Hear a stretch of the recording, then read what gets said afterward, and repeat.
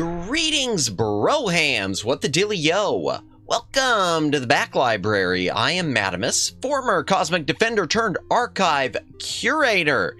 And it's yapping night, yapping time. The yappening will commence. Yeehaw! That was weird. Why'd I say it that way? That just was kind of odd. If you are currently lurking, thank you for lurking. If you are VOD watching, thank you for VOD watching. Looking at the chat, it seems like this isn't a super active night so far, but that's fine. It is early days. If you are new to the channel, welcome in, welcome in. We do a number of things here. By we, I mean I. Mostly gaming stuff.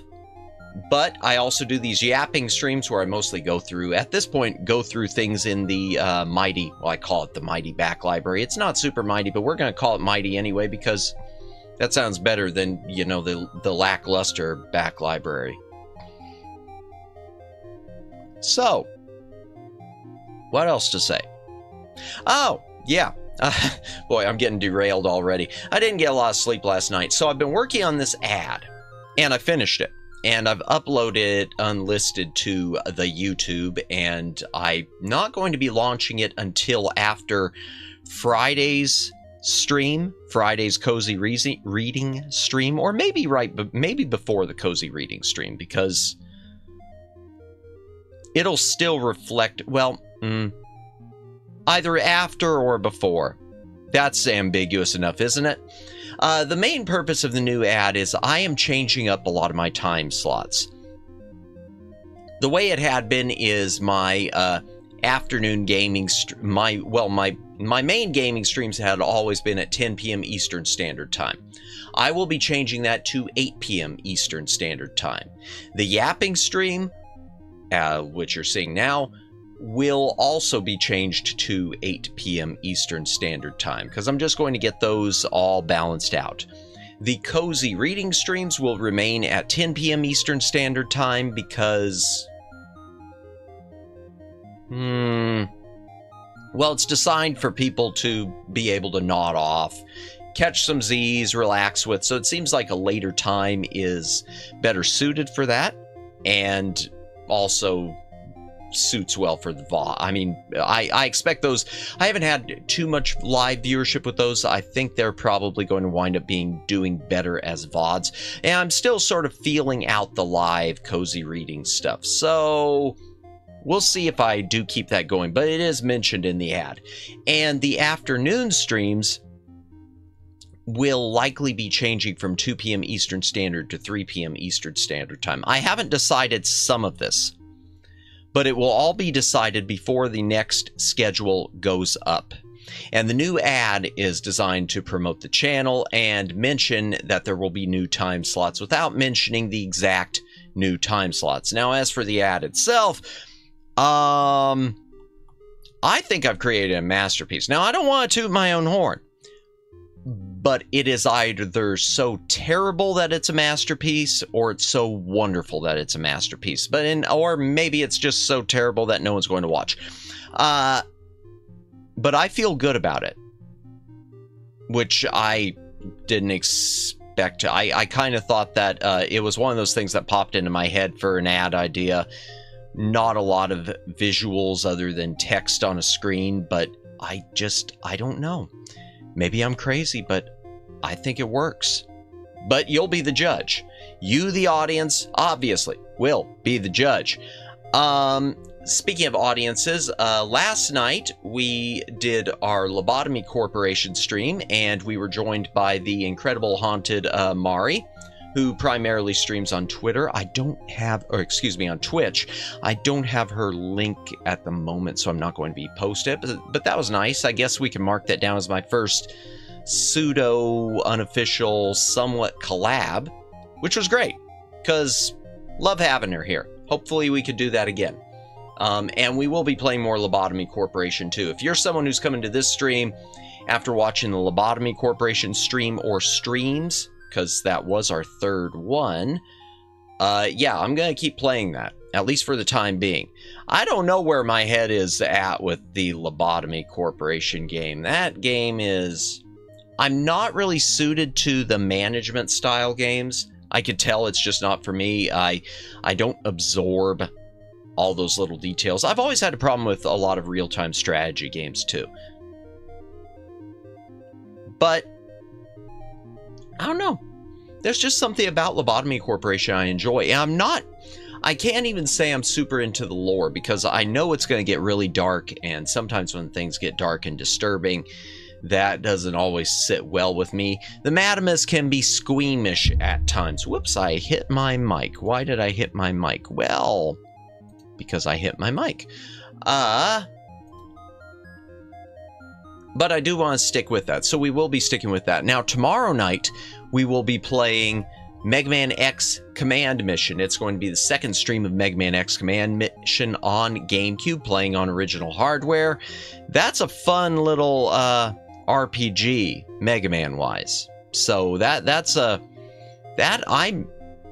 want to call it a hidden gem just because it hasn't been reissued, to my knowledge, and it certainly is. I mean, it's not in any of the Mega Man Legacy collections. I don't know if it's on any of the Nintendo virtual stores, so we'll just have to see.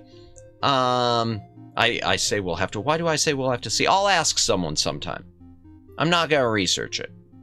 I should research it, shouldn't I? Yeah, I probably should. Maybe I'll research it before I play again. But I'm not going to research it right now.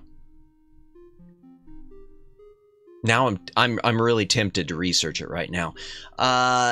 So in any case, anything else to mention? Oh, and Saturday, 2 p.m. Eastern Standard Time, continuing the Lone Ranger on the mighty NES. I swore last time if I didn't make any progress, I was just going to give up on that one because it's Konami and it's NES hard and it's tough as nails, and well, I don't know if it's tough as nails. I'm not going to say it's the hardest NES game, but it's got a challenge to it. But it's good. And I made progress, so I'm obligated to continue. Which I wanted to continue, but I didn't want to continue if I wasn't making progress, because that would be a boring stream if I was just repeating the same level every single time, like we were in a time warp. I'm saying a lot of "us" tonight, aren't I? Not good. Not good.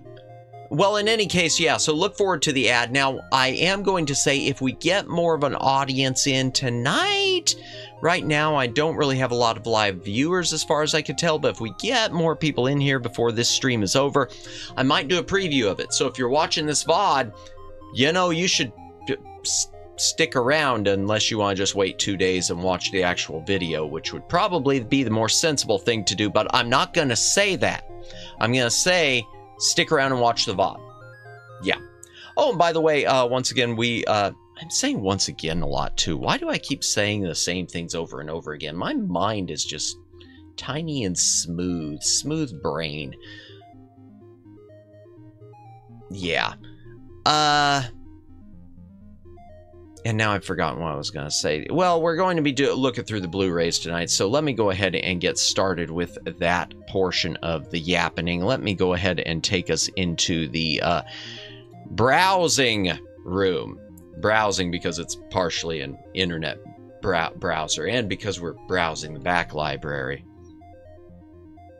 Oh, that's what I was going to say. Before I go in there, we did recently pass 2K subscribers, so again, thank you to everyone who has subscribed. Thank you to it truly is humbling to have seen this amount of growth. My #1 goal at this point is now translating that growth into live viewership, because live viewership seems to be the one thing I'm struggling with, and it's the one thing I'm looking for a magic bullet with, and I'm hoping that this ad will help, and I'm hoping that the new scheduled times will help, even though right now I'm at a pretty earlier time, and yeah, not sure what's going on. I'm going to blame the YouTube algorithm, because if I blame myself, then I have to take responsibility.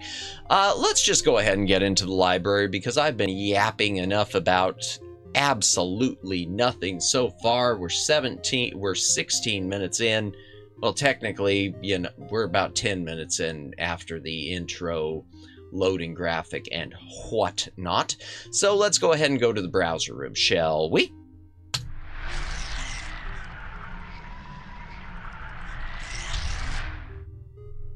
Okay, and before I get started, let me take a quick hydration break. Hydrate or dihydrate. If you've got a drink, take a drink.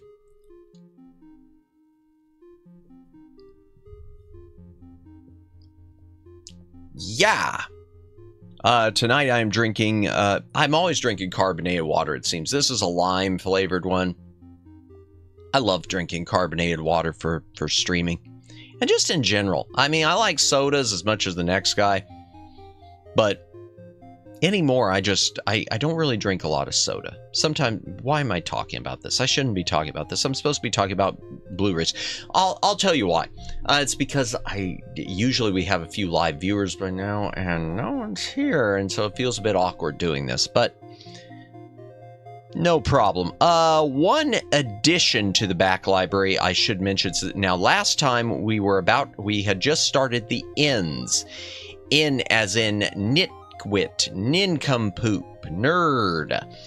But there has been an addition since then, and that is from Animago, which is now owned by Media OCD, and that is Bubblegum Crash. I have not watched it just yet. So this is a blind buy. It's the sequel to Bubblegum Crisis.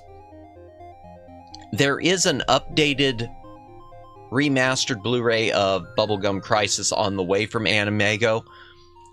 Not out yet, obviously. I've got it pre-ordered for myself. I've never seen it either.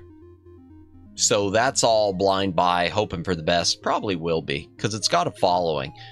I say that, but there's plenty of things that have followings that I don't like. What else about it should I say? Oh, the Bubblegum Crisis. There are some of the, I think it's Bubblegum Crisis 2025. Those are still owned by Crunchyroll, I think. And they're only on DVD unless I'm mistaken. So hopefully at some point they'll change hands, or maybe I keep hoping that Crunchyroll and now Animago or also Discotech will enter into some more licensing agreements. In the past, Crunchyroll, before Crunchyroll acquired Funimation and started being more bundled together, they had entered a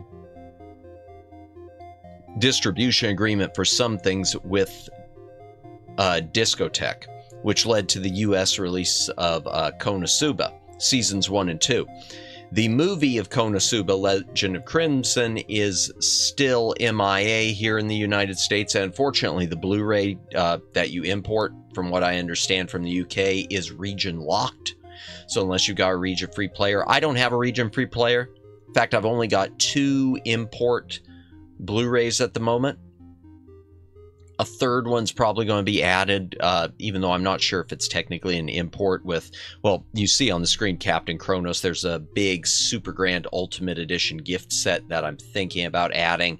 I've got it pre-ordered from Amazon. I don't know. I might wind up canceling that.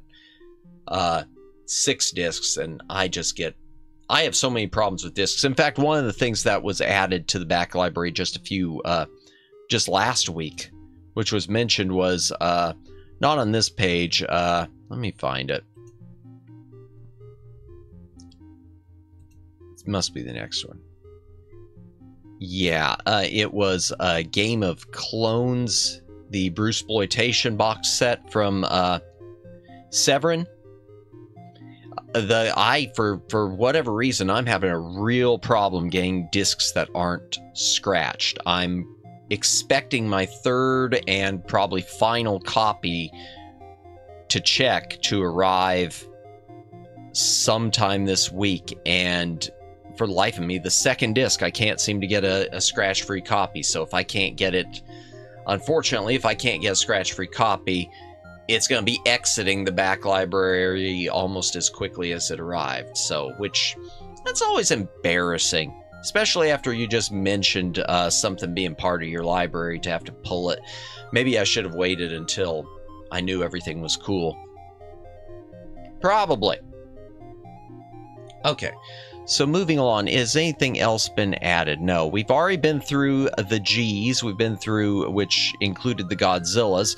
And one note with the Godzillas right here. The Dave 87, either that font was totally unreadable or you have a movie in here called Rock.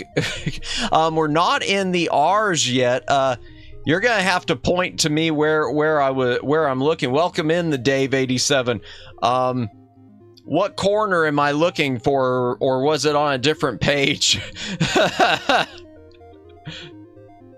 No, it was the previous page? Okay, let me see which one that was. Was it this page? And if it was, where am I looking?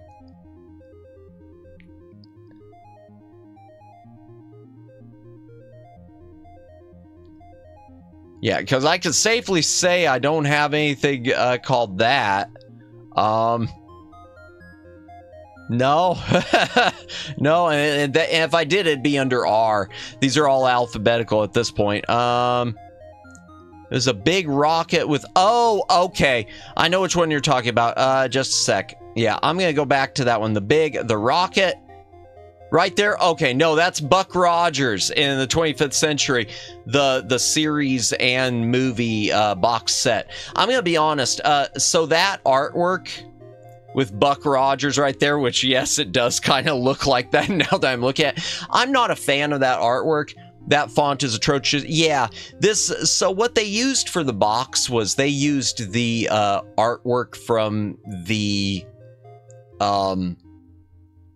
the teaser poster. Buck Rogers, I'm not going to bore you with this because I've already gone through it before, but it's got a weird history where the series, basically the pilot, no networks wanted it, so it was put into theaters as a theatrical movie, and there it had very mild success, enough for a network to pick it up. But when they put it into theaters, there were, I guess, two posters. There was this, which was the teaser poster, which was supposed to look like the old 1940s, 1930s Buck Rogers serial and comic. But the actual poster for the movie and for the seasons, I mean, it looks a lot better. I love that poster artwork. I mean, it's not my favorite poster, but I really wish the box set that they would have gone with a variant of that. Because if you look at the DVD sets that were released, they all went with like a photoshopped up variation of this poster, like using these three in the middle and replacing a lot of the background imagery. I wish they would have done something like that instead, because yeah, I agree. I've never been a fan of that teaser poster. Yeah, that looks cool. Yeah, I like the poster. The movie itself is, if you're someone who's into the Star Wars clones, all the movies and things that followed that were trying to capitalize on Star Wars, where everyone was trying to copy Star Wars, then it's definitely worth seeing. So last time I was on here, we went through all the way through the letter M, and we were about to start the letter N. And I don't know why I started doing these streams because I ran a poll and a bunch of people said that I should do it. And so, yeah, that's how it happened. And I thought it would be like 1 or 2 nights. And instead, we're on the 5th night because every time I come to one, it's like there's some sort of a story to tell about the movie or the Blu-ray. Let me find what page we're on. Oh, and this cataloging software, this is the website Blu-ray.com. I use them to catalog my Blu-rays and DVDs. Other than that, I use the site for a lot of their news. Other than that, I don't really engage on their forums because they're kind of, I don't know, they slant one direction. I've said this before. They slant one way with political bias while blocking other, and there shouldn't be any politics because we're talking about movies here, unless it has to do with the movie. But what can you do? Okay, so the last one I talked about was National Lampoon's Animal House. I'll just bet you again, this is the first release on Blu-ray. There is a remaster, which looks better, but it's either packaged with the 4K disc, and the version that's without the 4K disc is kind of pricey. National Treasure and National Treasure 2 Book of Secrets. Nothing much to say about these except, boy, I wish Disney would bring back Nicolas Cage and have done a third one of those, because I enjoyed those. I'm not saying they were the best movies, but those were a fun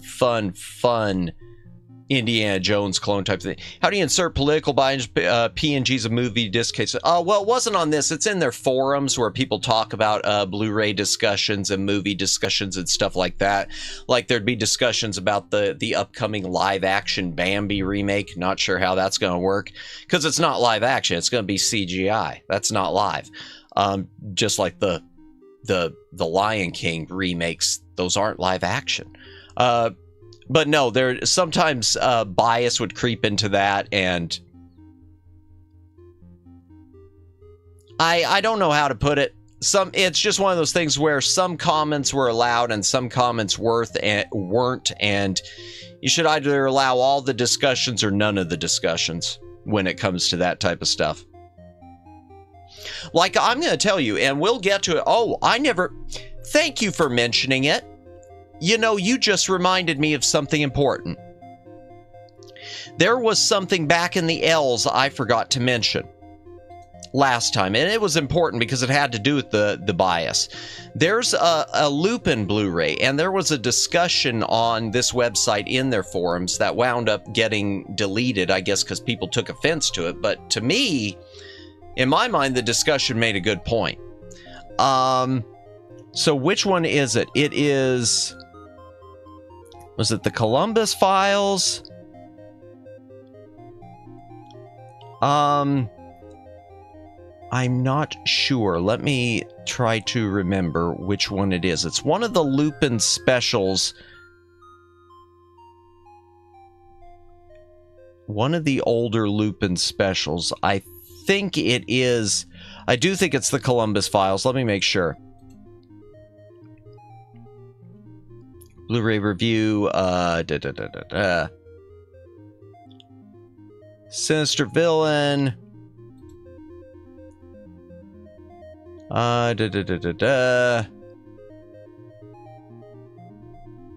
not even mentioning it. Okay, liner notes,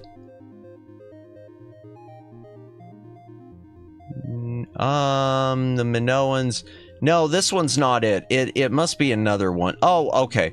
Where is it?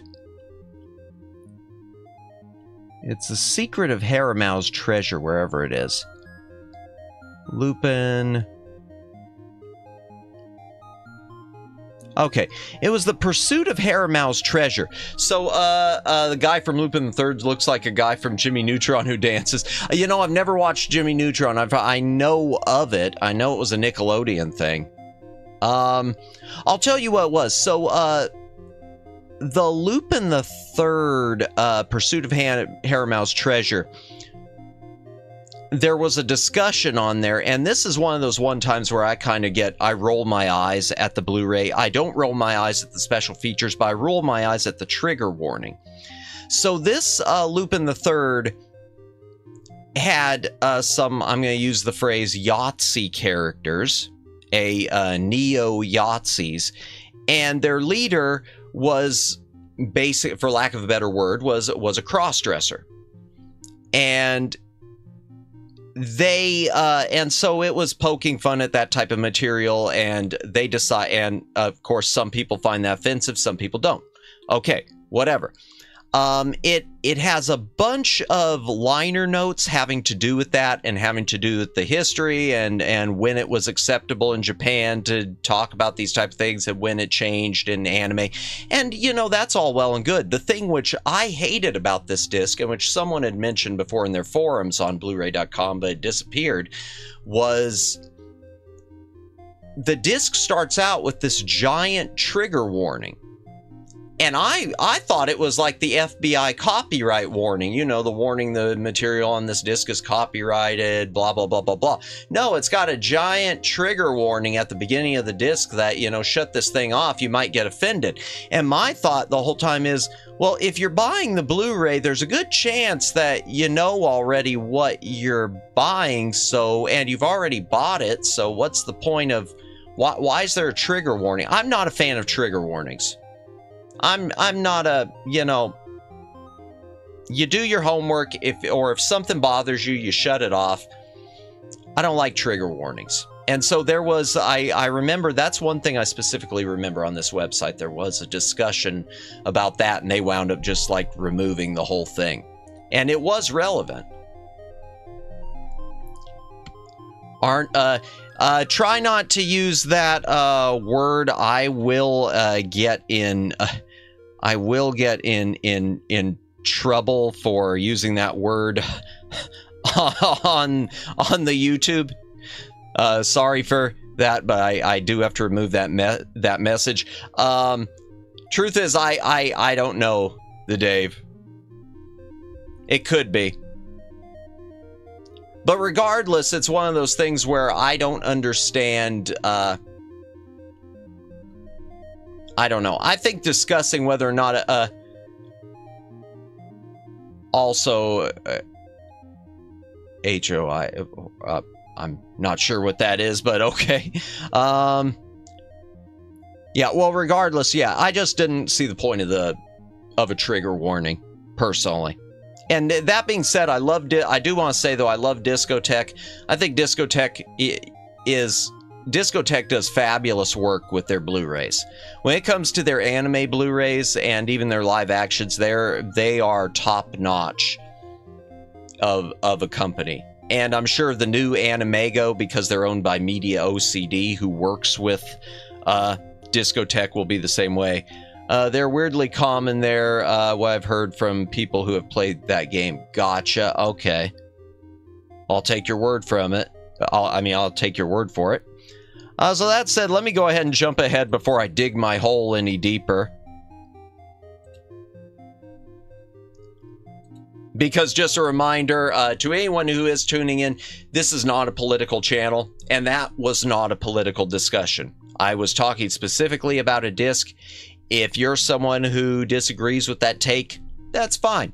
I just, you know, especially on, I can even live with it, even when I think it's stupid, I can live with a trigger warning on stuff that's streaming, where you don't know what you're getting into if you're just clicking it. But if you're making the decision to purchase something, it kind of seems not necessary. How's that the website's fault though? Oh no, the website, what the website was there was in the forum, there was a discussion about it. And it turned into sort of it sort of like spiraled out, where it was a thoughtful discussion on, at least I thought, on whether or not the trigger warning should be there. It wound up being deemed as hate speech or something like that to even question the trigger warning, which was stupid.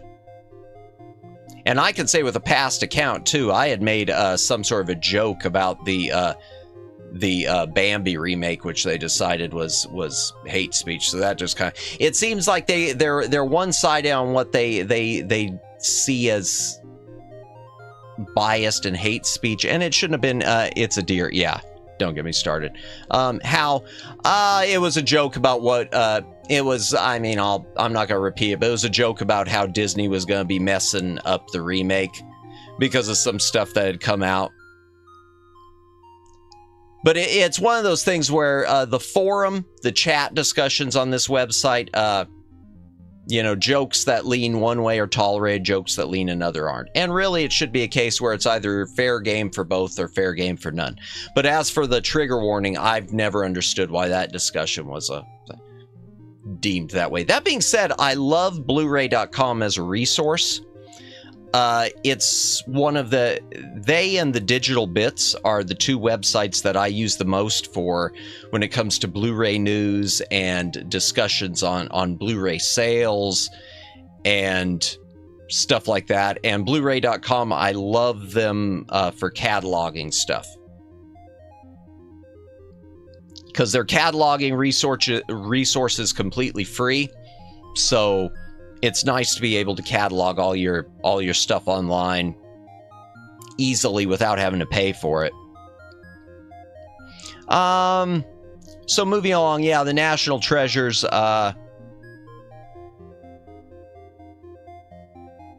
Yeah, those, I'm surprised, honestly, that these haven't had a... Well, I was going to say I'm surprised that these haven't been reissued in 4K already, even though I'm kind of... the jury's still out for me on 4K as a format. I'm not necessarily a fan of it for catalog films as much as I am for newer stuff. I'm surprised, though, that I would say I'm surprised that the National Treasures haven't seen a 4K remaster, but they are Disney, and Disney doesn't do stuff. I've seen things that needed trigger warnings, in my opinion. If it's key topic in the movie, then yay, that viewer's responsibility. But that one Stardust Crusaders boat episode, okay, gotcha. I wouldn't know about that episode. I did not appreciate. Gotcha. And like I said, when it comes to trigger warnings,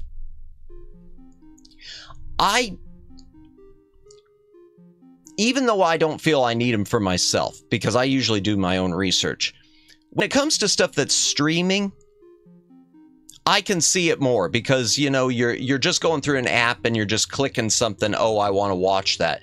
When you're making the active decision to run out and purchase a physical disc, it just seems to me to be kind of like well, you know, if you're dropping that much coin, you'd think you already knew what you were in for, especially if it's something older.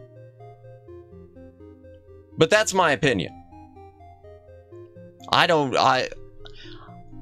care about it. It was one of those things with that, it just kind of caught me off guard. And I think the reason it felt like it was mentioned so much because they had a bunch of special features on there, even talking about the controversy of the special. So it seemed like, well, if you've got all these features already listed on the back that are talking about, if you've already got these features talking about the controversy, then doubling down and mentioning it felt a little... it's the middle of a goofy show where the protagonist, gets stuck up without warning. There's a long shot. Well, that's unfortunate.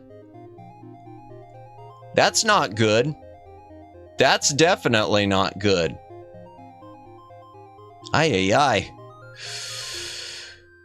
I don't know if I'd need I don't know for sure if I would have needed a trigger warning, but I definitely would have been cringed out of my mind. I definitely would have felt uncomfortable. Well, heck, even I get uncomfortable. There's a movie we discussed last time called Life Force, which is there's an orangutan who is on the boat and can phase through walls. Gotcha. That's really when it crossed the line. Oh, yeah. I'm definitely not familiar with that series. Then, wow. Ay.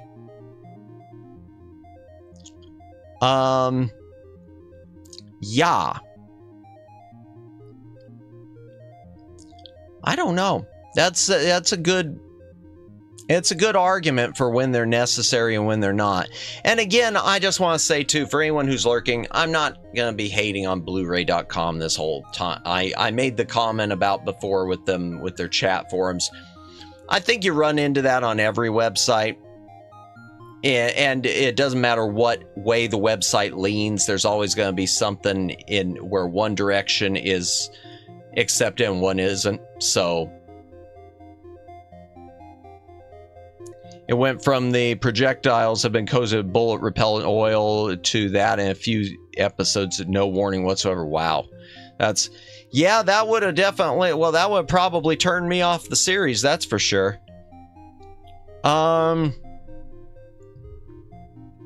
Yeah, so National, I'm gonna move on. National Treasure. So yeah, again, Blu-ray.com, great website though for news and great website for cataloging your stuff. I just had that one gripe. I might even remove that from the VOD.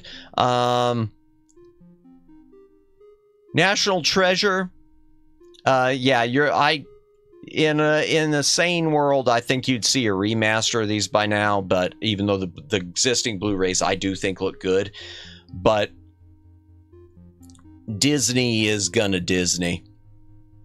Disney doesn't have interest in catalog and physical media anymore. Greetings, Omegs. Welcome in, welcome in. I just dug myself a hole talking about something with a Lupin that I mentioned before, that I forgot to mention before, and it had to do with bias on the website I use, and I probably shouldn't have dug that hole, but I dug it. So yeah, welcome in.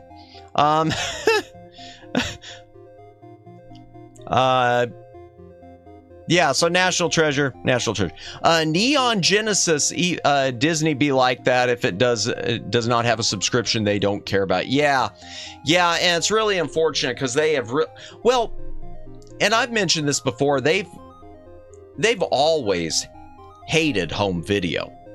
They always have. I mean, people have acted like they've had their vault and they've done their special stuff.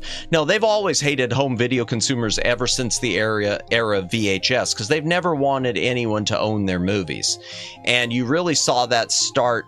You really could see it well, like with VHS, there were so many of their things they left as rental only, where for the longest time, if you wanted to own it, you were paying the price of a rental retailer. You were paying, $100 for a VHS tape, which is the thought that anyone would have ever paid that just boggles my mind. And then with DVD, like I mentioned before, they tried those disposable DVD discs that would decay after 48 to 72 hours. And thank God that did not go over.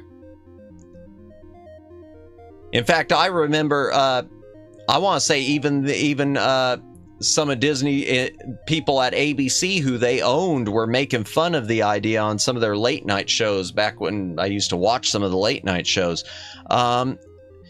Neon Genesis Evangelion. So this is the original series. This is the G Kids release. I'm going to be honest with y'all. I've never watched it. I have never watched Neon Genesis. This is something I picked up as a blind buy, and I just haven't had a chance yet to watch it, even though everyone seems to love it. I'd love to pick up the movie remakes, but most of the movie remakes are out of print. Oh, and one note about this, about the current Blu-ray of Neon Genesis of Evangelion. The dub track, if you're interested in the English dub tracks, the dub track that's on it is the more recent Netflix dub. It does not have the classic dub. The classic dub was included with a big collector's box set edition, but it carried a very collector's price tag.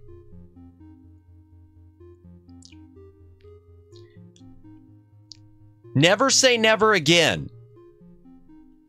When is a James... Okay, I got to talk about Never Say Never Again. I know I say that with almost everything, but I've got to talk about Never Say Never Again.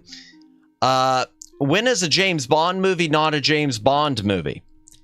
This movie is mostly interesting because of its history. Yeah, I know. I always say that, Omegs. Never Say Never Again is a Sean Connery Bond movie that came out in the 1980s. And it is an unofficial James Bond movie. It doesn't have the Bond logo. It doesn't have the Bond theme. The only actor in it from any of the other Bond movies is Sean Connery. And it came out the same year. In fact, it came out a month apart from Octopussy, starring Roger Moore, which official James Bond movie. So here's what happened. The short version, as far as I know about it. Before any of the James Bond movies had been made, after Goldfinger had been written as a novel, a guy named Kevin McClory, who was a Hollywood producer aspiring, approached Ian Fleming about writing a story just for a movie and making a James Bond movie. And so he, a screenwriter named Jack Whittingham, and Ian Fleming began writing a script called Warhead. They spent about a month writing it. I think it was a month, maybe it was 2 months. Ian Fleming apparently got bored with the script writing process, went home to his island of Goldeneye, which is what he called his island home, and a few weeks later turned out the novel Thunderball. And Thunderball supposedly took all the ideas they had come up with together for the Warhead script and turned them into a novel. And McClory didn't really do anything about it at that time because it didn't matter. He wanted to make movies. So when Albert Broccoli and Harry Saltzman came along and optioned the James Bonds and wanted to make James Bond movies and wanted their first Bond movie to be Thunderball, Kevin McClory raised his hand and said, not happening, because I wrote that. Because all those ideas, all the stuff you're seeing, Spectre, the Warhead, Blofeld and his cat, that's all me. And so began the legal battle. And while the legal battle was going on, Broccoli and Saltzman went ahead and made Dr. No. And they made From Russia with Love. And they made Goldfinger. And then they got to the point they wanted to do Thunderball. And that's when there was an out-of-court settlement. The settlement, I don't remember how much money was involved. But outside of money, it gave Kevin McClory a producer's credit on Thunderball, which is right there in the opening credits, even though he wasn't a producer on it.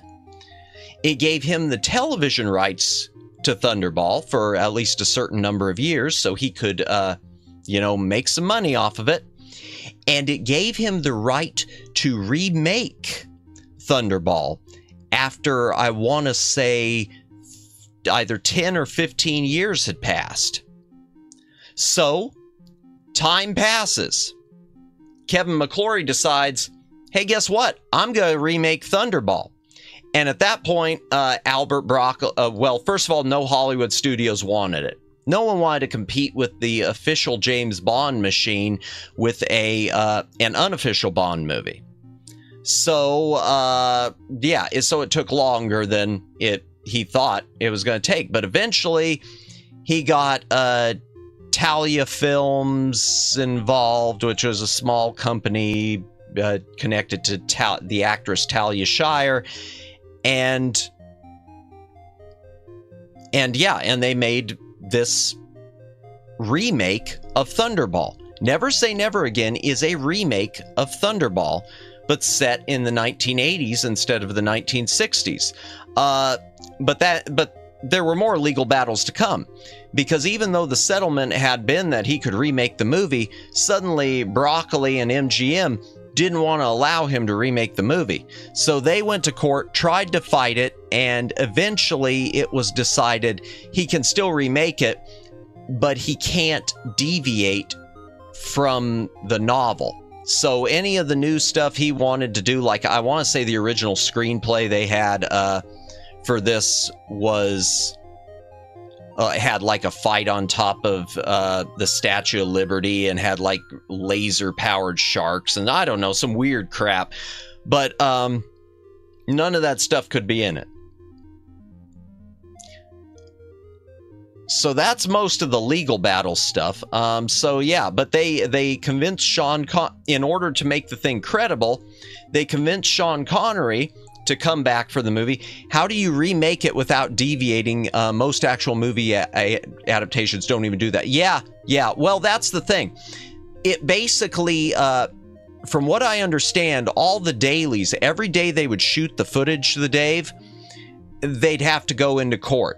And it would basically be decided, there was basically a fight every single day about whether stuff would be allowed to be in it and whether stuff wouldn't be allowed. And they were allowed, because of that, to deviate a bit. But it wound up being they could only deviate so much. They couldn't just flat out, it all had to be within reason. They couldn't just flat out add their own. They couldn't make it a new movie and claim that it was a remake of Thunderball when it when it didn't have anything to do with it. And I don't know the finer details. They may have been allowed to go by the original script that had been partially written for Warhead as well, because that was going to be the title of this too. The remake of Thunderball was going to be called Warhead. It was Sean Connery's wife who suggested the title Never Say Never Again, because Sean Connery kept saying he was never going to play James Bond again, and then suddenly he agreed to play James Bond again, which is one of the better parts of this movie, because it doesn't portray James Bond as it doesn't try to trick you into thinking Sean Connery in 1983 is still Sean Connery from 1965. It makes it clear that he's older, that he's, you know, basically all but ready for retirement, which I think is one of the best parts, really. That and the video game in it are the best parts of it. That when you talk about deviating from the script, there is one thing which is a great part of the movie. They replaced the card game for betting with a giant video game called Domination, which involved like a holographic screens and shooting lasers at different countries, and as you and the opponent play the game, it would start sending electric shocks to your hands, and if you released the controllers from the pain, you would automatically lose. Could you imagine if the people making Howl's Moving Castles had to go through this? Nothing in that movie adaptation would fly. Oh, well, I've never read the original book, but I believe you. That would be true for most of it. Yeah, and the video game in this is... that's one of the things which I think it's the coolest part, and it's the saddest part, because damn, I want a port of the video game Domination. And I think there's a fan-made port of it that won't shock you, obviously, but it just looked, you know, it's Atari era. In the Atari era type stuff, it looked so cool. It was like, you know, when you looked at the stuff in Tron, how cool it looked in Tron, and how you wanted to play those games. Yeah. Anything else to mention about it? Good theme song. But outside the theme song, the soundtrack, the score is awful. And that's something that really hurts this movie, is it has a bad musical score. And last thing to mention, and this is something really interesting, I think, and it's the Bond that this falls into the category of what could have been. So Kevin McClory, after this was made, insisted that his settlement didn't say he could only remake it once. So he tried to claim that he had the right to remake it again.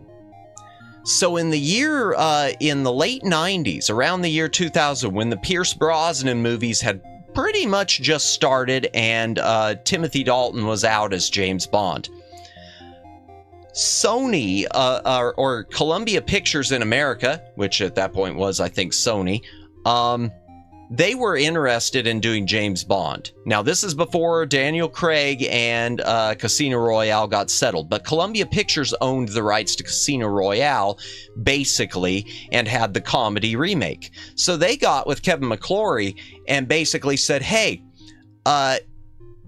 we should start a new Bond franchise to compete with MGM and the Broccoli films. We should start our own Bond franchise.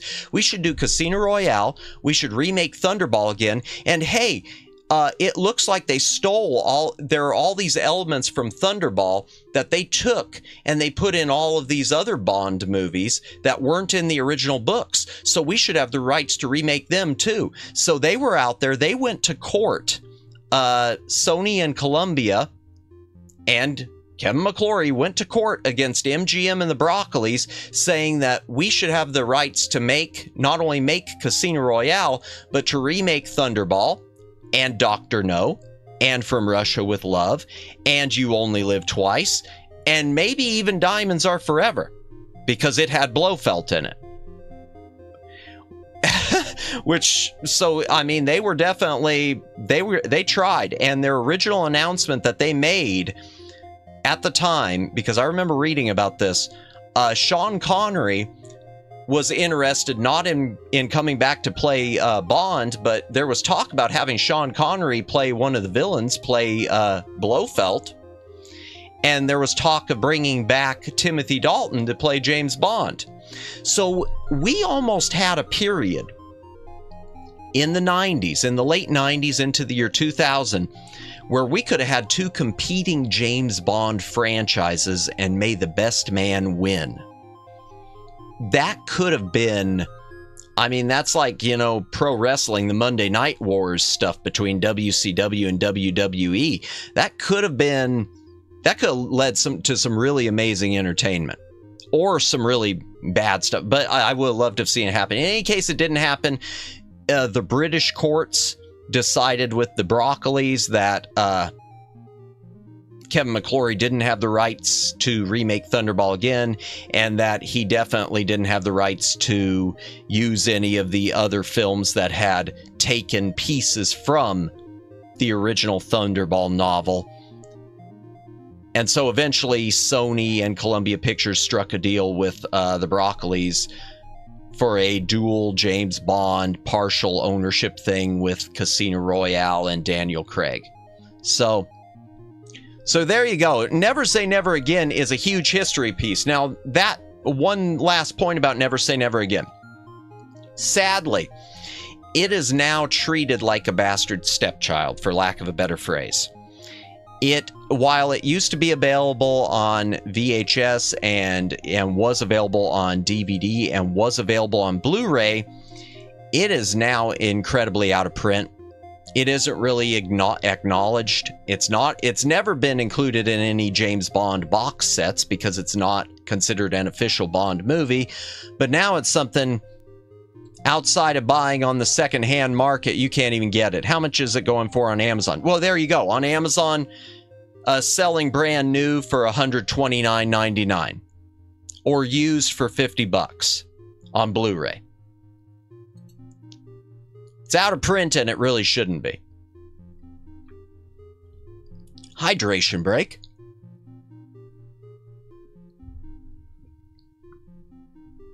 If you got a drink, take a drink. Yeah, but Never Say Never Again. That's one of those things I geek out about.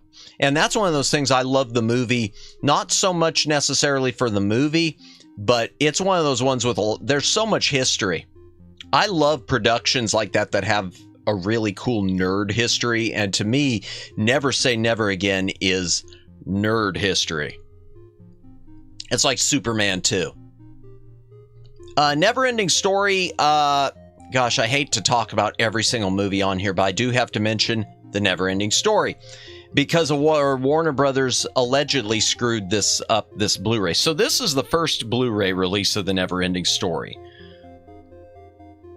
They released several years ago, it was either a 25th or a 30th anniversary edition.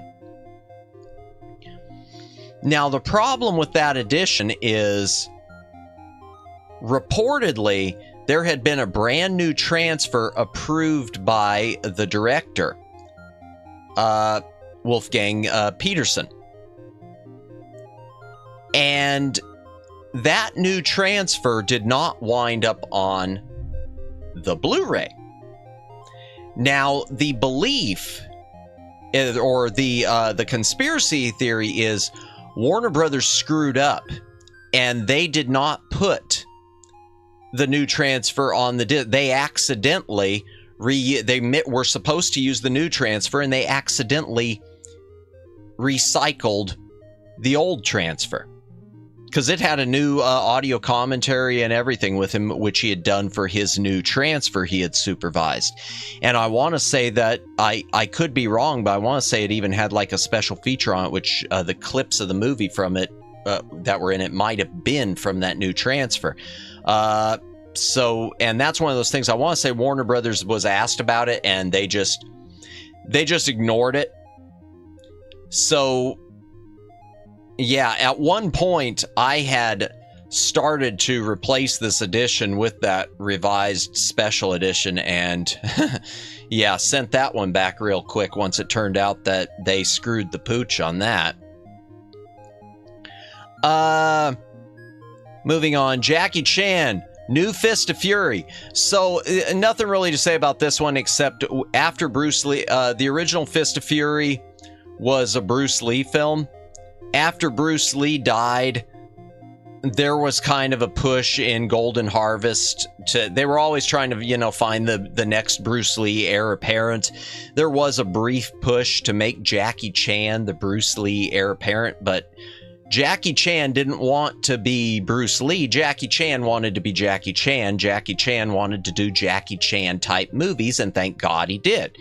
But this is one of those few instances where Jackie Chan was not Jackie Chan. Jackie Chan was playing not Bruce Lee. So he was playing like supposedly Bruce Lee's brother, but I mean, you could tell there's none of the fun of a Jackie Chan movie in this. There's none of the cool stunts of a Jackie Chan movie in this. It's just it's a milquetoast. It's just a milquetoast follow-up to Fist of Fury. But that's kind of what makes it interesting. The new Scooby-Doo movies, the Almost Complete Collection. Why do we call it almost? Because for whatever reason, Warner Brothers cannot clear the rights to one, and I think it all comes down to money. Doesn't it always come down to money? So the new Scooby-Doo movies, if you're not super familiar with it, these were the hour-long, but they're like 45 minutes with commercials, the hour-long Scooby-Doo episodes that followed Scooby-Doo, Where Are You?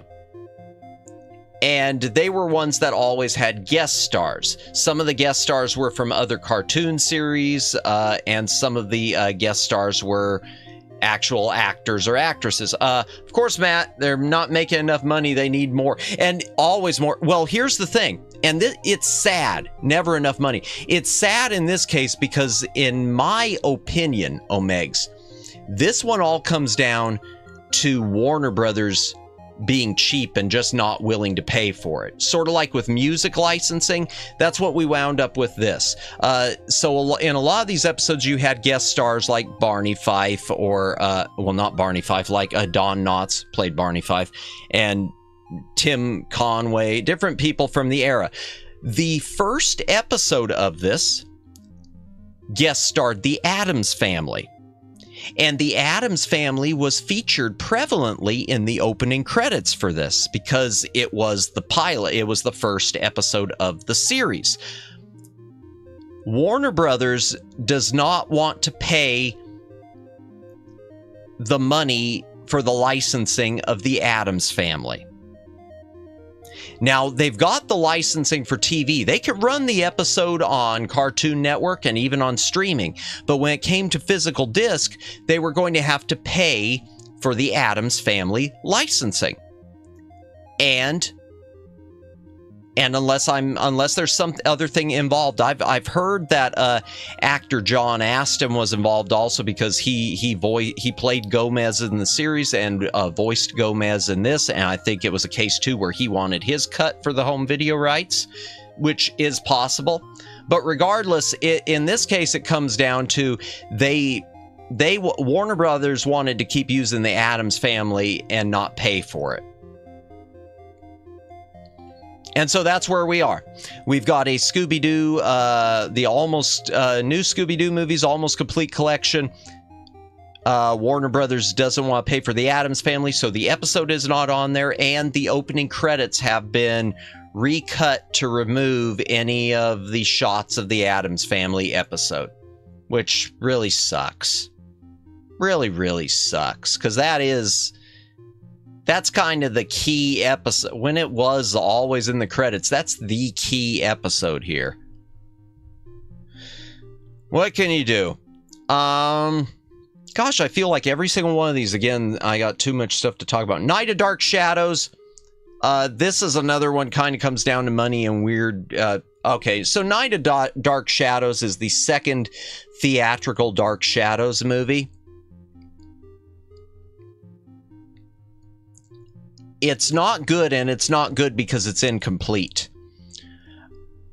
As far as I know, I don't think this one followed any of the plot lines from the previous Dark Shadows TV series, even though it had members of the original cast. This was kind of its own thing. For whatever reason, the distribution studio, which was either United Artists or MGM, got spooked, and they wanted a bunch of, they cut it, and they cut it drastically. They cut it down from almost 2 hours to about 90 minutes. They cut about a half hour's worth of stuff from this movie. And it was important stuff, because you got plot holes all over the place. But then that's not enough. They also wanted it to get, I think, a PG or not a PG, either a GP, which was below PG at the time, or a G rating, because Dark Shadows was associated with TV and they wanted kids to go see this horror movie. Whatever. So near the ending, the Hatchet Man came and just started cutting some stuff out at the ending. And the stuff that's cut out at the ending stands out even more than the other stuff that was cut because it wasn't cut properly. So you can hear the sound jump, you hear the music jump. It's like it's a bad print where it's missing part of it. There's like 3 minutes from the ending that were cut because it was going to lead to a stricter rating, and so they didn't even take the time to cut it properly. They just took a pair of scissors and cut it out. Now, the unfortunate part with this Blu-ray is everything I had read, one of the initial things that had come out was, I want to say it had been announced Warner Brothers had located all the footage, that they had everything. I don't know if there was some sound issues or what, but the word on the street was they had located everything. And so the also word on the street was it was being restored for the Blu-ray. That didn't happen. We're stuck with the eviscerated theatrical cut. As for that extra footage that they located, supposedly, who knows what's happened to it now? Who knows if it was ever restored? Who knows if it's just sitting in a vault decaying again? But, yeah. So, Night of Dark Shadows is a movie that really could be good, because it's a really, I mean, it's one of these ones having to deal with being like possessed by ancestors, going crazy, becoming murderous. It's just really unfortunate we don't have the complete movie. Night of the Comet, not much to say about this one, except there is a new 4K edition out with also remastered Blu-ray disc. If you've never seen Night of the Comet, it's an 80s horror movie, a little bit. It's sort of like a post-apocalyptic zombie thing. You can't really get away without spoiling the plot. A comet is passing overhead. Everyone's excited to see it. And it turns out it's the same comet that passed overhead when the dinosaurs died, and it basically wipes out all of humanity except for a few that were shielded from its effects. Some people are completely shielded. Those who were only partially shielded become basically like zombies until they finally die. But it's a very cool, very 80s movie, featuring actor Robert Beltran of Star Trek Voyager fame. Night of the Creeps, there's also a 4K edition with a remastered Blu-ray coming out of this one. This is the second Blu-ray edition. There was a director's cut Blu-ray from Sony early on. This is the Shout Factory reissue.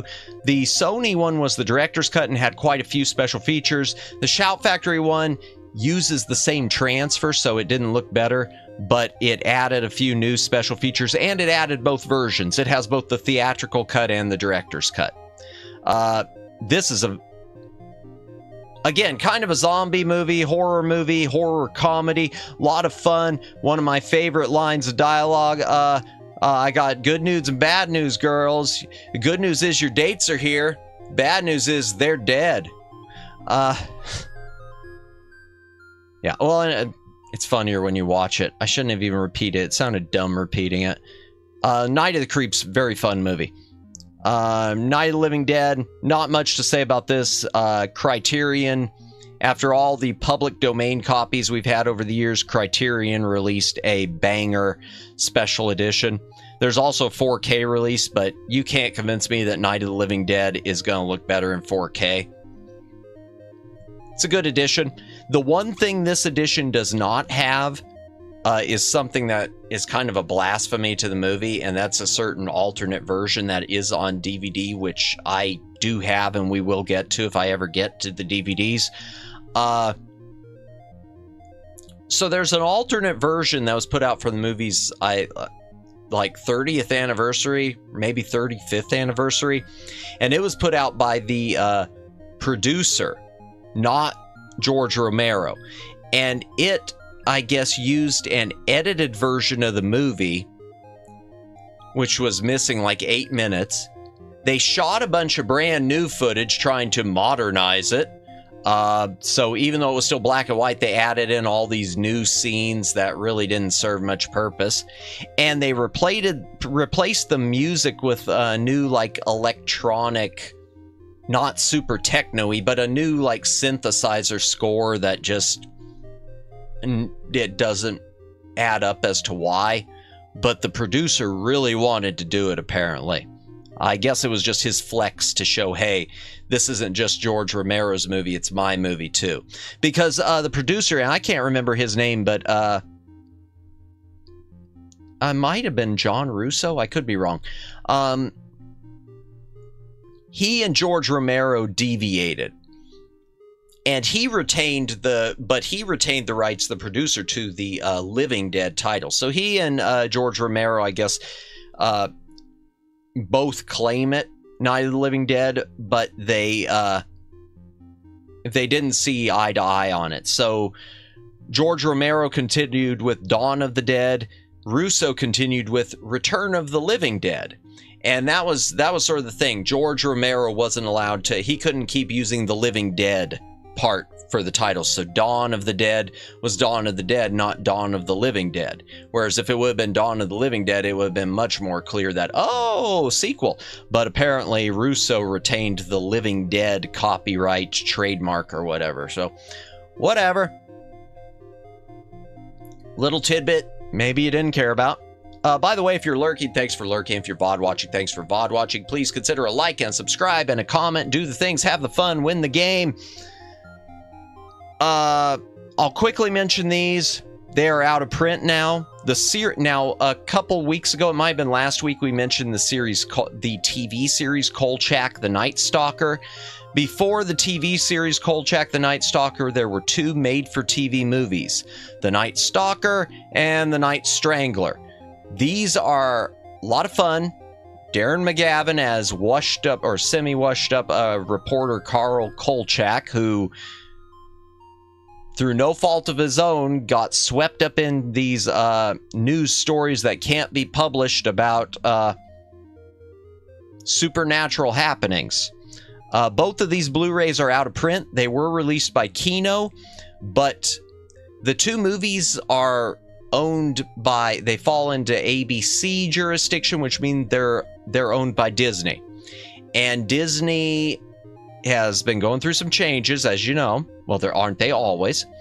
And because Disney, and from what I understand, Disney is not doing third-party licensing anymore. And I think a lot of that has to do with the deal they cut with Sony to take over their home video library, which, as I mentioned before, everyone thought meant we were going to get all the great releases we want. But the reality is Sony doesn't want physical media any more than Disney does. Even though Sony is the Blu-ray company, Sony, as far as I know, is all in on streaming. Y'all know it. Y'all have seen the PlayStations that don't have disc drives. I don't need to tell you these things. So yeah, The Night Stalker and The Night Strangler are out of print. How out of print are they? Let's take a look. How much are they going for on Amazon? $70 for Night Stalker. That's not horrible. Night Strangler closer to 100. Well, it's probably not as popular, even though I really like the Night Strangler, and it's a longer movie too. And this is the full version. I guess there were 2 versions of the Night Strangler. One was shorter. Night Watch and Day Watch. Nothing much to say about these. These were they were Russian films. Not just about vampires, but general supernatural underworld type stuff. Kind of like Underworld. That's a good comparison, but with more than just werewolves and vampires. The only thing I have to say about that, in my personal opinion, I thought Night Watch was good. I thought the follow-up Day Watch sucked. And the problem with Day Watch is it felt like, I want to say this was originally supposed to be a trilogy.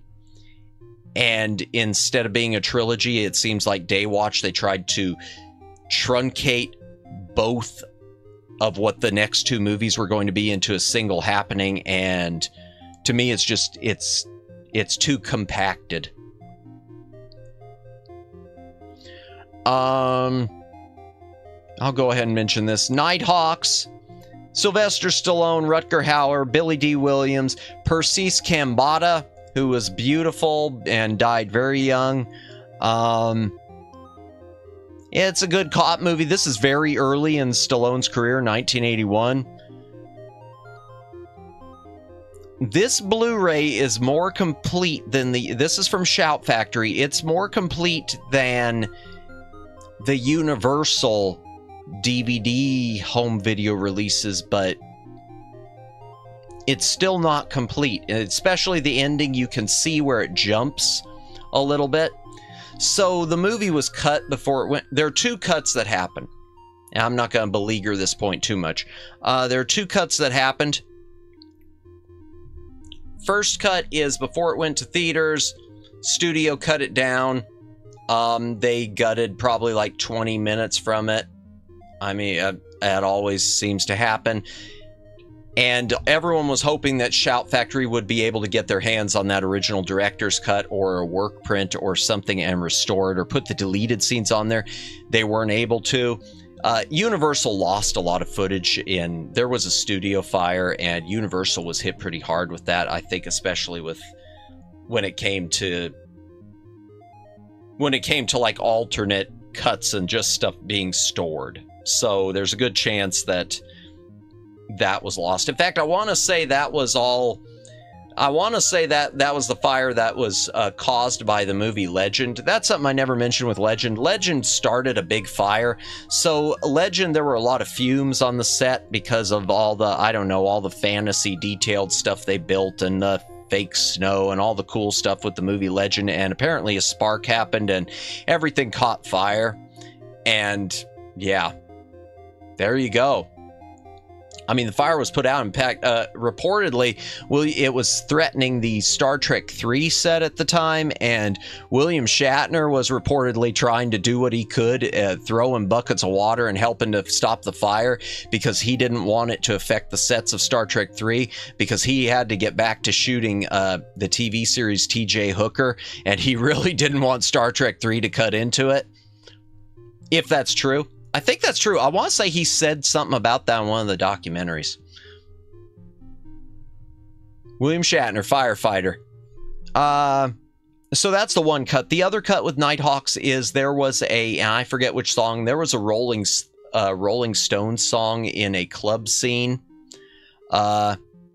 I don't remember what song it was, but for the home video version, because that is some insane work dedication. Yeah, well, the thing was he was directing on T.J. Hooker, and if he didn't get back in time, it was going to create a problem because since with TV, it had a really concrete schedule of when it had to be, when they had to go back to air.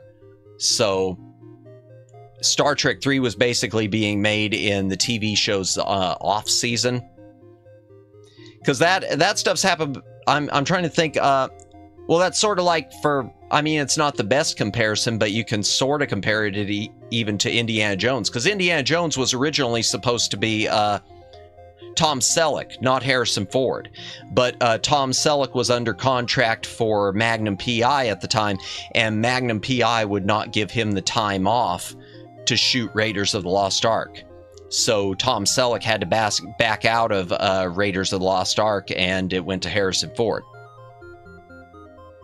Because the TV was, well, movie, I mean, they're both strict when they've got a set release date, because I'm thinking movies, I mean, there are plenty of movies that have been screwed because they had a set release date and something happened where they needed more time and it wound up being released as is. In fact, Star Trek's another good example. Both Star Trek, the motion picture, and Star Trek V are probably the best examples of that I can think of, because those were both kind of screwed over by they needed more time. Five got screwed every which way but loose. That's when we get to Star Trek, I'm looking forward to covering that. Yeah, so Nighthawks, there's a scene in a club which originally had a Rolling Stones song. For the Universal home video releases, the song had to be removed for the rights, and because of that, the song they replaced it with, they had to re-edit the scene to make it match the music.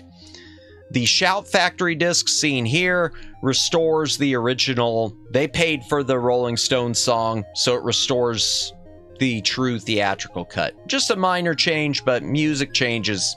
I hate music changes like that.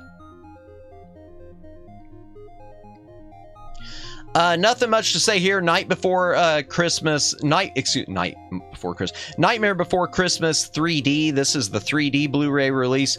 It was to my knowledge, this was a 2D to 3D conversion, but it was a 2D to 3D conversion that was done before Blu-ray 3D. They actually retooled it to 3D for a theatrical release. And then, so that's the release that eventually wound up on Blu-ray. It's a movie that, the fact that it wasn't originally shown in 3D, to my knowledge, it is shocking, because it looks, this is a pitch perfect conversion. Cult classic movie, yes, and it is, and in terms of 3D, it's a pitch perfect conversion. You'd swear it was shot that way. Sort of like, one I mentioned last week, the 3D conversion of Jurassic Park, pitch perfect. It's not and you can't say that even about, I mean, I've mentioned before the last two Harry Potter movies. Those were not those were converted before theaters just to capitalize, and they were not pitch perfect. Those were trash 3D. Ninja Assassin, I don't know anything about. This is something this might wind up even being removed from the back library at some point. I picked this one up from a dollar store. Guy named Sho Kosugi's in it, and he's sort of a cult thing with ninja movies, and I've heard this is good, so I really hope it is. I haven't watched it, and I need to get around to it. It's on the backlog. But it leads us into one of the greatest bad movies ever, which inspired one of the most famous Atari games in cult circles of all time. Ninja 3: The Domination. Okay, so this is Cannon Films on their last legs. Cannon Films had success with their ninja movies because, you know, in 1980s, ninjas are cool. And this is before Ninja Turtles. This is just when you know, early 80s, like this is 84. Ninja, cool. So they had done Enter the Ninja, which was a surprise hit for them. They followed it up with Revenge of the Ninja, which had nothing to do with it, but it was still considered a spiritual sequel. And it wasn't very good, but it was a big hit. So then they decided to go for broke and do a third one, which also has nothing to do with the other two. It's only related by the fact that it's ninjas. Ninja 3: The Domination, and it features, like they all did, Sho Kosugi as some sort of a ninja. Here is the problem with Ninja 3. Cannon Films, God love them, they would go see movies and they'd go see movies they liked, and then they'd want to make that themselves, or they'd want to put that into some movie they were making. So, like for instance, when they did King Solomon's Mines, why is Sharon Stone in King Solomon's Mines? She is in that movie because they had gone to see Golan or Globus, one of the two, had gone to see Romancing the Stone, and saw Kathleen Turner and said, I want the stone, we need the stone woman in that movie, put the stone woman. And the other producers, casting people, misunderstood and thought he meant Sharon Stone when he was talking about Kathleen Turner. So that's why Sharon Stone's in King Solomon's Mines, is because he said he want the stone woman and he meant the woman from Romancing the Stone. But stupid story. Okay, so Ninja 3: The Domination. Get ready for some crazy stuff. The Exorcist was really popular at this time. So Golan Globus, I think it was Menachem Golan who wanted to do it. He said, we need to put possession into this. We need to make this ninja movie not just a ninja movie, but let's make it a horror thing too. Let's put Ninja Assassin was pretty fun to watch. Okay, good to know. I'll take a look at it. I want to. So they said with Ninja 3, we need to put a demon possession in it. So put demon possession in it.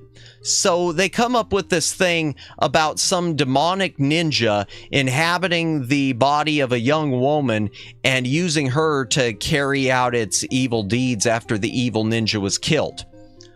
Okay, now that's stupid enough. Don't worry, it gets worse. At this same time, Flashdance was popular. Yes, you heard that right. Flashdance. So if you're noticing on this cover, the outfit she's wearing, like a dancer, an 80s dancer in the movie Flashdance, basically, yeah, they'd gone to theaters and they said, we want some scenes, some music dancing scenes like Flashdance in the movie. So they decided, let's have the girl be a dancer and let's have her do some choreographed dance numbers just because her character's a dancer. And video games are popular too. So let's have the demonic spirit, come out of an arcade machine also and have that go into her. And let's have these demonic possession scenes also look like a dance scene from Flashdance. Oh, and then we get to the opening of the movie. This is where the tie-in to Atari comes in. So the opening of this movie is bizarro out of nowhere. It's broad daylight, early morning. It is a golf course. It is a bunch of rich white guys on a golf course. And here, for no explicable reason, comes the original before he gets killed and his demonic spirit goes into the woman. Here comes our evil ninja who decides he's going to run around the golf course and just start killing all the people playing golf. So you basically got Ninja Guy chasing people in golf carts in broad daylight, slicing them while they're, putting on the green. Reminds me of Velocipaster, just throw things together until it works. I don't think I've heard of that. I'll have to look that one up. Yeah, well, in this case, it didn't work. So you got this opening sequence, which is legit the best part of the movie because it's so incredibly dumb and it's so wonderful to watch Ninja just going around the golf course with no motivation whatsoever except that he hates golf. And around this same time was the Atari 7800 coming out. And as if by magic, the fine folks at Atari decided we should make a game called Super Ninja Golf, where you're a ninja on the golf course and you're dodging your enemies while also playing golf. So yeah, Atari was inspired by the badness of this movie to make one of the most amazing games that they could come up with. Super Ninja Golf. Not just Ninja Golf, Super Ninja Golf. Thank you, Golan Globus. And now as for this Blu-ray, this is the second edition. There are two versions and they are both, I believe, labeled the collector's edition.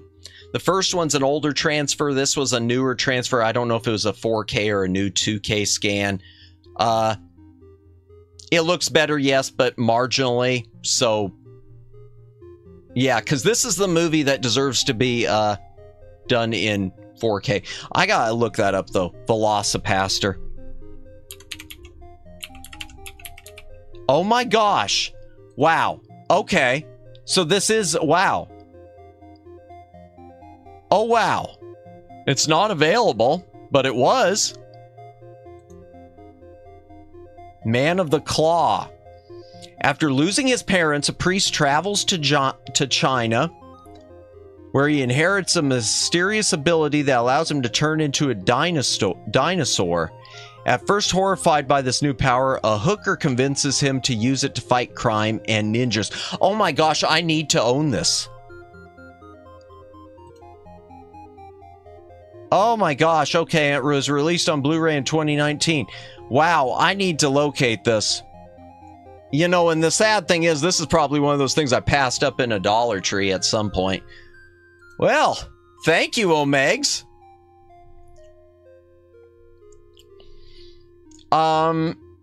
Okay, No Time to Die. No time to watch this movie again. If you like this movie, good for you. It's not good, but I'm glad it exists. Yeah. Oh, I'm glad it exists now too. That's one of those things that if Golan Globus would have made that back in the 80s, I think everyone would know about it to this day. Because like Ninja 3 is, even though you probably hadn't heard about it, it is sort of widely known in bad movie circles, like the Plan 9 circles. Wow, Velocipaster. I'm going to have to totally not pirate that. Yeah, because that would be bad. No Time to Die. First of all, let me just say, I've said it before, I'll say it again, I'm not a fan of the Daniel Craig Bond movies. I don't like them. I don't like the Daniel Craig era. If the Daniel Craig era movies were not in my Bond 50 set, I would be much happier, and I hope that someday they release them in an affordable way individually or in separate types of packages where I can excise the Daniel Craig years from my collection. I just don't care for them. I thought, now, that being said, I did think Casino Royale was okay. I thought Quantum of Solace was okay, and I thought Skyfall was okay. And the theme song, especially for Skyfall, was a banger. Really best part of that movie. But following that, not so much. But I'm a completist, and I wanted to see it through. No Time to Die, I just thought was lame. I thought it was an awful way to end the James Bond character. I think the character in general deserved better than that. I felt the same way about it as I felt about Indiana Jones before they changed the ending for the dildo of Disney or whatever it is. And they can claim that they didn't as much as they want. We know they changed the ending. You can look at the movie and you can see you can tell the patchwork nature of it. Yeah, so No Time to Die, not a fan. And I heard that some changes, sort of like the Indiana Jones thing, I heard some changes were made to it last minute too, because they realized, uh-oh, we're going to really piss off a lot of people. Let's piss off a few less. So moving on, next page. Okay. No Rin.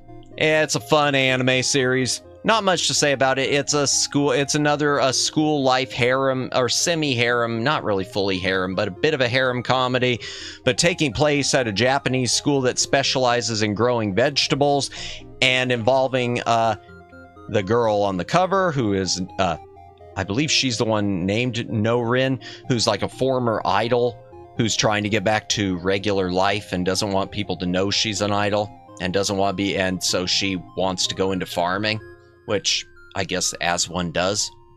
But it's a cute series. Noin, I don't know how to pronounce this one correctly. This is one of those anime series having to do with like a multiverse. 7.5 stars. It's got a pretty high rating. I'm going to be honest, I didn't really care for it. The reason I picked it up is I'm a sucker, and I've said this before, for collector's editions in chipboard boxes. And so when I see anime, Noin wasn't saying, yeah, and I felt... it was one of those things where, and I use this phrase a lot, I felt the sum of its parts was greater than the whole.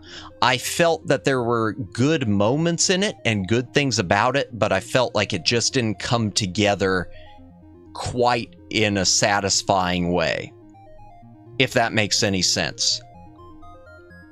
And it's one that it was insane, but it was also an insane price. I was able to pick this up. Crunchyroll was clearing out some of their limited, during one of their holiday sales, their limited edition, these chipboard box edition collector sets for $10.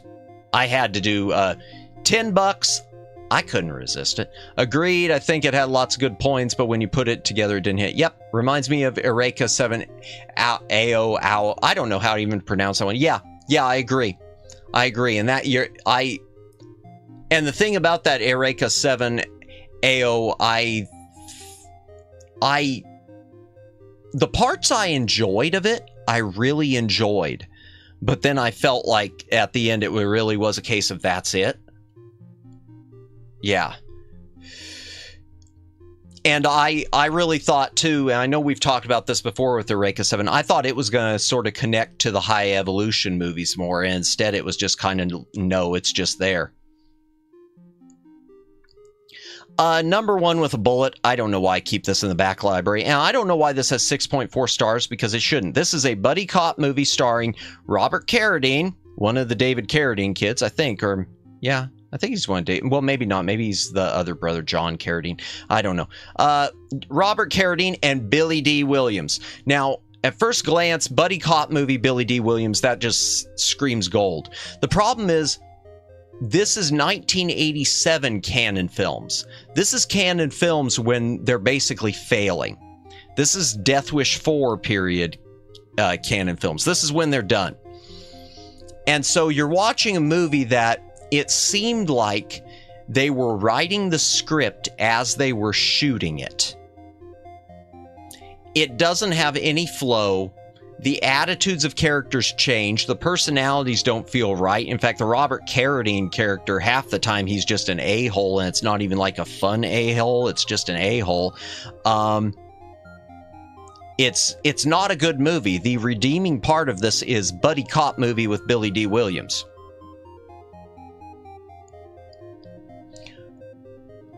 Akko's in.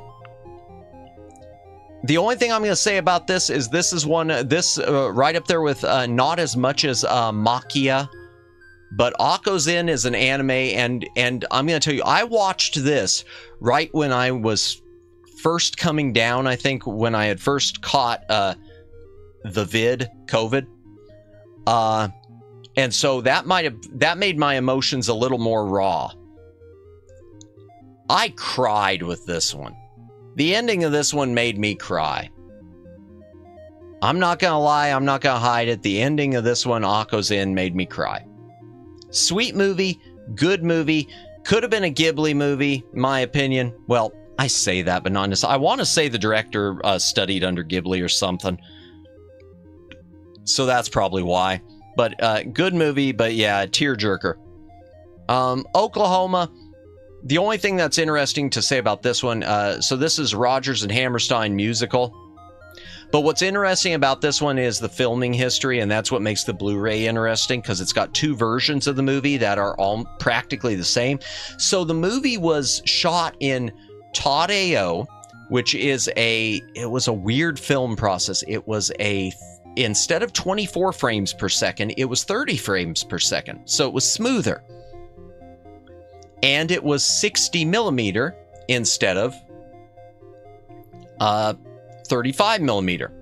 Well, the problem was, so they wanted to shoot this in Todd-AO. That was their big selling point. In Todd-AO, 65 millimeter. And about how it was going to be this visceral experience, everything, because of the smoother frame rates. Well, most theaters weren't equipped for Todd-AO. So what they did is they had two cameras.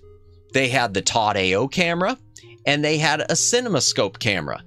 And quite literally, they would shoot every single scene with the Todd AO camera, and then they would go back and reshoot it with the CinemaScope camera.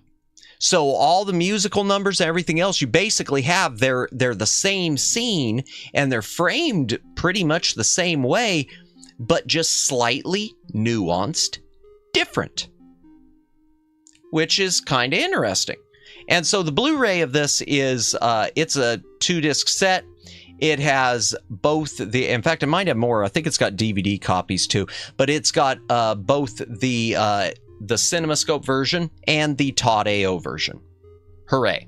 And it looks much better than the DVD, because there was a DVD release that had both versions, and I want to say the Todd AO version had some issues.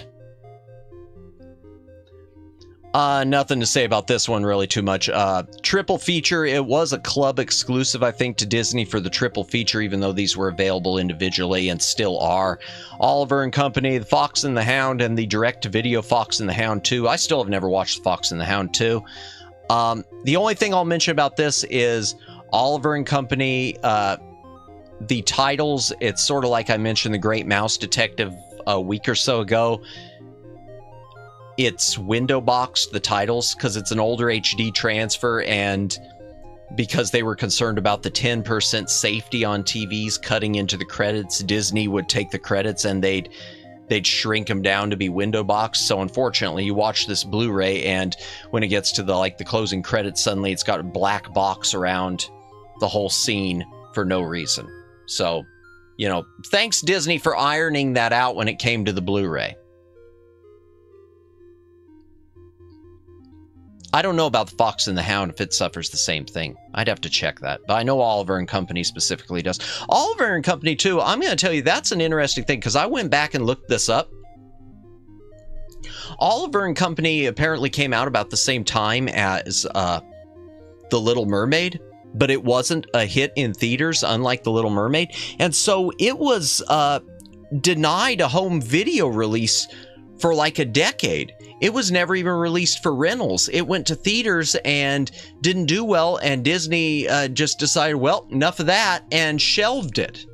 And apparently it's advertised, the trailer was on some Disney VHS tapes, but they never released it until like 10 years later, finally, or maybe even 15 years later. I'd have to double check.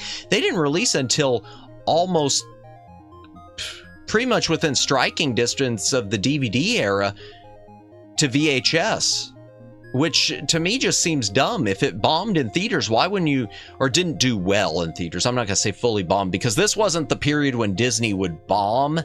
This is the period when Disney would just have lesser numbers. You would think that Disney would have tried to recoup that on the home video market, but Disney, I don't think they ever, even back then, I just don't think they ever quite grasped the home video market. I don't know.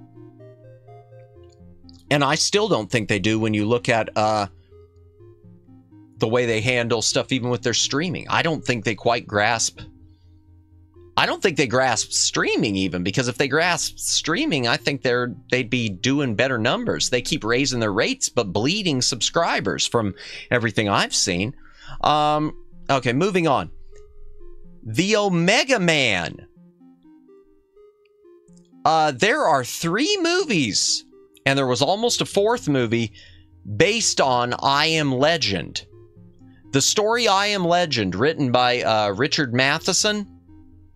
So first, you had it was turned into a black and white movie with Vincent Price called The Last Man on Earth. Yeah. First it was written as the Last Man, is the Omega Man and Omega? Not exactly. It was just meant to be because Last Man on Earth. Because so you had The Last Man on Earth with Vincent Price. Then they did one with Charlton Heston called The Omega Man. This is what, 70s? And yeah, 71. So this is after he'd done Planet of the Apes, and everyone was and Soylent Green about the same time. So everyone was thinking of him as post-apocalyptic man. And they changed it. the creatures were no longer vampires. They were more like they had just become murderous zombies. It's kind of weird, but the Omega. So yeah, this is the Omega Man. It's definitely a different vibe than I Am Legend, which then came out later with Will Smith, which is the only one to use the title I Am Legend. The Omega Man was the first one I ever saw before I saw Last Man on Earth. It was on a cable channel at some point. I like this movie. I like this one better than I like I Am Legend. And I definitely like it better than The Last Man on Earth. Last Man on Earth, to me, in fact, from what I understand, Richard Matheson, the writer, he didn't like Last Man on Earth either. I don't know how I felt about the Omega Man. But before I move on from it, there was another one in the works. In the 60s, and this is going to sound stupid to y'all. Hammer Films, God love them, they wanted to do I Am Legend. If it's similar to I Am Legend, I should make Omega Man on my list to watch. Yes, it is. I mean, it is based on the same story. They're all I Am Legend. The movie is based on the original short story I Am Legend, and Last Man on Earth is also based on I Am Legend. Last Man on Earth is with Vincent Price. It's not as good, but it's worth seeing. And it's black and white and early 60s, late 50s, so it's definitely more that sort of vibe. The Omega Man is a bit more fatalistic vibe, sort of like you had with Soylent Green and Planet of the Apes. Yeah, Omega Man's good. Omega Man was one of those ones where when I caught it on TV, I just immediately, I never even saw the whole thing at the time. I only saw like the last, 30 minutes of it. I just immediately, oh hell, I gotta pick this up. I got to see the rest of this. But yeah, so there was another one in the works. Hammer Films was going to do it. They'd licensed it. And theirs was going to be accurate because Richard Matheson was writing the script. But the British Film Censorship Board said they were not allowed to make the movie because they said the plot line of having the entire world except for one man turned into zombies or vampires, of having the whole world wiped out but one guy, that was too traumatic and too inappropriate for audiences to watch, and that they were not allowed to make the movie.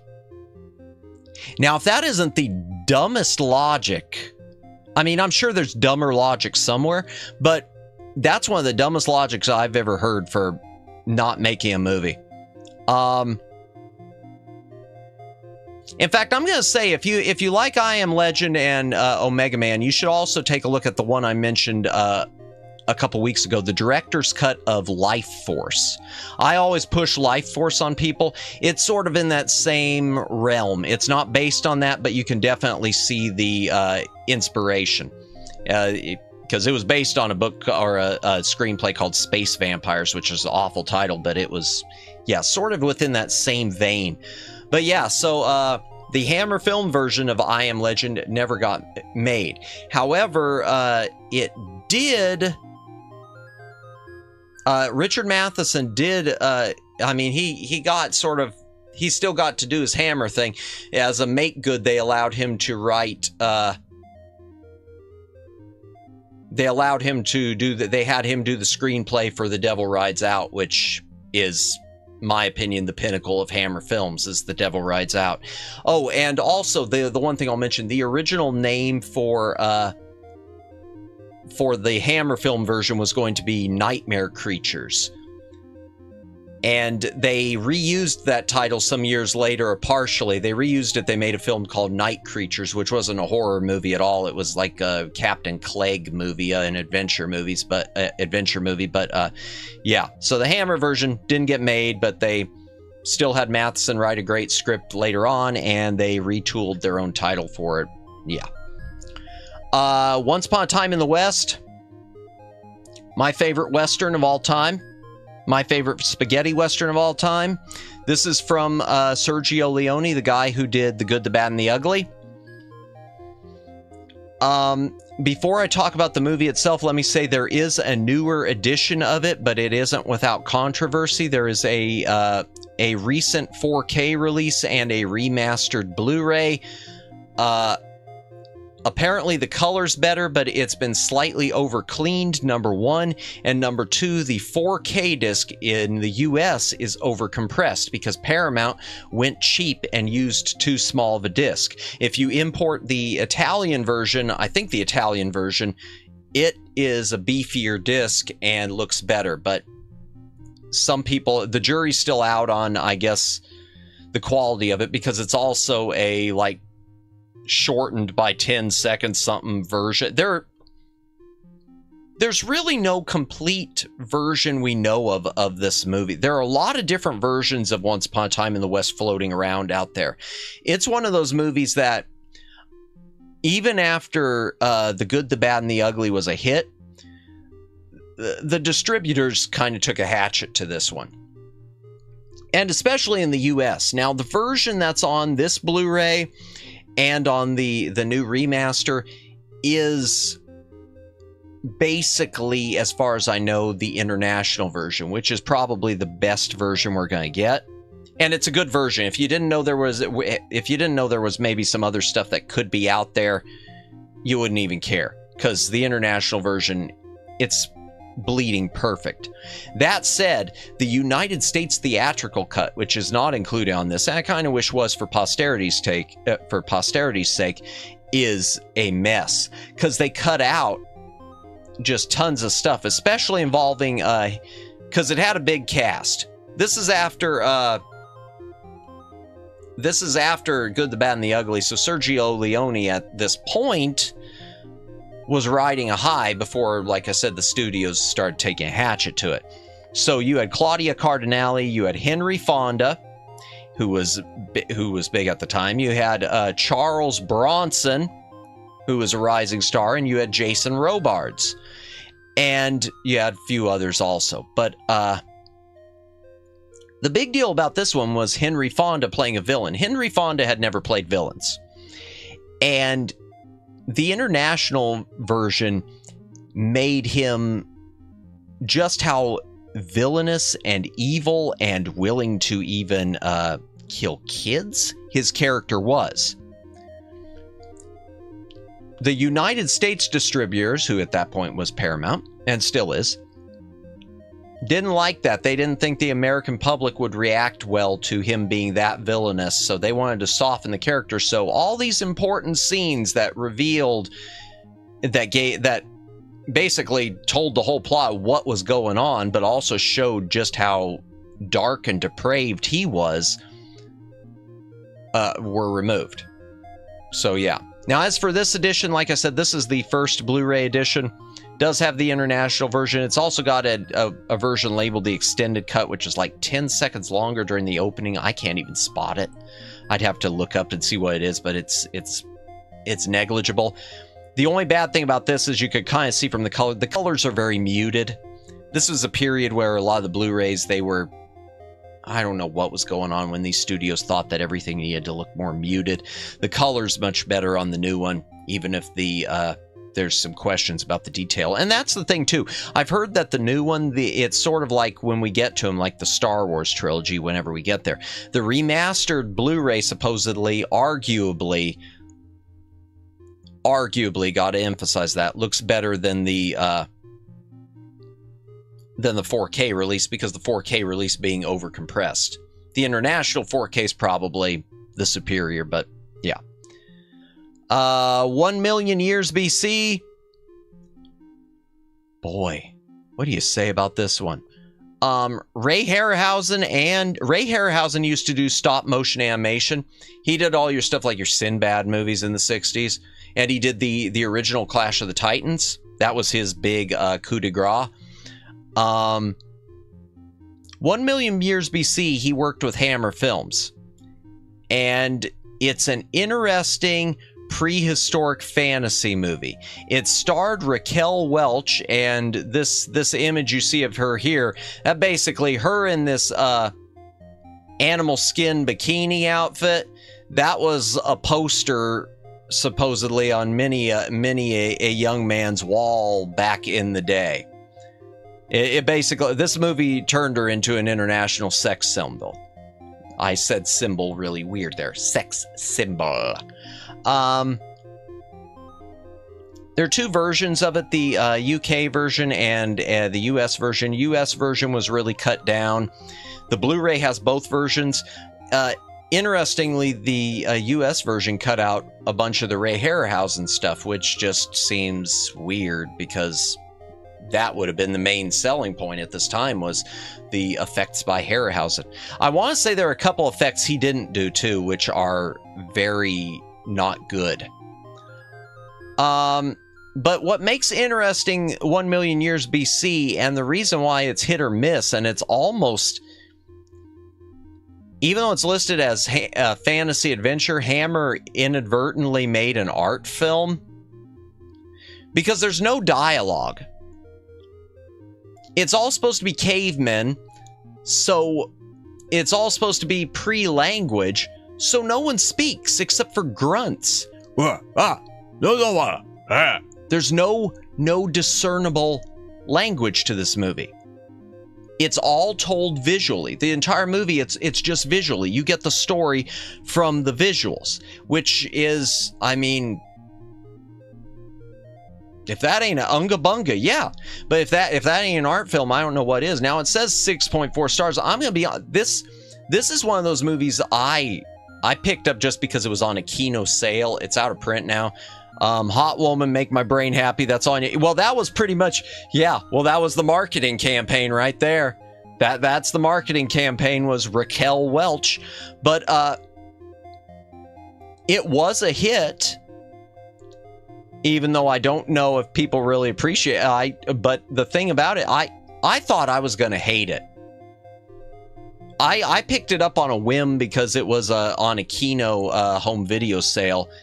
I thought I was going to hate it. The truth is, it's pretty damn good. I mean, it's not S tier, but it's one of those things I can see myself revisiting someday, and not just because of Raquel Welch. Before Nikkei had Gotcha, we had Raquel Welch, apparently. One More Train to Rob. Nothing much to say here. It's a George Peppard Western comedy. Not as much comedy as it is Western. It's later Western, 1970 and 71. Diana Muldaur, too, who I always like. It's a decent enough Western. The One-Armed Boxer with Jimmy Wong Yu. I love this movie. I love Jimmy Wong Yu's one-armed movies because he did One-Armed Swordsman and he did One-Armed Boxer. And the thing is, One-Armed Boxer is the prequel. It's not the prequel, it's the first in a series to the legendary, which will probably never be seen on Blu-ray. The DVD we had is probably going to be the only time we get an official release because of rights issues with the music now. This is the precursor to Master of the Flying Guillotine. Not to be confused with Flying Guillotine from Shaw Brothers, but Master of the Flying Guillotine, which was also known, I think it even says on the opening credits, aka One-Armed Boxer versus the Flying Guillotine. Which that movie is... That's one of my favorite classic old school martial arts movies. That movie just... that's off the chain. It's fun. One-Armed Boxer, good too. It's good too. You got some weird characters in this one, but yeah, one-armed man fighting evil something. Orange. The only thing I'm going to say about this, this is an anime drama. It's a school-based drama. This is another one I picked up just because the chipboard box limited edition set was like $10 or maybe even less. I know some people, including one of my a streamer who I regularly watch. This is one of her favorite animes. I can't stand it. I think Orange is one of the most depressing experiences I've had in an anime. Not like a good tearjerker thing like Makia was either. This is just one of those, like, I just feel like I don't want to keep watching. and I just get mad at everyone in it. And it has to do with like receiving a letter from yourself that someone in your friend group is a letter from your future self. They just want to break you. Yeah, pretty much. But in this case, they didn't break me they didn't even break me in a good way. This was just more of a can I get through this? Because I just started getting mad at everyone. Because it's basically receiving a letter from themselves, from the future, detailing how someone in their inner circle was going to was basically going to die, and how they can stop it, or the things that they did that they shouldn't have done that maybe could have stopped it. And so, like I said, and sinking, it even says right there, to prevent the student from sinking into depression and taking it and unaliving himself. Yeah. I got to the point where I was actually, I shouldn't say this. I'm going to say it. You know, honestly, I got so frustrated with this show, I started rooting for the kid to do it. I started just rooting for it. And that's awful for a person to say. That's horrible for me to say. And naturally, if it was real life, I wouldn't be saying that. But it's anime, so I feel okay saying that. I just shut up already, man. Ay. Sounds like some character development. Yeah. It was annoying from the get-go to me, but apparently some people really like it.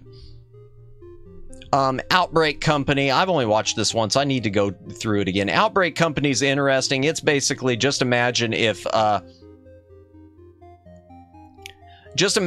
you found an alien world, if the government found a portal to an alien world, and their whole export to that alien world was otaku content, but then they turn out to be using that otaku content in an effort to enslave them because they can't get enough, so they'll be reliant on Japan's otaku content. Just imagine if the United States basically we were so in love with Japan's anime, which, I mean, it's possible, and their games and everything else, where we suddenly would, sell all our rights just to have more of it. That's basically Outbreak Company. Because it's like they travel to a world that's completely devoid of any... They go to a world that was completely devoid of any creativity, is what it seems to have been. And so when they get there, it's like, a drug overload to these people. I saw Outbreak. It was silly and fun. Yeah, I liked Outbreak Company. You did? Okay.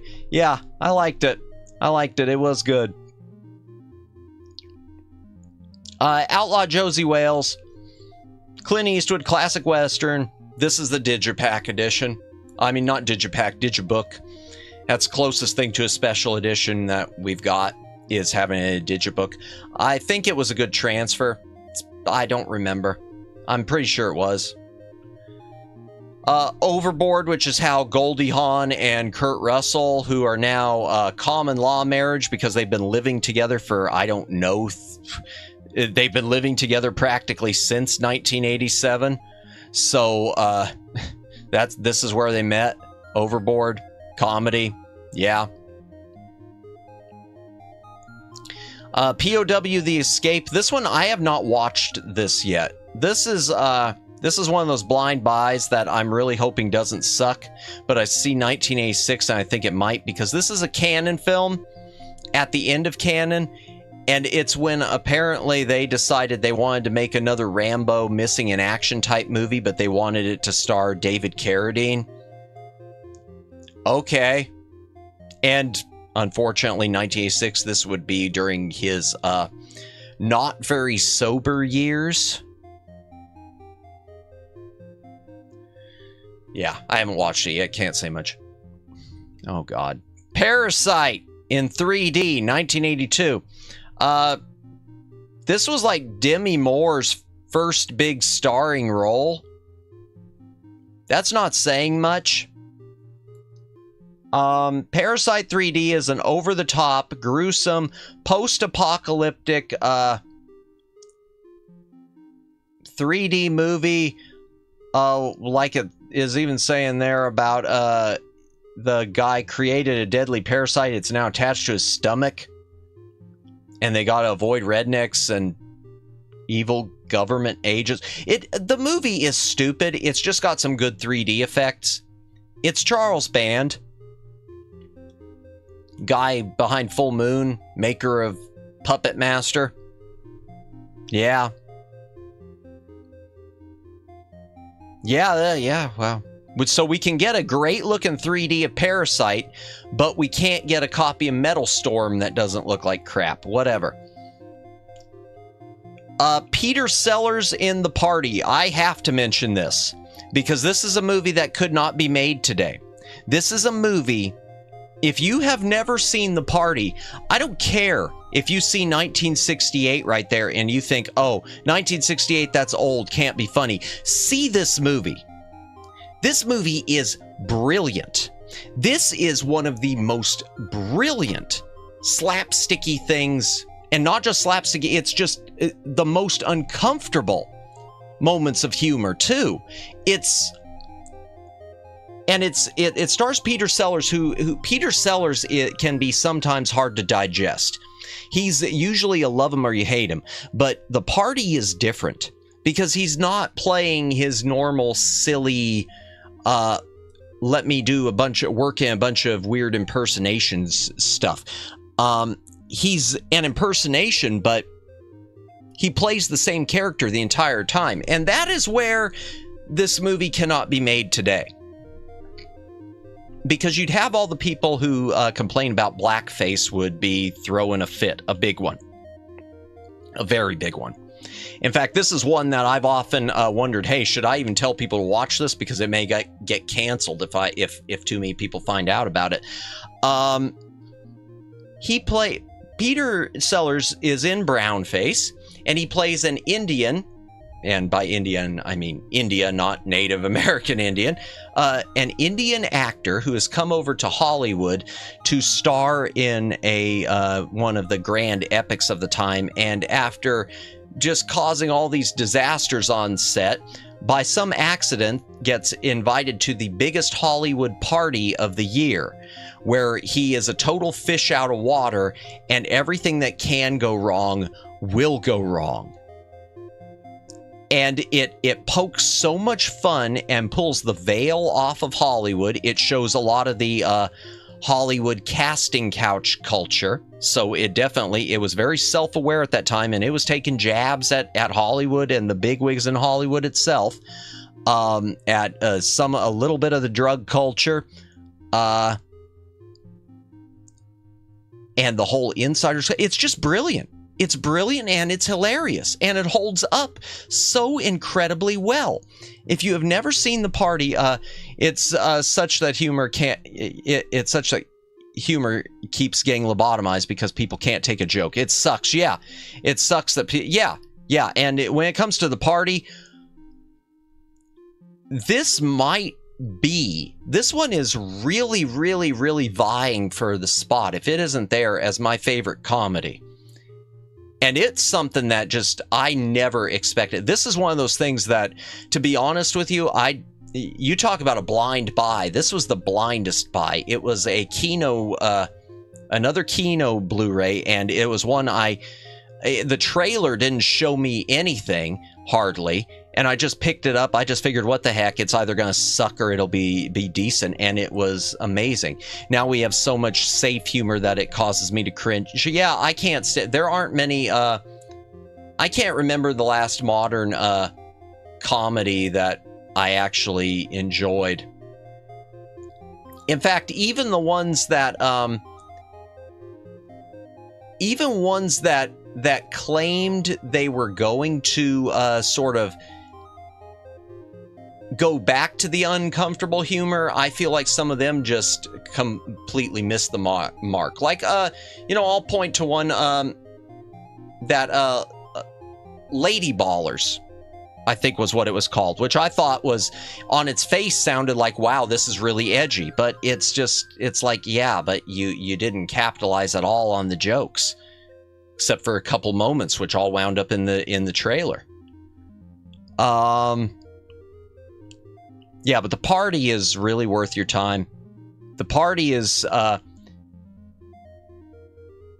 The Party is I'll say this, it's a hell of a lot funnier than Blazing Saddles. Everyone, I think Blazing Saddles gets a lot of its reputation because it's got some really, really funny parts, but it's also because it's so edgy, and it is edgy, and it was and is.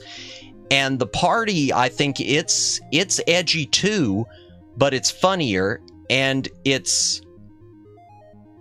just the one that's been missed. I actually saw an incredibly funny Spanish movie called Que Viva Mexico. Super great humor about an awful family that takes advantage of the child that does all the work. Ooh, the thing is, the ones that try to go back to the uncomfortable humor kind of forget the humor part because they went all in on uncomfortable. Yeah, no, I agree. Dave. Came out in 2023. Que Viva Mexico. I'm going to mark that down. Just a moment. Que Viva Mexico. Yeah, no, I agree on that, Dave. I agree. In fact, okay, I'm gonna look that up too. We got a release on that 2023 Que Viva. Okay, we don't have a Blu-ray release, at least not in the States, but I'll look that up and see if I can stream it. Hydration break, by the way. Let me go ahead and do that before we move on from The Party.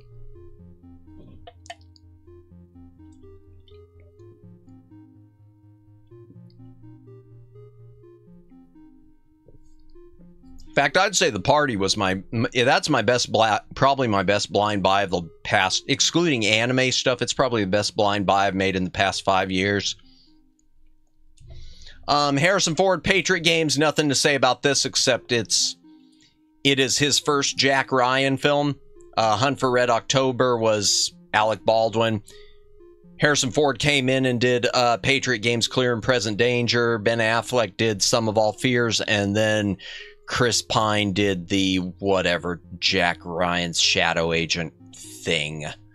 Only bad thing about this early Paramount release, they scrubbed they used an old an HD television transfer master, and it's over cleaned and it's aged, and I think there's a 4K master out now, but I haven't taken a look at it. Patton. I love Patton. Patton is such a good war movie. It really gave me the perspective that it's probably just US that wants to put censorship with crude humor. Yeah, well, and the problem is it's spreading. I'm going to go a little further than that, Omegs. I'm going to say it's the West. I'm going to say the West because I'm going to lump the UK in with that, because the UK has gotten really, I mean, UK has gotten, you know, censor everything, and unfortunately, and we're seeing this a lot with anime and video games, is we're seeing a lot of this bleed into the censorship, bleeding into Japanese stuff, where they're censoring stuff purely because they're being told this is how you have to appeal to the Western markets. And it's good to see that lately some of them are rejecting that. Probably right about that. We can't have male and female body.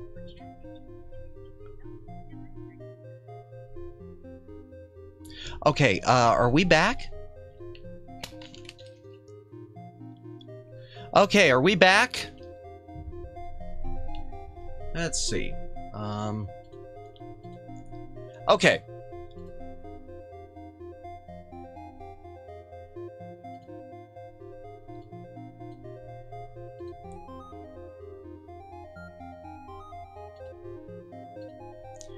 Okay, let me, hold on,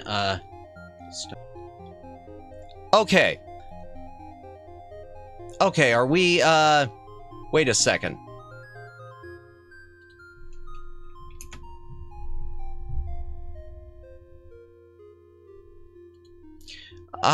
Just a sec, chat. I think I'm... There we go. Okay. I think I'm back now. Am I back, chat? Are we back? Yes, we're back. Okay. Thank you, Xfinity. Thank you. Thank you, Greedy Blue. You know what? Yeah. Thank you, Comcast. Thank you, Comcast. Thank you, Xfinity. You are my favorite internet service provider in history. And I mean that. From the bottom of my heart, that tiny atrophied piece of rock in my chest. I mean it. I'm serious. I can't. Yeah. Now, this is why I said before about, the comments about who do I have to sleep with to get better internet around here. Yeah, this is why. Yeah. Okay. Sorry about that. My internet disconnected and yeah, Comcast gonna Comcast. Who knows? No explanations, no apologies, nothing. Oh well. All right. It's such amazing timing that it happened before you have your opinion on type. You know what? I was just thinking that Omega. That's the thing. The moment I saw it say chat disconnected, the moment I saw that, I thought, oh boy. And it was right after the Dave also wrote the comment up about the Australia thing. And then I just, oh my God, YouTube overload said, censor the nerd Comcast, bring it back. Yeah. On the other hand, though, never seen anyone male or female built like those body types. No,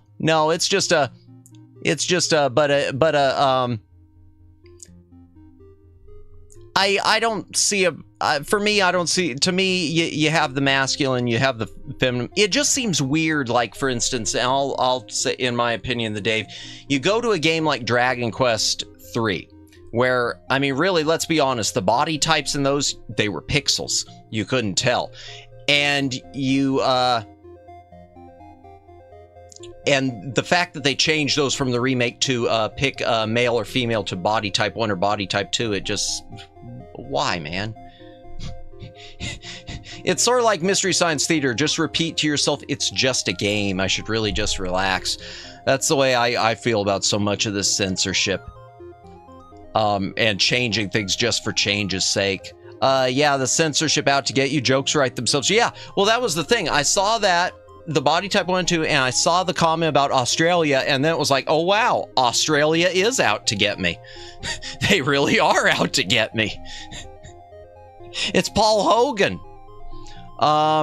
Crocodile Dundee reference. Yeah, so, Patton, I'll go ahead and move on. Patton. Great movie, great war epic.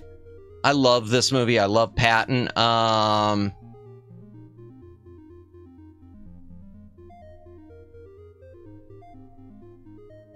What do I need to say? There are 2 editions of this on Blu-ray. Now, they're both out of print.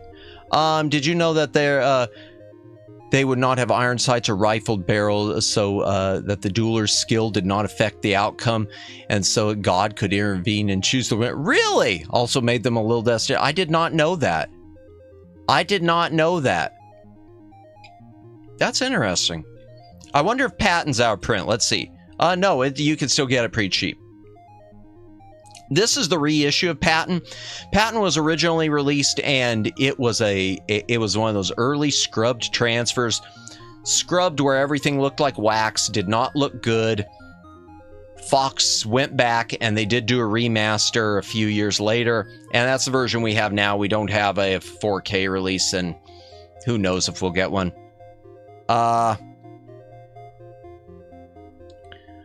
I'll mention this real quick. The Peanuts holiday collection. This is and the bullets had terrible accuracy. Yeah, well, yeah. Well, God was that's definitely a way to have God intervene. Make sure the bullet, he can make sure the bullet goes the right way when he wants it to. There was a good chance both would miss completely and have to sort out peacefully. Well, that's a good thing. That's one I did not know that. I really didn't know that. Man, maybe we should bring that back. Settle an argument better than you can settle it on Twitter. The Peanuts holiday specials. I mean, obviously there's many more holiday specials than this, and I think they're all tied up now. I don't even know, it's still in print or not? It might not because it's gone up so much in price. You've had a deal where Apple bought the Peanuts stuff. So I don't know how Apple owning it is except for the few things Paramount has movie-wise. I don't know how that affects the Blu-ray stuff with the others, but I think that's why we haven't seen anything else of the Peanuts, really, that much of it released.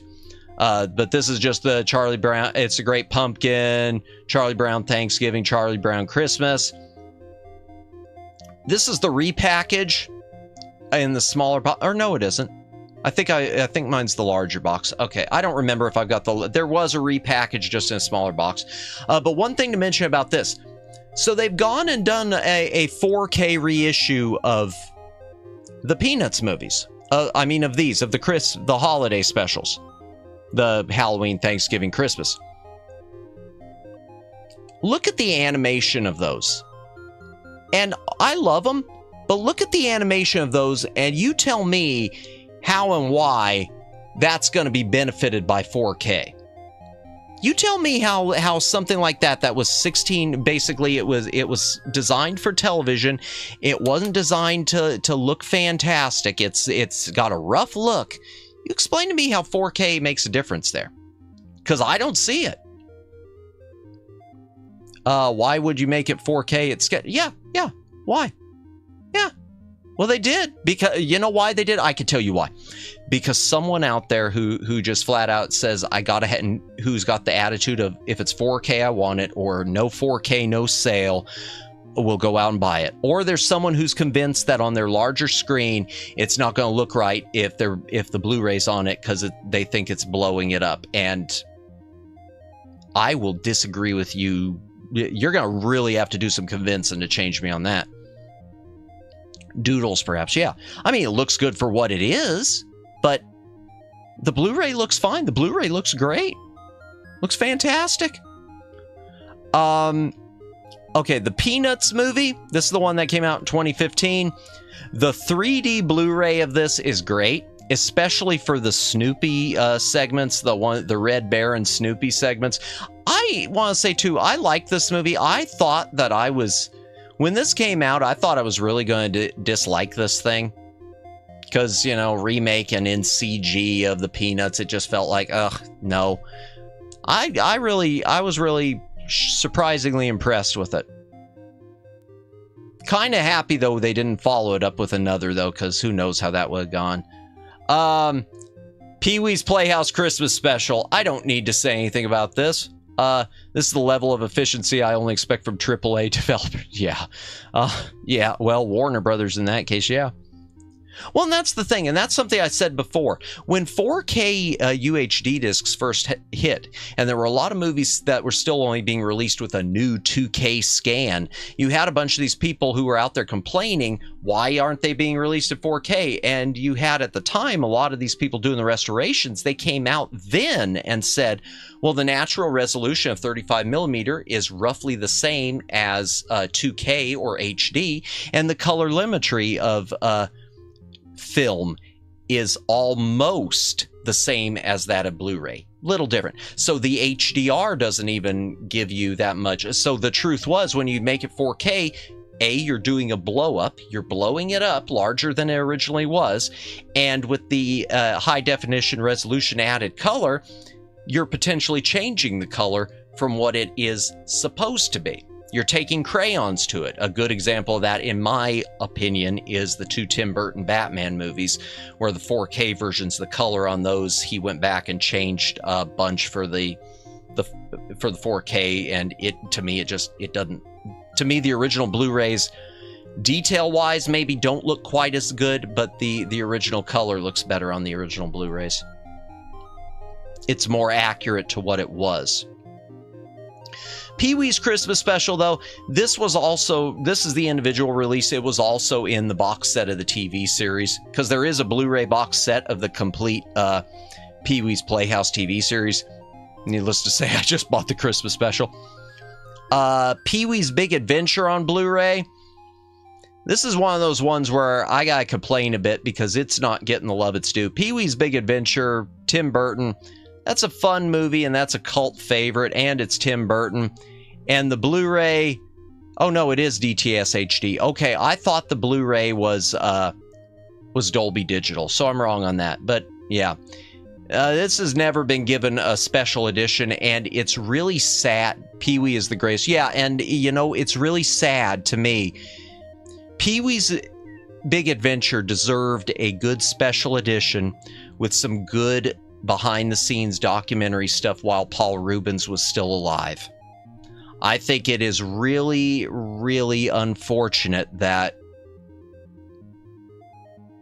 they allowed the clock to run out on that one, which was unnecessary. I mean, and that goes not just for Blu-ray, but even the golden age of DVD special editions. The DVD is bare bones. Could you all imagine drunk driving a motorcycle like that? Yeah, motorcycle or bicycle. Yeah, I know. Nope. Nope, I couldn't. Well, but that's one thing. When I saw this movie, man, as a little, when I saw this, I was a little kid when I saw it first. And I wanted that bicycle. I wanted that bicycle.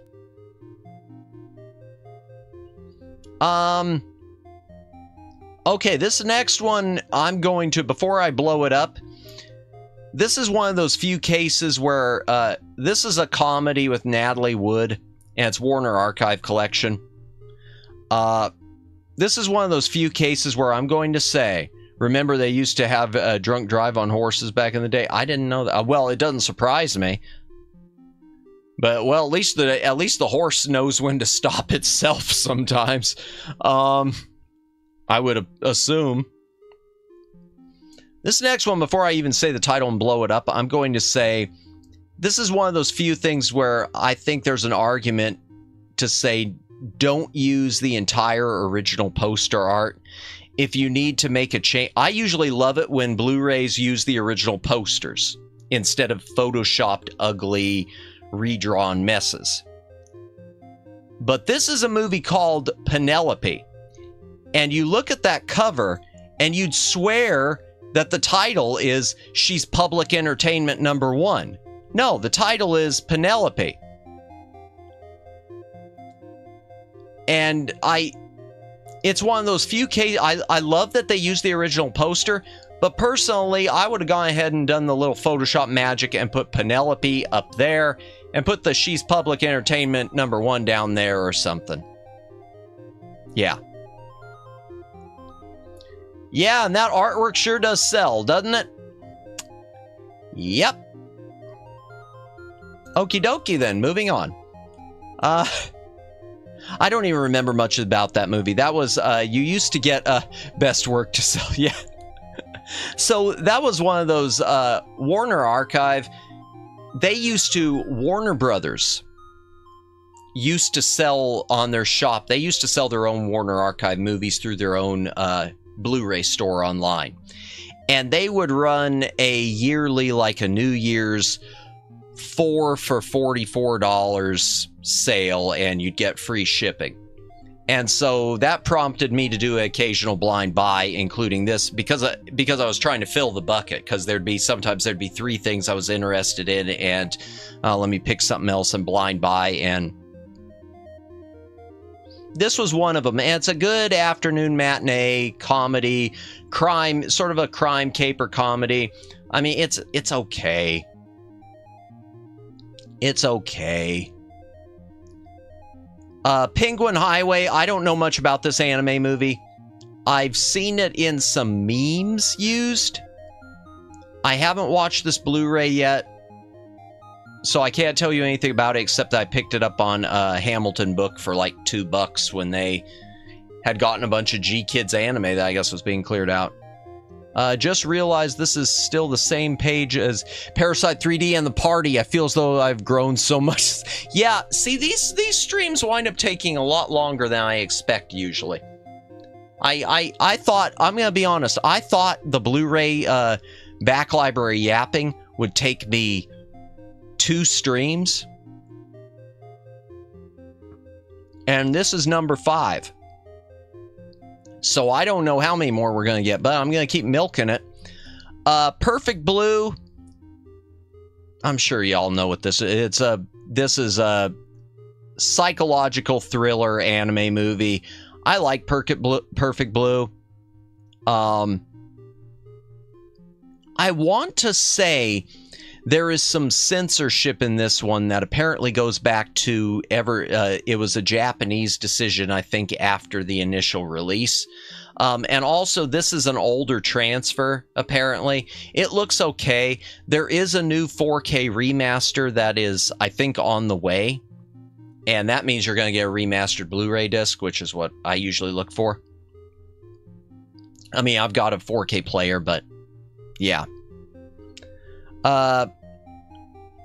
Disney's Peter Pan, nothing to say about that. Signature Collection, it's the same as the Diamond Collection, except it removed a bunch of the special features. Phantasm Collection. Okay. This one I got a couple things to say about. First, well, few things, more than a couple, a few. First of all, I love Phantasm.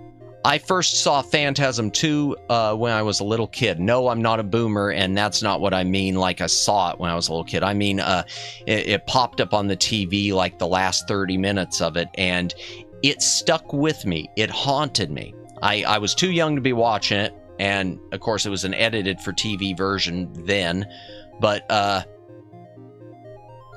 it stuck with me where years later I just wanted to see them and wanted to see them, and then I saw them. And these movies are really weird.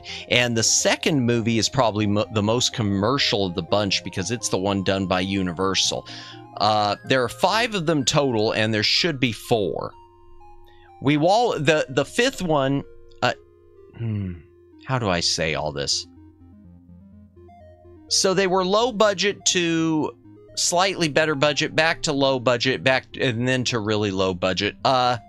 Even though they always had a fan following, it just after the second one they never could really the second one was like the big break to bring it back, and then it just couldn't get the traction going ever to make it big enough, I guess. I don't know.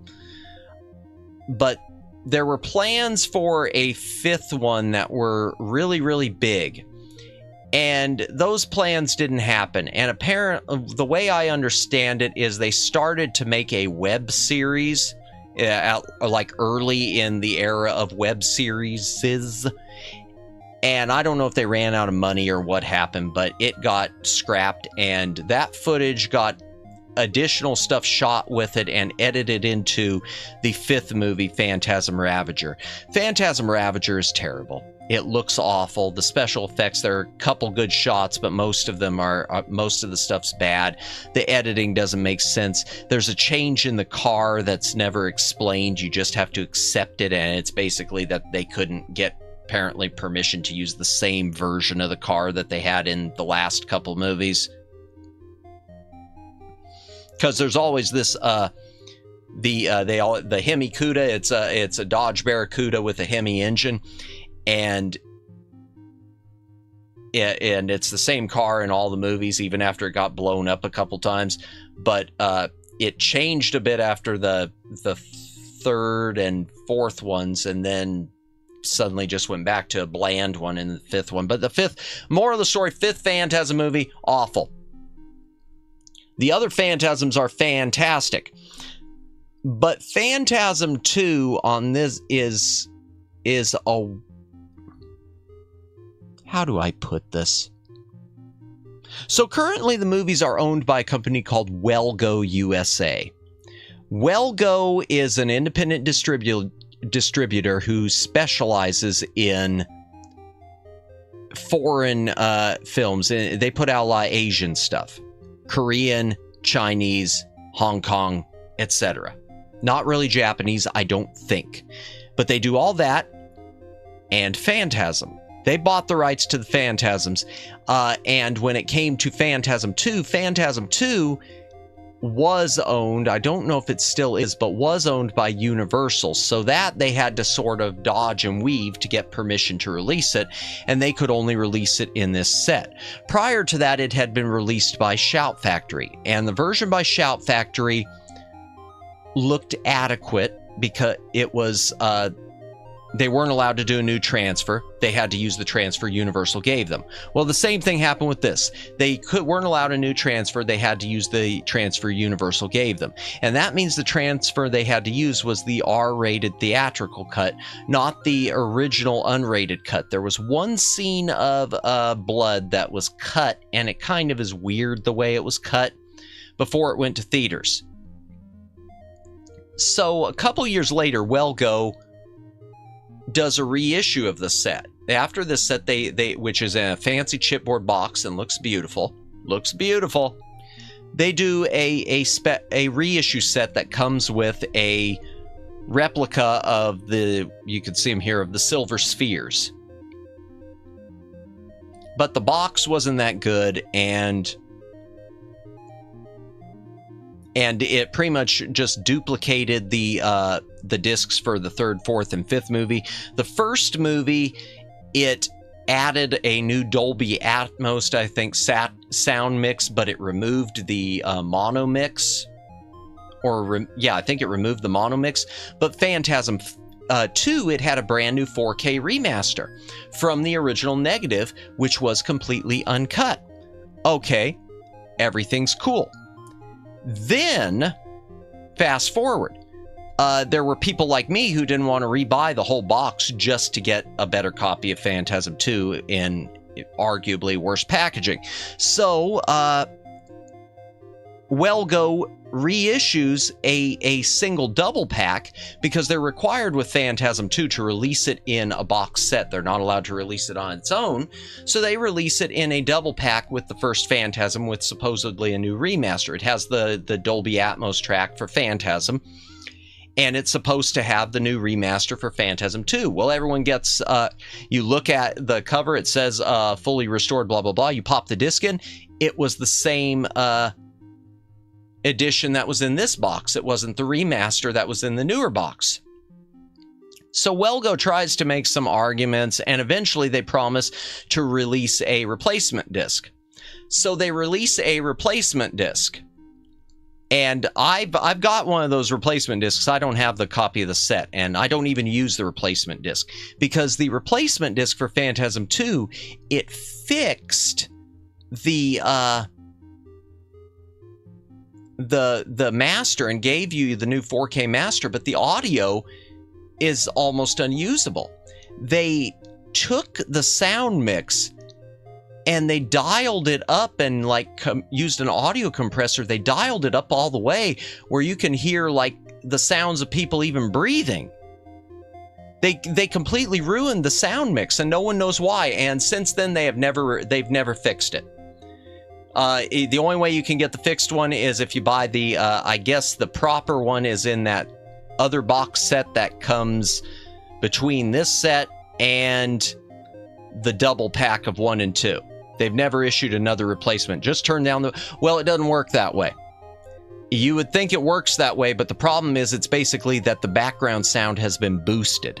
So even when you turn the sound down, you're still hearing all of those background noises that you're not supposed to hear, all the room tone, all the breathing, all the wind, air rushing through, everything.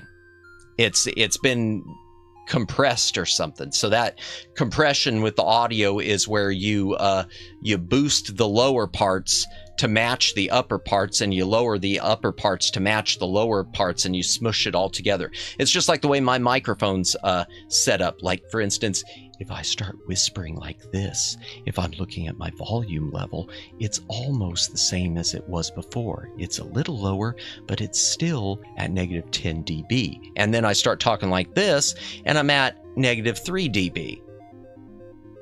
So it smushes it all. They screwed up the audio track, and that's the Dolby Atmos track, and I think then there's some other issues with the 5.1 mix. I don't know. All I know is the audio was, when I got it, it was really bad.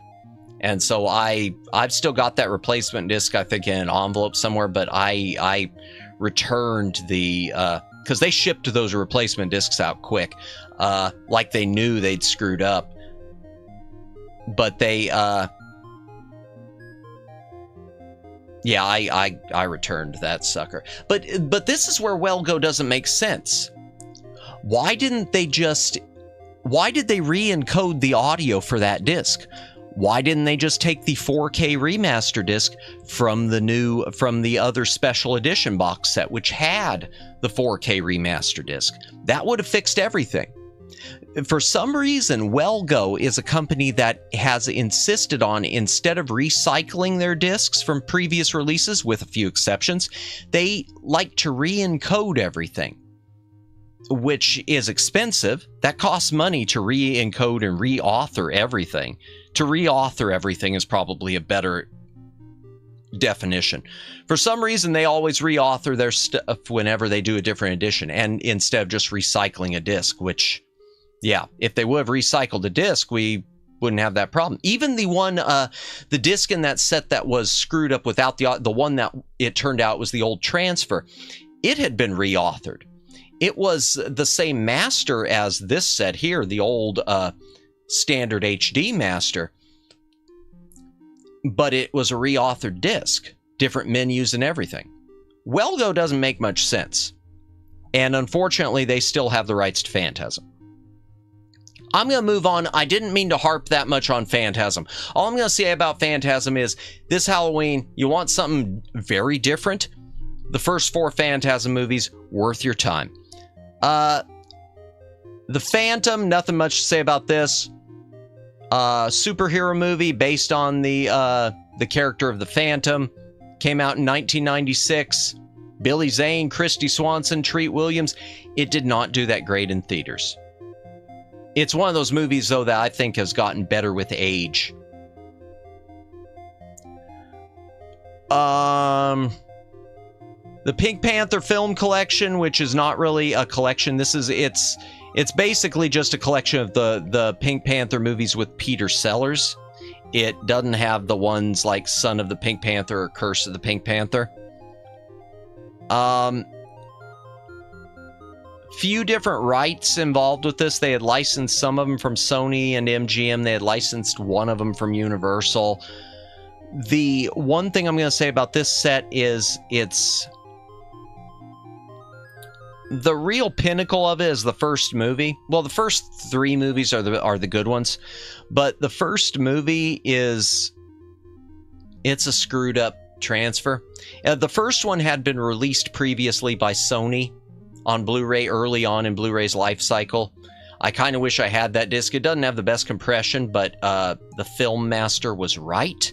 For some reason, this one is the version that is on this disc is horizontally stretched, and you could tell this because in some scenes where there's a circle, you could tell that it looks more like an oval. It's been stretched, and Shout Factory, this is a set from Shout Factory, it's out of print. They could have fixed that, they didn't. The other weird thing is there is a song in this movie in Italian. It was never subtitled in theaters. For some reason, Shout Factory put non-removable subtitles for the Italian song, which isn't supposed to be subtitled. Yeah, I don't get that. Other than that, it's Peter Sellers, Pink Panther. They made a lot of them, but your mileage may vary if you've never seen them. Yeah. Pinocchio, nothing much to say about this. Signature collection, same as the Diamond Edition, except with less special features. One thing to say, the early Diamond Edition copies of this movie, Disney had to do a disc replacement because the first copies were missing a line of the song Give a Little Whistle. There was a part where Jiminy Cricket yells out, Pinocchio! And that was missing, and everyone complained, and they never fixed the DVD, but they did fix the Blu-ray, and the Signature collection is the fixed Blu-ray. Yay! By the way, if you're lurking or VOD watching, congratulations on making it this far into the stream. I would say you win a prize, but I don't have anything for you. I'm sorry. But please consider a like and a subscribe anyway. Pirates of the Caribbean, let me go these in a different order. Ultimate Trilogy Collection. The best prizes, Matt. Oh, thank you, Omegs. We're getting close to a new page. Yeah. I don't know what letter I'll stop at tonight. And we're getting close to the first of my 2 imports also. Salutations, Yapamos. Welcome in, Super Shops. Welcome in. We're only on, I think we're only on the 2nd page of the night, because we've been yapping a bit. I had a brief, like, 5-minute portion, too, where the stream went down, thanks to Comcast. But, yeah, no offense. No, why would there be any offense? I love it. At this point, honestly, on Twitter, I headline these things as Yapamus even, or, yeah, I think I did headline one of my things as Yapamus now. I'm going to I like that title. I'll let it stick. Pirates of the Caribbean. Ultimate Trilogy Collection. Really the only good thing to say about this. Well, a couple things. The things of interest of this, it was a repackaging, because, of course, Disney repackaging. And unlike Wellgo, they don't reauthor their discs. They reuse them.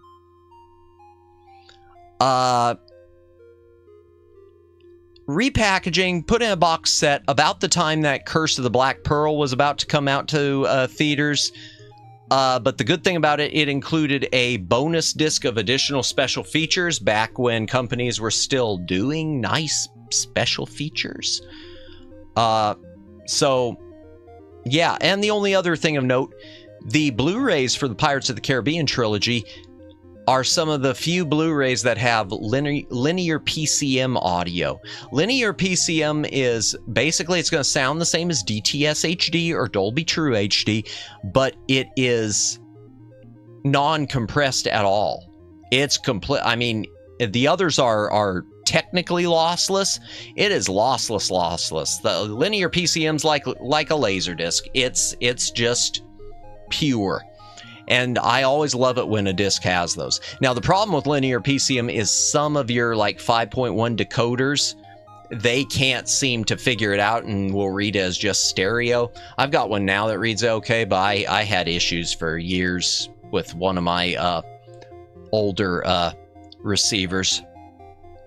Back when receivers were more affordable. But that doesn't make me a boomer. I'm just saying, this stuff's gone up. Curse of the Black Pearl, Stranger Tides. Why did I say Curse of the Black Pearl? Oh, Curse of the Black Pearl is the first one. So this set was released about the same time Stranger Tides was coming out. The 4th one. Stranger Tides 3D Blu-ray. I bought this 3D Blu-ray before I had a 3D TV or 3D player, and it actually wasn't for future-proofing. At that point, I wasn't sure if I was going to jump on to 3D. The reason I bought it was because it had additional special features discs that the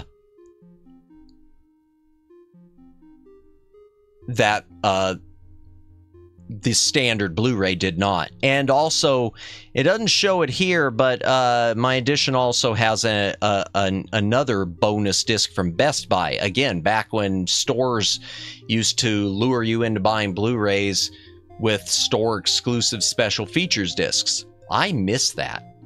As far as the 3D on this seems to be a matter of opinion. Reviews I read of this said that the 3D wasn't that good and that it had a bit of crosstalk. Maybe it's because they were using earlier 3D setups or active 3D, and I use passive 3D. I thought the 3D on this was really good. I'm not going to say it's the best 3D that there is, but I thought this was a solid 3D movie and a solid 3D Blu-ray. Which brings us to the 5th Pirates of the Caribbean movie, Dead Men Tell No Tales, or in my case, Salazar's Revenge. So, the 5th Pirates of the Caribbean movie, which I don't know about the rest of you, I wasn't a big fan of it, but I wanted the 3D. This was the point when Disney decided they were not going to release 3D Blu-rays anymore. So the 3D Blu-ray, or in the United States anymore. So the 3D Blu-ray of Pirates of the Caribbean 5, Dead Men Tell No Tales, was only released overseas. It was released in the UK and Hong Kong, I forget where else, but it was released in other countries 3D, not here. So this is one of those few titles, there's only one other one, that I imported from England, from the UK. For some reason in the United Kingdom, in Britain, the movie was retitled from Dead Men Tell No Tales to Salazar's Revenge.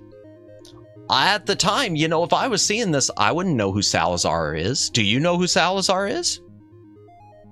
I wouldn't have known. Dead Men Tell No Tales, that's a good title. That is a good piratey title. Curse of the Black Pearl, Stranger Tides, but then Salazar's Revenge. Now, as for the 3D on this one, I'm going to tell you right off, I don't regret importing it, but the 3D on this one it's a step. You could tell that Disney didn't care anymore because it is a clear step down from the 3D on Stranger Tides. I didn't think the 3D was all that fantastic. Pixels. Why did I say pickles? Pixels, the Adam Sandler video game comedy that I don't know why this movie wasn't a hit, and I don't know why this movie isn't a hit in nerd culture. I don't know why the otaku culture and the gamer culture does not love this movie. I thought Pixels was really good. There's one thing that kind of bugs me, and that's introducing one game character that didn't actually exist just for their story, and I feel like they could have licensed something. But leaving that aside, I think Pixels is underrated, and Pixels is a really, really, really good 3D movie. The 3D on this is really good, in my opinion. Now, there were two notes a bit back that sounded almost exactly like the first two notes of that one Kanye song. I can't say. Really, did I say two notes? I don't know what notes, but okay. I'll take your word for it. By the way, hydration break.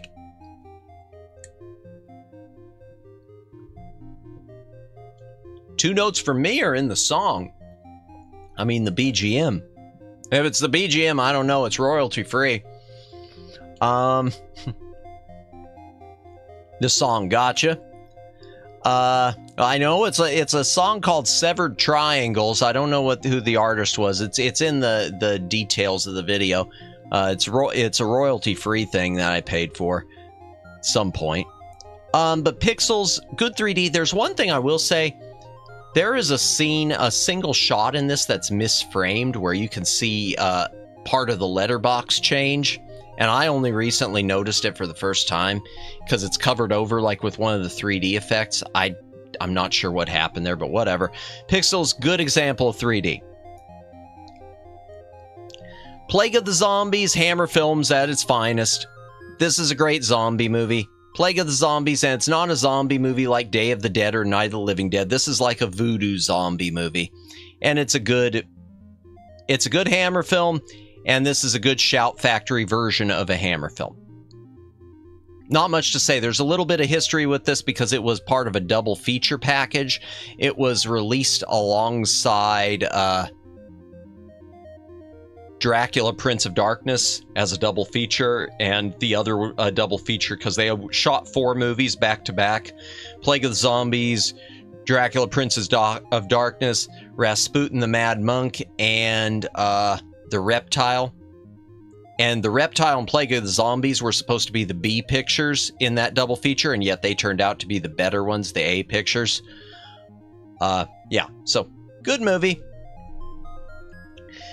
Plan 9 from Outer Space in color and in black and white. It's Plan 9 from Outer Space. I really don't need to explain this too much. The only thing I need to say about it is this was a colorized version done by Legend Films. The Blu-ray includes the original black and white version also. Thank goodness, even though the colorized version's fine. I'm not big on colorization except for like restoring things where the color was lost. Excuse me. The bad thing about the black and white is it almost seems like it's the black and white that's had its contrast and brightness timed for their colorization. So I don't know if it's quite accurate to the way the black and white's supposed to look. But it's Plan 9 for Outer Space. Legend Films only put out a couple of Blu-rays. Or a handful of Blu-rays. This is one of them. Is it still in print? No. Oh, wow. That is definitely at a used price of $95.50. That is not in print anymore. Okay, Plan 9 is out of print. The only other thing I will say about Plan 9 is if you know the history, Bela Lugosi had already died, and Ed Wood used like 2 minutes of footage from him to make it seem like he was in the movie. And that's why there's an older DVD release where I love the cover. It was from Image. Before Legend Film had it, Image, who I don't think they're around anymore, they put out a DVD of it, and it was listed as Plan 9 from Outer Space, almost starring Bela Lugosi. I just thought that was great. It was starring Vampirella, starring Tor Johnson, almost starring Bela Lugosi. I'm amused by things like that. Planet of the Apes Legacy Collection. Not much to say about this. This is a repackaging of the... it's from Fox. This is a repackaging of the original 5 Planet of the Apes movies. Just the original 5. It's the same discs that they had before, which even though they're early Blu-rays, they are good discs. And they include alternate versions of both the 4th and 5th Planet of the Apes movies. Yeah, the 4th one, it's got the theatrical cut or a director's cut, and the 5th one, it's got a theatrical cut or the extended cut, which adds in footage from the television version. So nice set, even though, if I'm being honest, the first one's really the only the budget dropped when they got the second one. I would really like, but the budget, you can just see, is way down, and they knew it was way down. They knew what they were doing. They thought they could get away with it because the first one was a big hit, so Fox thought, we can just do cheap with the sequel and no one will care. And so a bunch of the apes, you could tell in it, are just wearing rubber masks in the background, but they stand out. And they stand out more on Blu-ray than they ever did on DVD. And they would stand out even more on, they would probably stand out more on 4K. And I'm sure they stood out on film. Oh, one last thing to note about Planet of the Apes. The second movie, which I mentioned before, you can't get a complete soundtrack on CD. I've got the one that was released a few years ago because I like the score to the second one by Leonard Rosenman. But probably I'm not going to say the name of it because it's a spoiler from the movie, but probably the most consequential track of the film.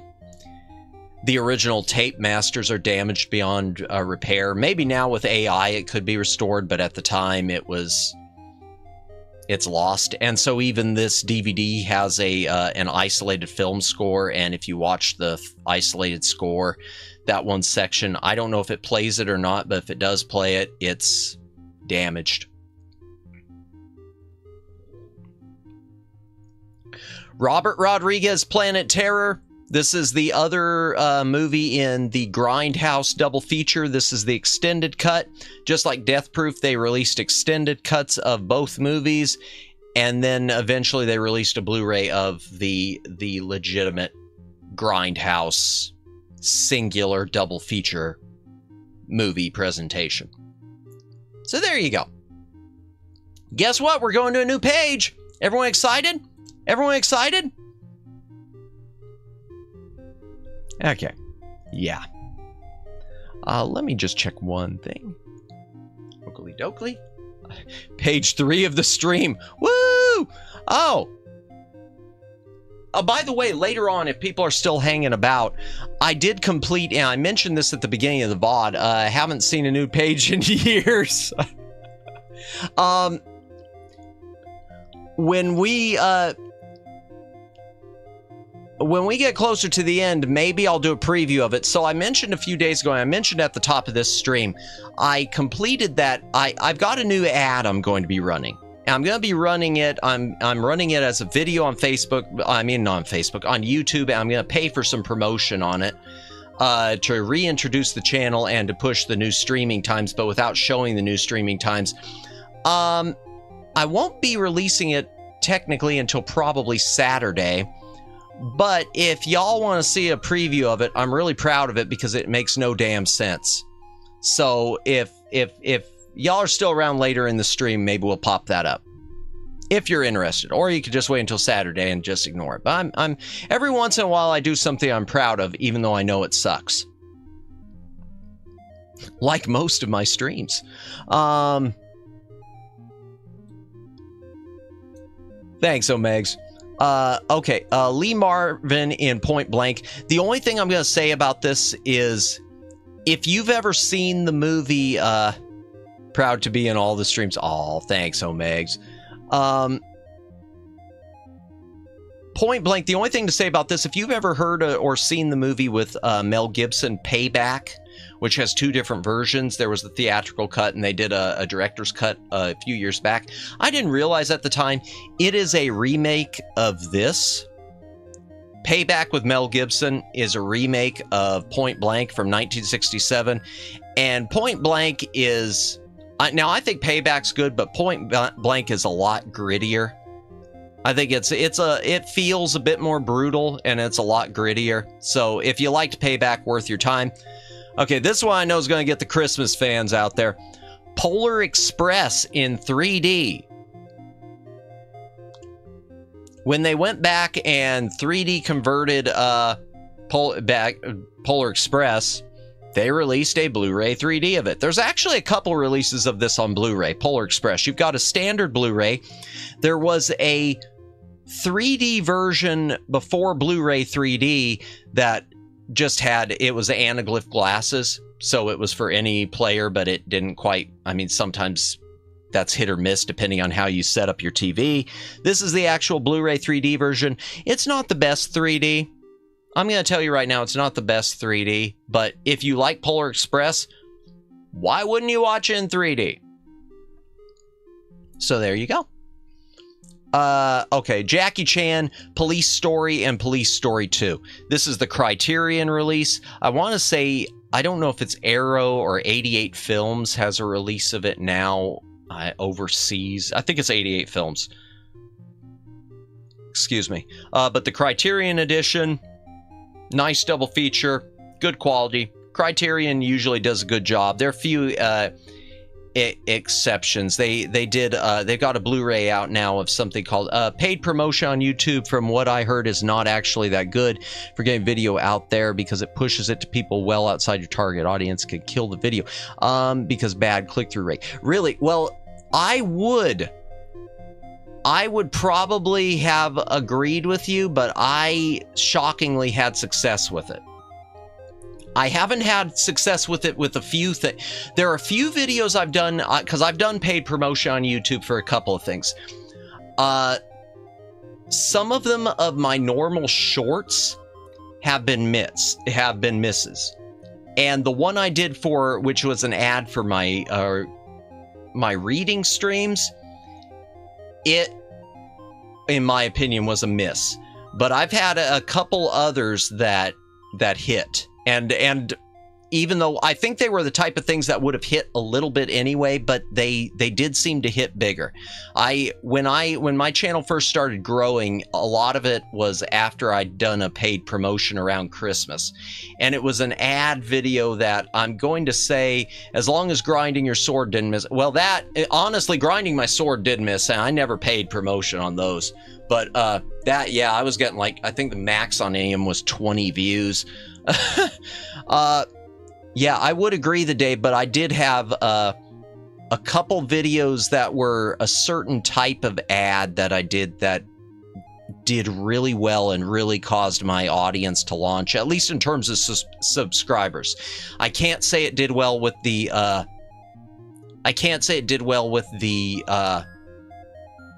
live viewers necessarily, but it did well with the subscribers. And not only that, when I do it, just so you understand, everyone, I don't spend a lot. You could spend hundreds of dollars on YouTube. The most I've ever spent, I do the bare minimum. I usually set it up with just a $10 thing for each video. I might consider a 20, but the most I've ever spent is $10. And for those $10, I can say I got $10 worth. Probably more in a few cases, but thanks for the advice. I do appreciate it. I do appreciate it because I don't trust YouTube. Because I can tell you right now, while we're on this subject, I've done paid promotions on X, Twitter, and I've done more on there, and I can tell you I got nothing. I got nothing out of that. The most I got was one where I did a poll. I got a few extra clicks, but my Twitter, no. Any of the paid promotion I did there, and I mean I've got the blue check mark there too, but any of the paid promotion I did, it went into file 13. Where's my money, Elon? Okay. We were talking about Police Story, right? Yeah. But thanks for the advice. I'll keep that in mind, though. I will keep that in mind especially when it comes to shorts and stuff, because I don't want to do any more paid promotion on shorts. I've done it on a few shorts, and those seem like what you're saying is right. Like it's never really gotten anything. Yeah, in fact, I'm going to agree with you. I could say that one of them, at least, it did kill the video, because I feel like I just really threw. In fact, it was one where they didn't even charge me the full $10 because it never got the full clicking rate. But I'm a newbie at this too, so I'm still just trying to learn the ropes of all this nonsense. Oh, Megs can definitely testify to that. Jackie Chan, Police Story 1 and 2. Yeah, so it's good. The only difference I would say, the only thing I'd say against Criterion with their Golden Harvest stuff is they recently released, which I don't have, the Heroic Trio. And I guess Golden Harvest went back and tried to tweak the colors to make it look like a modern Western superhero movie, so everything has just like a weird hues. Instead, they basically ruined the look of it, and Criterion was forced to use their master, and I just wouldn't have done it. I would have canceled the deal.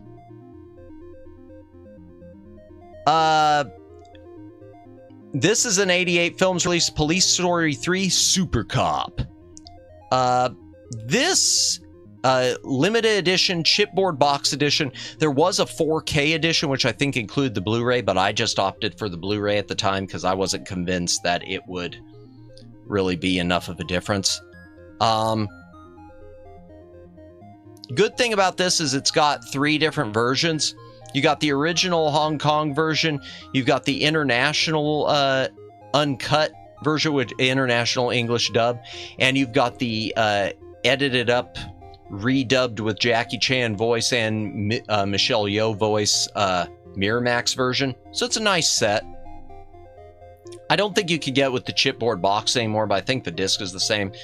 Poseidon Adventure is, if you've never seen the original Poseidon Adventure, add this to, this is like at the top of the reason why I won't go near the ocean. I will never go on a cruise ship, because this movie, the drowning, and this movie and the being trapped on a boat flipped over in the water scared the hell out of me. This, the Poseidon Adventure, this is not an adventure. Okay, and it says thriller, adventure, action. This is horror, chat. This is a horror film. If you are afraid of the water, of drowning, of if you're claustrophobic, oh, this has it all. This has it all. Adventure to hell. Exactly. Exactly. Ay, ay, ay. So why do I have the Blu-ray? I don't know. I'm a masochist. I'm not a masochist. I'm not a boomer or a masochist. Pray for Death, Sho Kosugi movie. This was just reissued by Kino too, but I don't think there's any real difference. It's an old MGM master. So Arrow Films released Sho Kosugi. We mentioned him before. He was basically a Japanese, I want to say he was a Japanese stuntman who became an actor, because I want to say it all started sort of with Enter the Ninja, where he was supposed to be there just to help coordinate stunts, and the guy who was supposed to be performing a lot of the stuff couldn't handle it, so he just kind of stepped in. I could have told you you're a masochist. Well, yeah, I mean, look at the streams I do. Look at the moaning I did. Ay, ay, ay, ay. Pray for Death is a cheesy, fun, actiony ninja movie with starring Sho Kosugi. This Blu-ray has two different versions. There's an uncut version and the theatrical version. The uncut version, basically, it adds in some additional gruesome shots in lower quality. They seem to be from a 16mm film source with some color issues, but generally I think it looks fine, even though it's clearly an older transfer. Apparently there's a new Blu-ray out from Kino, which I think might have a beefier bitrate, but doesn't look any better because it's the same master and no changes have been made from what I understand. No changes to the extras either. Hydration break.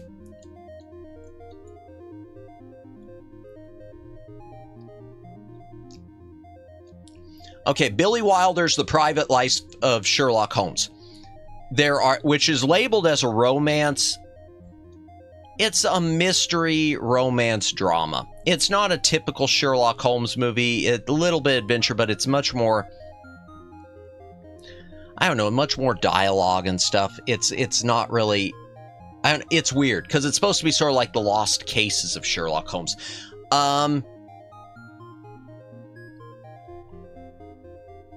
There really are only two important anecdotes to say about this movie, other than I really enjoy this movie. That said, I'm sad about this movie because we'll never see the four notes again.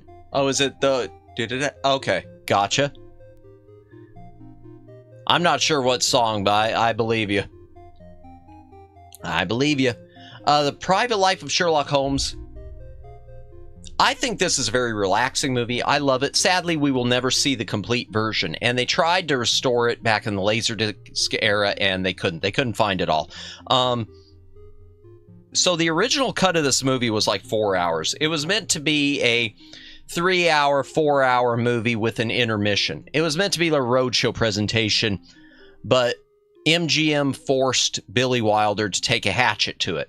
So there are like, it was supposed to cover 4 interlocking cases, and instead it covers 2 interlocking cases with maybe pieces of the third one. They were basically forced to gut 2 plots from it.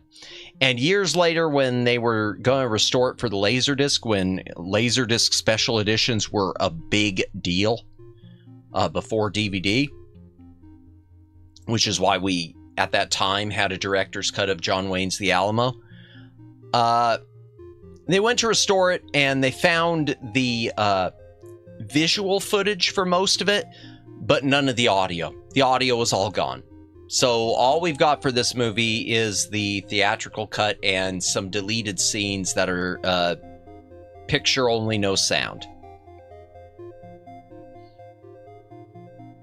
And now for the really, really cool anecdote. This movie led to basically a Loch Ness Monster hoax. So one of the subplots, and I'm spoiling it, has to do with the Loch Ness Monster, but it's a submarine being experimented on in Loch Ness that's made to look like the Loch Ness Monster. And it's just a government thing trying to test it.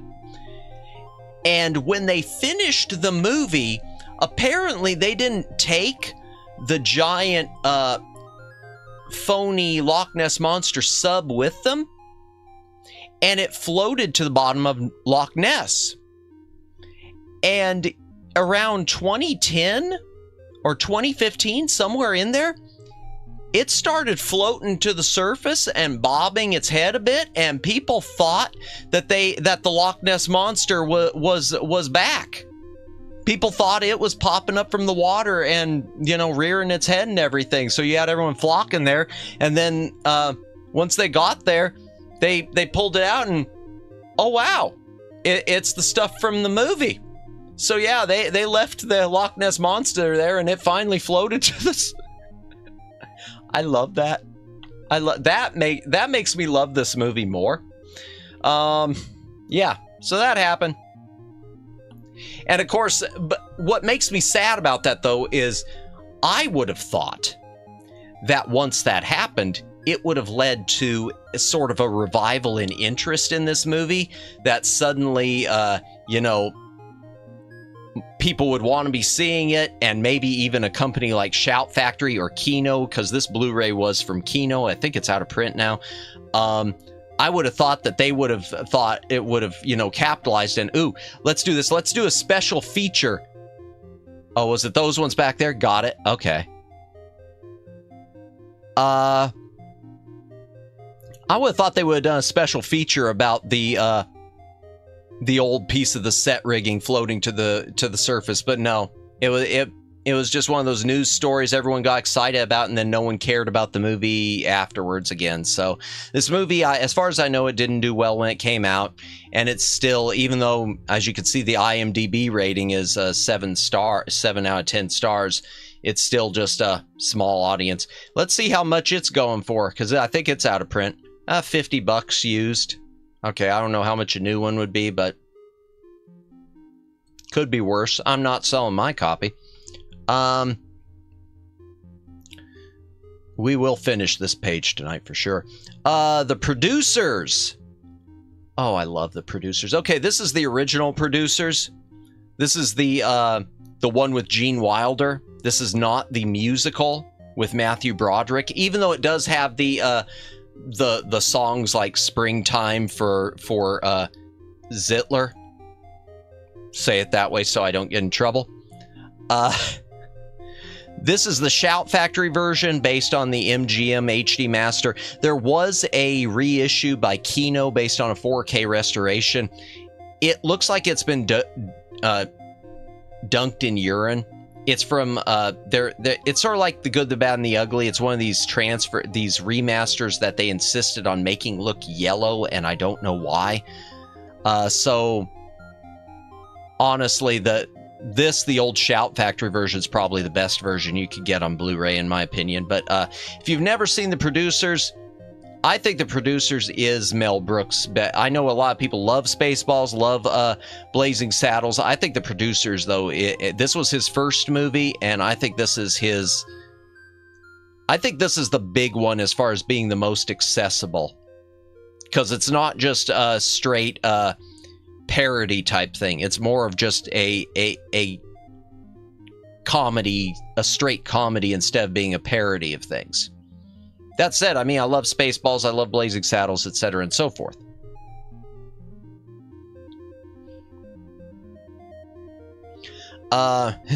Okay, anime-wise, I'm not going to say much about these, because y'all know what they are.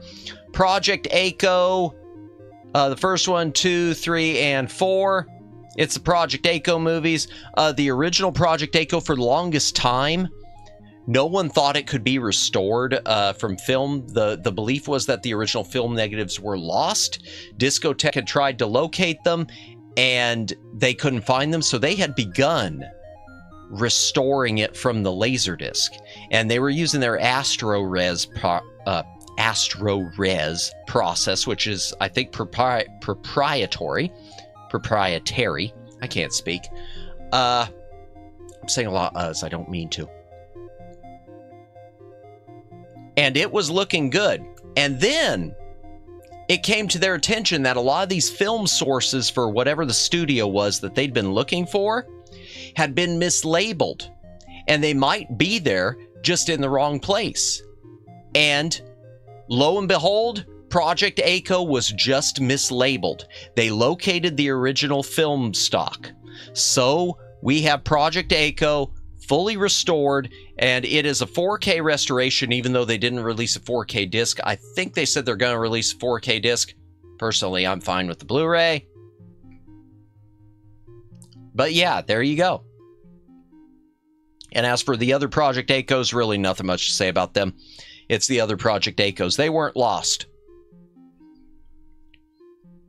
The Psycho collection. This is the ones with Anthony Perkins. So Psycho, and then Psychos 2, 3, and 4. The sequels, the non-Hitchcockian sequels.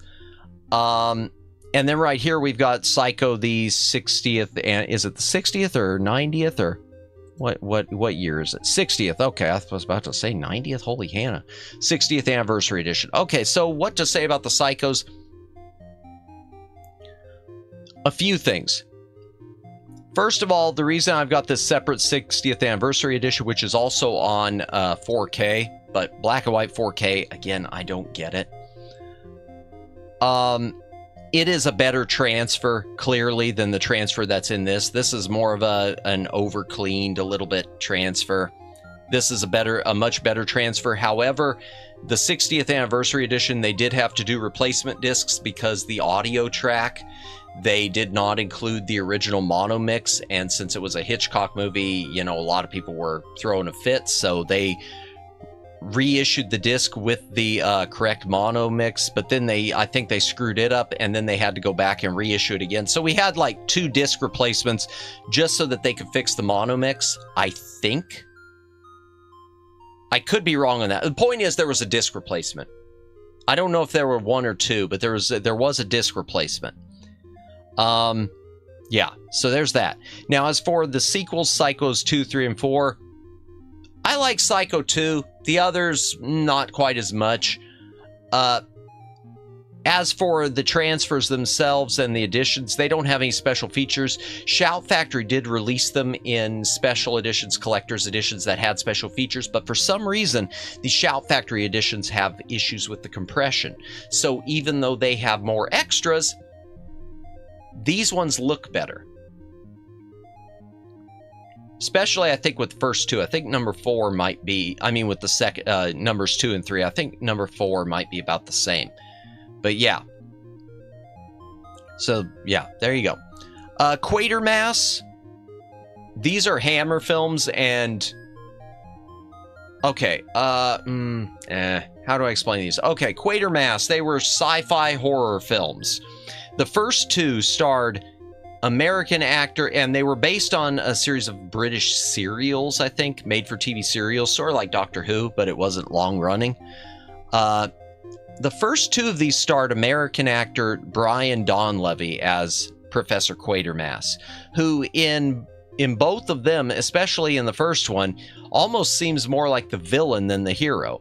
And now the third film, which was in color, starred Andrew Keir. And it's a very different vibe. And even though it's the third Quatermass movie, it stands on its own. So the truth is, you can skip these 2 if you want, because Quatermass in the Pit's where it's at. But stuff about the Blu-rays. Then we got to talk about the Blu-rays. So Quatermass Experiment, this is the original edition. From Kino, there is a reissue now. And the main difference is it's got a higher bit rate and it has subtitles. This does not have subtitles for the hearing impaired. Shout Factory released Quatermass 2. And these had different names too. Quatermass Experiment in the US was originally released as The Creeping Unknown. Quatermass 2 was released in the US as, I think, Enemy from Space. Stupid title. Quatermass 2, the one thing unfortunate about this Blu-ray is the subtitles seem to have been AI generated without any quality checking. So there are some subtitles in this where you can tell real easily that's not what he said, because that doesn't make any sense. So now, aside from that, it's fine. Quatermass in the Pit is one of these Hammer films I love. I think it was the first Hammer film I ever saw. It's not, I mean, it says horror. It's not really horror. It's a sci-fi, almost an adventure. It has to do with, they're digging a subway in England, and they discover an alien spacecraft. And in the process, it's revealed that these aliens had an effect on human evolution and may have been our slavers at one point.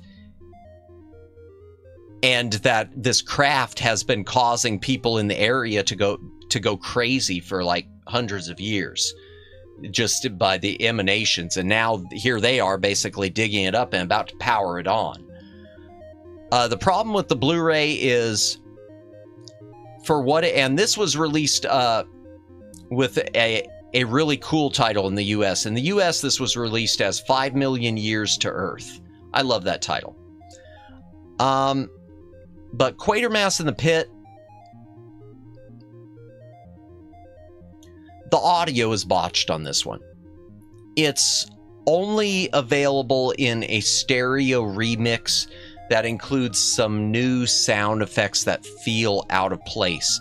For some reason, the original sound mix isn't included. They weren't given access to it at Shout Factory. I don't know why. It's probably, if I had to guess, it's something that they probably could have done their own scan for, but thought it didn't matter. That this was just one of their lesser acquisitions. That's my guess, that they just didn't want to spend the money.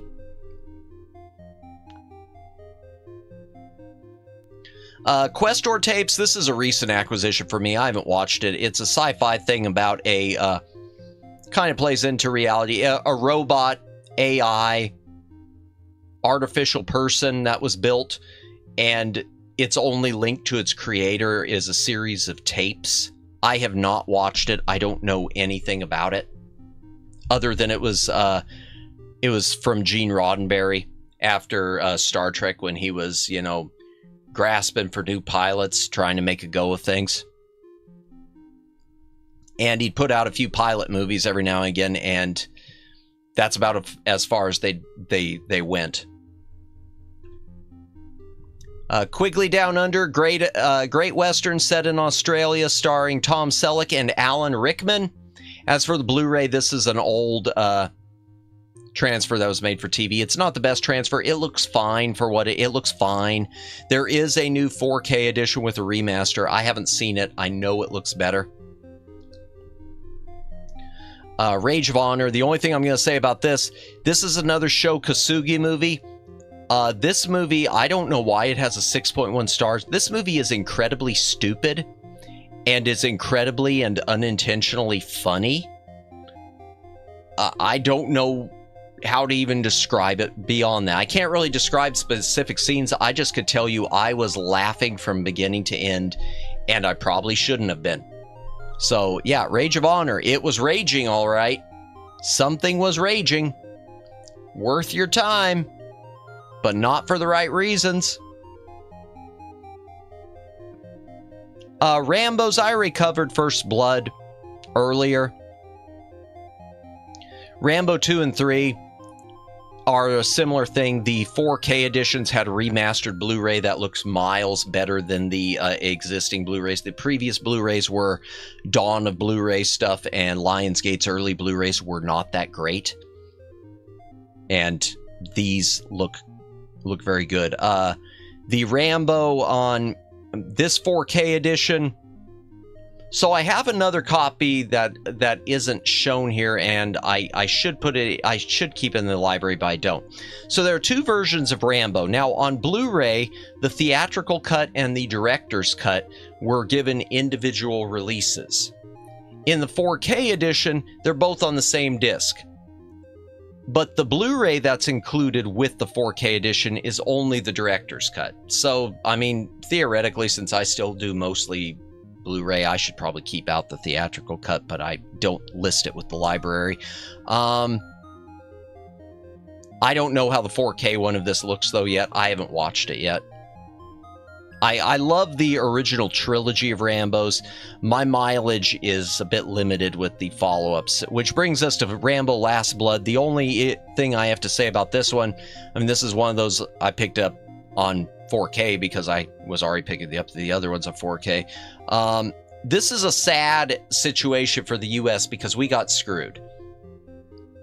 So overseas and in other territories, there's an extended cut of this version, and you can find it dubiously to watch online. The version we got in theaters is about 10 minutes shorter. For whatever reason, they did not add the extended version onto the Blu-ray.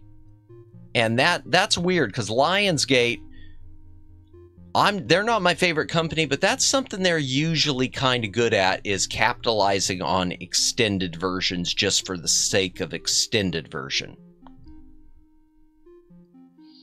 But not in the case of Rambo Last Blood. which to me is just an odd film. I'm not saying I didn't think it was good, but it didn't feel like a Rambo film. It's sort of in that same category, but better than, of the final Die Hard, A Good Day to Die Hard, which was terrible, which didn't feel like a Die Hard. So same thing. Similar thing. Rasputin, the Mad Monk. Hammer horror based around the real-life character of Rasputin, who was known for, you know, whatever, helping overthrow or assassinate or try to assassinate the Russian royal family. You can find a version of Rasputin in the animated classic Anastasia, or you can watch this version with Christopher Lee. Anything to say about this? The only thing to say about this, it's not my favorite. I know Christopher Lee apparently was really into it. He was really, really into playing the role, and he buried himself in it. This is the complete aspect ratio. Some of the earlier DVDs were cropped, I think, because they said the masters were damaged, but this one's looks great and is the full size. The ratings game was like I think this was a made for HBO comedy. This is something I picked up as a blind buy. I should remove. I started watching it. It wasn't very funny, so I'm not going to say anything about it. It was Danny DeVito, Rhea Perlman, a TV-based comedy about basically a nobody basically manipulating the ratings to make all his crap shows appear to be winners or something like that. Real Girl anime movie. Chipboard box, limited edition from Sentai, picked up just for the chipboard box. I haven't watched this one, so I can't say anything about it. I just know it's some sort of otaku who doesn't, you know, associate with real girls, falling in love with someone who's not an anime girl, even though it's an anime. So there you go. This is the last of the Toho Godzillas, I think. Even though it says the Toho Godzilla collection, this is Mothra.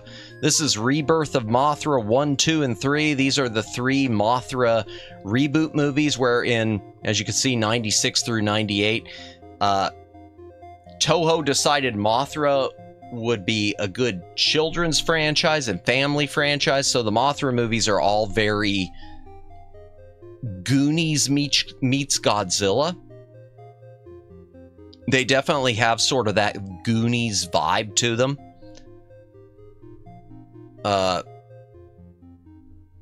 First one's good. The other two I don't remember really liking that much. RED, Red, and Red 2. If you've never seen these, you don't know what you're missing. This is the special edition of Red. There was a regular edition that lacked special they were both single disc, but for some reason they put out a non, just to make more money, a non-special edition that also only had Dolby Digital audio. So the only way you could get lossless was buying the SE. Anything else to move through? Let's see if we could get through this quickly. Red River, not much to say about this. John Wayne, John Ford, or Howard, not John Ford, Howard Hawks and John Wayne. Classic Western. 2 different versions on here, one of which is a restored version that was supposedly lost. Good job, Criterion. Another animated chipboard box, Release the Spice. About magical girls, I think, mostly. Government agents, well, not quite magical girls, but sort of, and government agents. I don't know. This one didn't really resonate with me. Re-Life anime. These are the, not the chipboard box editions, but the older editions. You can get them now in like the, I think like the classics collections. These are ones I kind of hate because you have to keep the slipcovers on them because the inner artwork says nothing about the show. It just has like pictures in the barcodes, so thankfully my slipcovers are in good shape. I don't like slipcovers like that. I like slipcovers that feel more optional. And as far as Re-Life is concerned, this is one of those shows I started watching and I liked, but then it just, I don't know, maybe because I have my own regrets about my high school experience and stuff. I found them to be very depressing. They weren't meant to be depressing, but there's something about this that I just found about taking this pill that makes you be able to basically be temporarily young and relive your high school experience, but then you're not allowed to remember anyone else who may have been taking that experience with you, and the people you associated with won't remember you at all because their memories get wiped or something at the end of it. I don't know. I just found all that to be kind of depressing. Anything like that, it just seemed like you weren't really regaining a second chance. You were just kind of seeing the chance that could have been, if that makes sense. Hydration break.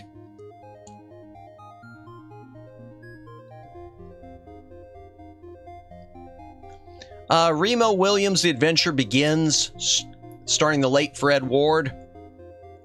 Action adventure based on the pulp novel series of The Executioner, or Remo the Executioner. What do I say about this one? It's unfortunate that it says The Adventure Begins, because the adventure never continued. This this was a one-shot. They thought it was going to launch a franchise. It didn't launch a franchise. I think it's a good, fun movie. As for the Blu-ray, I think there was an early... This is the Kino reissue. There was a version, I want to say, from Twilight Time, which is out of print, but I don't think there are any differences. If there are, it's just an audio commentary track or something. The Hammer's the Reptile. I don't know what to say about this, except that, again, Hammer horror at its best. Double feature from Disney of The Rescuers and The Rescuers Down Under. There's nothing to say about that. Restaurant to Another World Season 1 and Restaurant to Another World Season 2. I dig it. That's an anime show I could get behind watching. Let's cook food for fantasy, for an alternate universe, but have them order the same thing every time they come. The one thing I will say, which is interesting about this, and it's interesting in a bad way, is the audio on Restaurant to Another World Season 2, the English dub track. I think it must have been recorded during COVID or something, because you can tell that some of the actors and actresses are recorded in different studios, and they didn't get it to match very well. There are some of them where you can tell they were recorded. I mean, they're always recorded separately, but you could tell they were recorded with different acoustics, and that to me is really unfortunate. Return from Witch Mountain, Disney Movie Club edition, so it's HD transfer, and it doesn't have any of the special features from the DVD, which is unfortunate because the DVD was loaded. What time is it? Okay, you know what? We're gonna get through this page at least. I'm not giving up. I'm not giving up, chat. I'm gonna try to go faster. He says, knowing he's not gonna go faster. Just check one thing. Okay.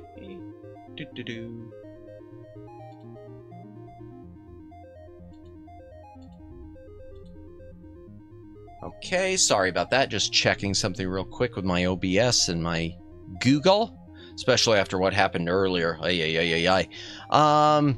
Return of the Dragon, AK Way of the Dragon. I mean, this is a duplicate because I've got in the Criterion Bruce Lee, his greatest hits set. I think they're different transfers, a few differences in the audio tracks and stuff. This is one of those I keep for posterity, and I don't know why.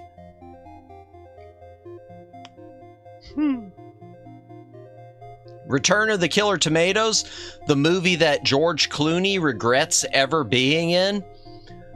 Return of the Killer Tomatoes, if you've never seen it, is really worth your time. it is so much better than Attack of the Killer Tomatoes, and you don't need to see Attack of the Killer Tomatoes really at all for this one.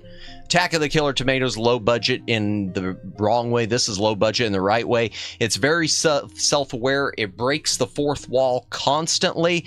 It even starts off with the wrong movie. They like turn on the projector, and instead of it being Return of the Killer Tomatoes, it's the big-breasted girls go to the beach and take their tops off.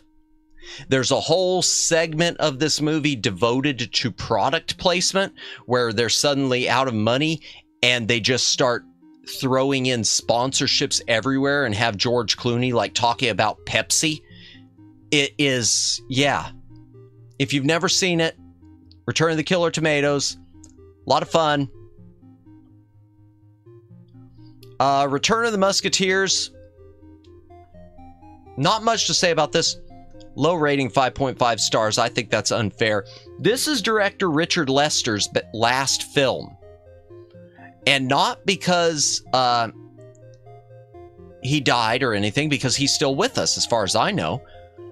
Richard Lester directed the 2 live-action Beatles movies. He directed Superman 2 and Superman 3 and was involved with Superman the movie, and Richard Donner blamed him a lot for a lot of what happened when he got fired. I guess thought he was working with the Salkinds and being groomed by them to take his place, and that wasn't the case. That's such a weird situation, Superman. So Richard Lester had made with the Salkinds the 3 Musketeers and the 4 Musketeers, which was one movie, but they decided it was supposed to be just the 3 Musketeers, but they decided to, because there was so much, they split it into 2 movies, and then they got into all sorts of legal trouble because they were trying to not pay the actors for 2 movies. They were trying to pay them just for the 1 movie, and basically they hired them for 1 movie and cut it into 2 movies, and it was a thing. So in 1989, Richard Lester is doing a follow-up to it via Universal. I don't even know if the Salkinds were involved with it. An actor, and I forget the name of the actor. I need to pull it up. The cast and crew. Oh, it doesn't even see full cast and crew. It is Roy Kinnear. Actor Roy Kinnear, who a lot of you probably won't recognize that name. He's one of those people that you'd recognize him if you saw him and stuff, because he was a character actor and he was in a lot of stuff. He got killed during one of the stunt fighting segments. During one of the sword fighting segments in the movie, he wound up getting killed. It was an accident, but it's one of those things where Richard Lester, I guess it pretty much, I don't know, blamed himself or whatever. He didn't want to make movies anymore after that happened. So he finished this movie up. They used a stand-in for some of the other, and a voice double for some of the Roy Kinnear stuff, which you can tell. But, yeah, Roy Kinnear died in the making of that movie, which led to Richard Lester retiring. Return of Ultraman. It's the Return of Ultraman. Complete series, Mill Creek. Not a perfect release, but it's the Return of Ultraman. Disney's Return to Oz. I love this movie. Disney Club exclusive edition. Doesn't have any special features, but the DVD didn't have much but a little featurette, I think, with Fairuza Balk anyway. I don't like the artwork, but that's typical Disney cheap Photoshop job. Return to Oz, if you've never seen it, it is a very dark fantasy. Return to Oz, I know from reading, it scared the crap out of a lot of kids during the 1980s. So if you like those type of dark kids movies that really scarred children of a generation for life, it's worth your time. Revenge of the Ninja, nothing much to say. This is the first edition, which doesn't have special, doesn't have any of the subtitles for hearing impaired. There is a reissue. Sho Kosugi, the ninjas revenging something. Revenge of the Shogun Women in 3D. It's a 3D 1970s martial arts movie. I don't have much to say about this one except you can get kicked and beaten by women in 3D. If that's what you're into. Rio Bravo, classic John Wayne, Dean Martin.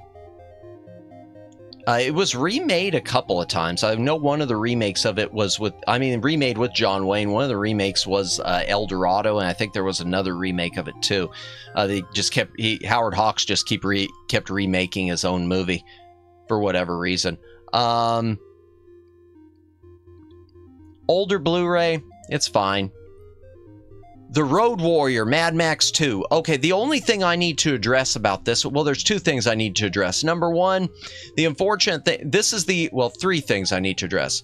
The first is this is the Blu-ray reissue. The first Blu-ray had lossy Dolby Digital audio. The reissue is DTS HD. So there you go, lossless. The second thing is, unfortunately, this was supervised by the director George Miller. For whatever reason, he decided to change the color palette. As you can see, it's muted. If you look at the original and if you look at the DVD, it looked much more deserty. It didn't have this muted look. It looked more sun-baked.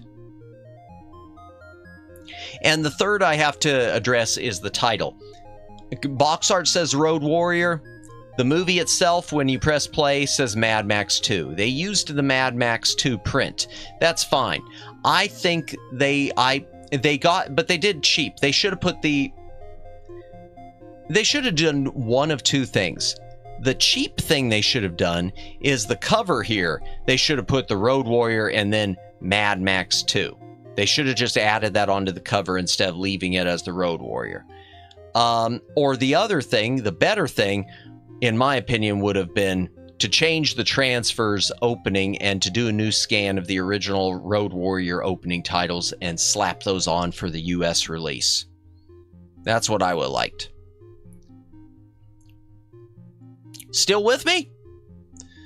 I'm so sorry to everyone. By the way, if you're lurking, thanks for lurking. If you're VOD watching, thanks for VOD watching. Yeah, I know the Yapima streams get boring, especially tonight for some reason. I don't know what it is. But I'm not giving up on these, so we will keep doing these. I don't know that future ones, hopefully future ones will be more exciting. I don't know why this one isn't being as exciting. Not that they're exciting, I mean, it's just me yapping. How much excitement can you have from me just sitting here yapping about Blu-rays? Gosh, it's like pulling teeth. Well, thanks, Omegs. The Robe. Biblical epic, unlimited yap. Yeah, pretty much. If you're looking for an ASMR where someone just keeps talking because you can't sleep without someone constantly talking at you, there you go. The Robe, biblical epic. Honestly, it's probably my favorite biblical epic. It stars Richard Burton. And the thing to say about that, well, first of all, it was made fun of in the movie. You could tell they were poking fun of it in the Coen brothers' Hail Caesar with George Clooney. George Clooney was basically supposed to be Richard Burton, or Richard Burton sort of based around it. The Robe, though, good movie. Interesting history. Unfortunately, the Blu-ray didn't take enough advantage of it. The movie it's another one that was shot both ways. They shot it with two this was one of the earlier widescreen CinemaScope movies. So a lot of theaters were still equipped for only 4:3 aspect ratios at this point, 1953. So they shot it basically two ways. I think they had two cameras set side to side. I don't know how they did all of it, but there was a 4:3 version and the CinemaScope version. There were differences in the framing. And I guess for years on home video for 4:3, they dug up the original 4:3 way it was shot version, which would make sense. But for the but then as years passed, when they started releasing widescreen versions, then when they started cropping it to 4:3, they literally just would crop the widescreen version, which brings us to the Blu-ray. It would have been nice to have had both versions on here. And it does, but not really. What they did is this Blu-ray has a special feature where you can put on the 4:3 version in a picture-in-picture mode. So it'll be down at the bottom of your screen in a little square so you can watch and see the differences in the two transfers as you watch. I don't know why they didn't just include the... You can't watch it, though, full... Outside of that, you can't watch it full screen, the alternate 4:3 version, which is unfortunate. Because I like the rope. Religious epics are really hit and miss. Religious films in general are hit and miss. I've always thought the rope was hit. Is it out of print, or is it in print? It's still easy to find. Okay. It's hard to tell because Disney owns... It's from Fox, and Disney owns Fox Now and Disney. Speaking of which, Disney's Robin Hood. I can tell you this is an over-cleaned one, but it's not over-cleaned to the point of being destroyed. I always liked Robin Hood. This is one of those animated movies from Disney that I've got a lot of fond memories of as a kid. I really loved this one as a kid. And as we all know, well, not as we all know, that if you've ever heard the Hamster Dance song, that came from this. It was a sped-up song from this movie. RoboCop. I love RoboCop. Okay, so this is the Arrow original limited edition in the chipboard box. If you currently buy RoboCop on Blu-ray from Arrow, well, there were versions. First of all, there was a version from 20th Century Fox, and it was the director's cut only. Then there is the current standard edition from Arrow, and it is the director's cut only, but with special features. The original limited edition seen here, not only does it have the director's cut, but it has the original R-rated theatrical cut. And it has the television cut, where a lot of censorship was there to be had. So, yeah, I love this edition. And I love the artwork for this, too. As much as I like original posters, I just gotta say, Arrow's artwork, that is amazeballs. Arrow really did nice on that.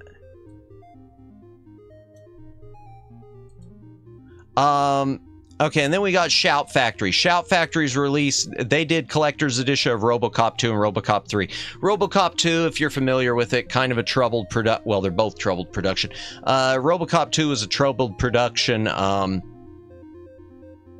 a troubled script process. We didn't get it was originally being written by Frank Miller. We didn't get the Frank Miller version. Who knows what RoboCop 2 could have been. As it stands, I think RoboCop 2 is okay. I absolutely hate the surgery torture scene where someone is being cut open on a surgery table just for the point of punishment. That disturbed. That's one of those things that, you know, if I can't handle that, I can't handle Saw. Saw mentioned. Yeah, RoboCop 2 is unfortunate. But not as unfortunate as RoboCop 3. RoboCop 3, the one where Peter Weller said, okay, I'm out. RoboCop 3, low budget, different director. Well, they all had different directors, but low budget. Studio wanted it to be PG-13, not R-rated, even though RoboCop 3, I mean, hell, it was originally X-rated practically. RoboCop 3... Yeah, it's just it's too much family-friendly. It just doesn't feel right. It doesn't. It's just not. No, it's just not good. The music's okay. The music's okay. But there is an interesting RoboCop 3 story. So the Nintendo Entertainment System And Super Nintendo had one too, but I focus on the Nintendo Entertainment System. When the game of RoboCop 3 came out on NES about a year before the movie, because the movie was in such troubled production. It was sort of Orion Films' last gasp, and a gasp it was. So there was a contest through Nintendo Power and through Ocean Games and through the studio with RoboCop 3, where the winner would win, to promote RoboCop 3, one of the police cars, the Delta City RoboCop futuristic police cars from the movie. So kid won it. Some kid won it. Fantastic. The problem is, the cops couldn't accept that this is a prop, and I mean, it's not like he's going to be pulling people over in future car. So the police basically made it where he wasn't allowed to receive the car unless any markings for police were stripped from it, and any of sirens, lights, and whatnot were also stripped from it. So basically, they took away what was a cool movie-themed car and gave him just weird-looking vehicle. Couldn't have any markings for, OCP police, Delta City police, whatever. That is sad. I mean, okay, a part of me gets it, but that's just sad. I mean, yeah, I'd be excited to, you won a car, that's great, but it's sad when you think you won a cool movie prop and now it is just a car. It'd be like if you won the Batmobile, and they insisted that any of the different fins and any of the Batman markings be taken off, and suddenly you just got a black car that looks a little different. I'm sure it's still a chick magnet. Well, in this case, it wouldn't have been a chick magnet because, the story that, I'm driving their car from RoboCop 3, probably not the best one. I mean, I'm sure it would win. Well, no, it would still win. Yeah, I'm sure it would still get some ladies. That would still get the action. Yeah. Forget I said that. Dumb comment. Robot Carnival in 4K and Blu-ray. Okay, why do I have both versions on this? Discotech did a good job on these, but a bit different job. So the original, so if you're not familiar with Robot Carnival, for a lot of people, apparently this was the introduction of anime to America.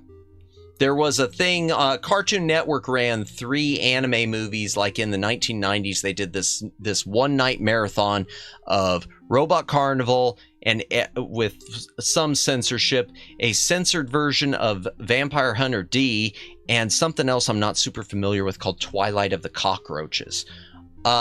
Robot Carnival, yeah, so it was a big deal. And Robot Carnival was a big deal on Laserdisc, and it did pretty well in US theaters, but it didn't do that well, I guess, at the time in Japan. So it was a cult hit here in the States, not in Japan. So Discotech,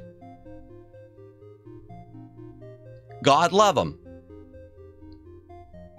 They get it, they restore it, and they restore all the versions of it. The original Blu-ray edition, the bad news is it's cropped. The movie was originally in 4:3 because it was an OVA. It was made for video. We showed in theaters here, but it was intended for video. So it was an OVA. They cropped it to 16:9. Apparently, in Japan, it's a series of short stories, of shorts, all robot themed. Apparently, the supervising director, I want to say, in Japan of the shorts gave the blessing for matting it to widescreen, saying that in his mind was what was originally intended. Well, fine. So this has, even though it's been matted to, it doesn't have the 4:3, but it's matted to widescreen.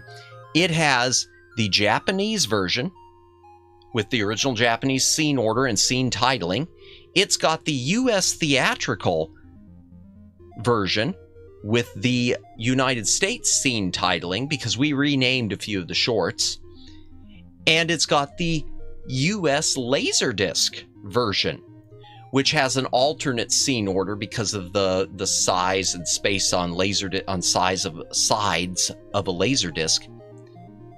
And again, with the US titling, and with the Laserdisc version, they put in a nice little disc flipping segment in the middle. They recorded a Laserdisc player like disc flipping on the screen and the sounds of it, and the disc loading up and such. So they tried to replicate the Laserdisc experience, which is nifty. So that's the Blu-ray.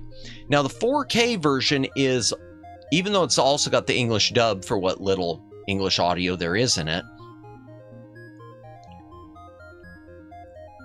it is the Japanese version only, but it's in both 4:3 and in 16:9 matted widescreen.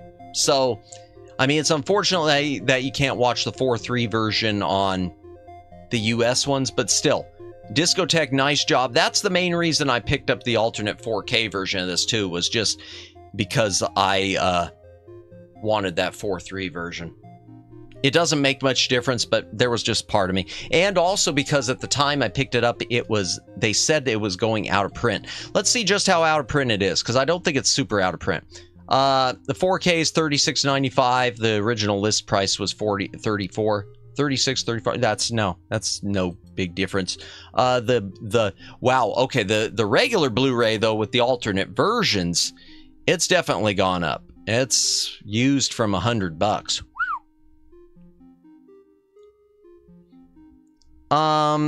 Moving along. Still with me? Moving along.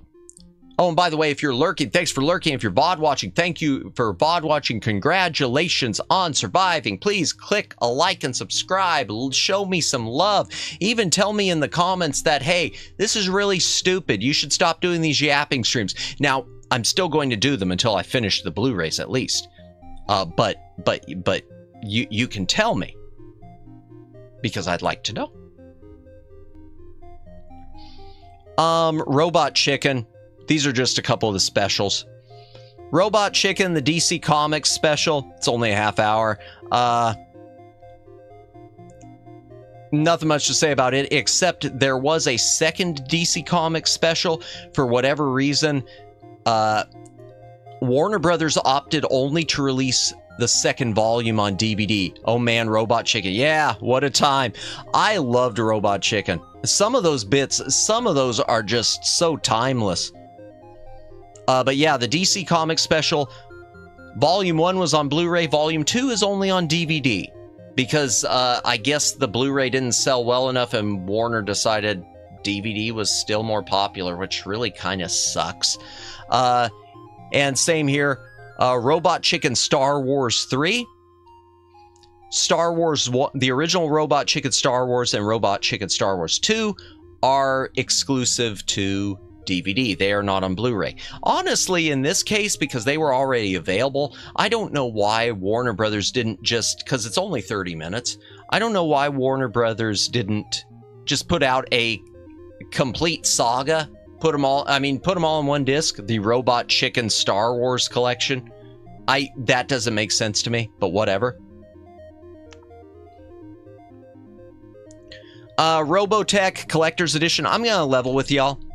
I have never watched Robotech, and I haven't watched this set. This set I picked up just recently because Crunchyroll was basically doing like a fire sale on them. Their big giant Collector's Edition box with all the swag was originally, I want to say, 140 or 150 or 200 bucks, and they were clearing it out for like 60 or 70, and then they had an additional like 30% off or 20% off coupon. So at that point, it just was, heck, let me try some Robotech. So yeah, I can't say much about it other than it's there. It's the Blu-ray release. I have heard that the DVD remasters before Crunchyroll are superior. If so, that is unfortunate. I mean, you know, might be sort of modus operandi for Crunchyroll, but that's unfortunate. It does not include the Robotech movies. There were 2 in the 2000s Robotech movies. One was released to Blu-ray. I do not own it. I had it on Blu-ray, and it was almost a scalping type situation. I picked it up cheap and knew it was worth a bundle, and I resold it, and I regret it now. And the other one, I don't think was ever given a Blu-ray release. I don't know right offhand what the titles of those were. But yeah, that's the Americanized Macross. Which, you know, it's one of those unfortunate things. I'd like to see both available. It's sort of like Gatchaman. I want to see Gatchaman. Gatchaman's available, but the Americanized Battle of the Planets is not available on Blu-ray. I think it's available for streaming now, though. I think they both have merit. In terms of Robotech, obviously the recut was a big deal here, and it has merit. Macross has merit, and it's a shame that it's stuck in some sort of legal hell that we can't overcome. Rock and Rule, or as I will call it, the most valuable Blu-ray in my collection. The one which I could have probably sold just to jumpstart my streaming and chose not to unless it's gone down in price. Let's take a look. Well, it's gone down in price. There's used copy from $274.99. I remember when this was going for about $400.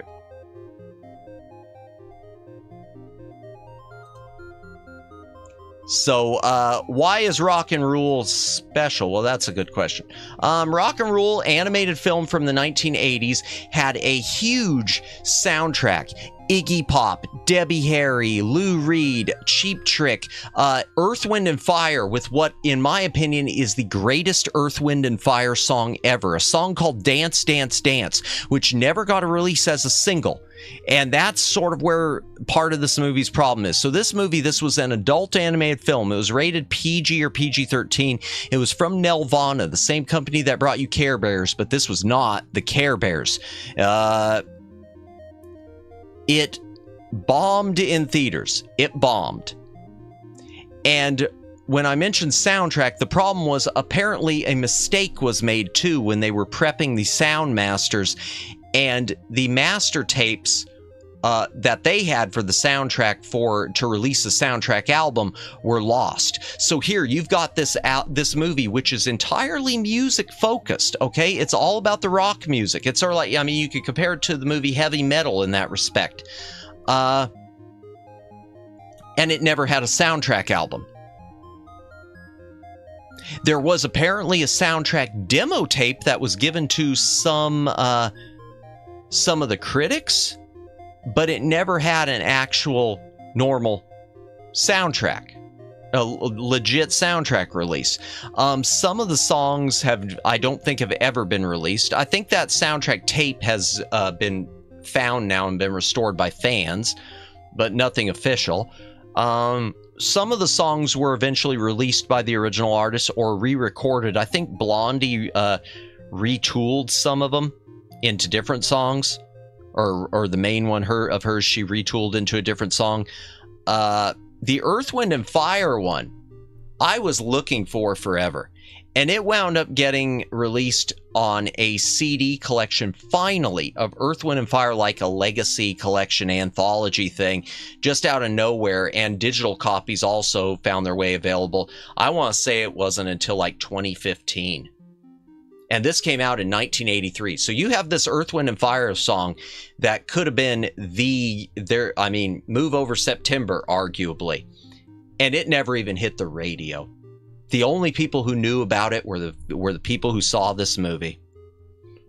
And so this movie was held to license too, so because of the music, so needless to say, it's out of print now. As for the Blu-ray, unfortunately the Blu-ray is too dark. The contrast is a bit too heavy.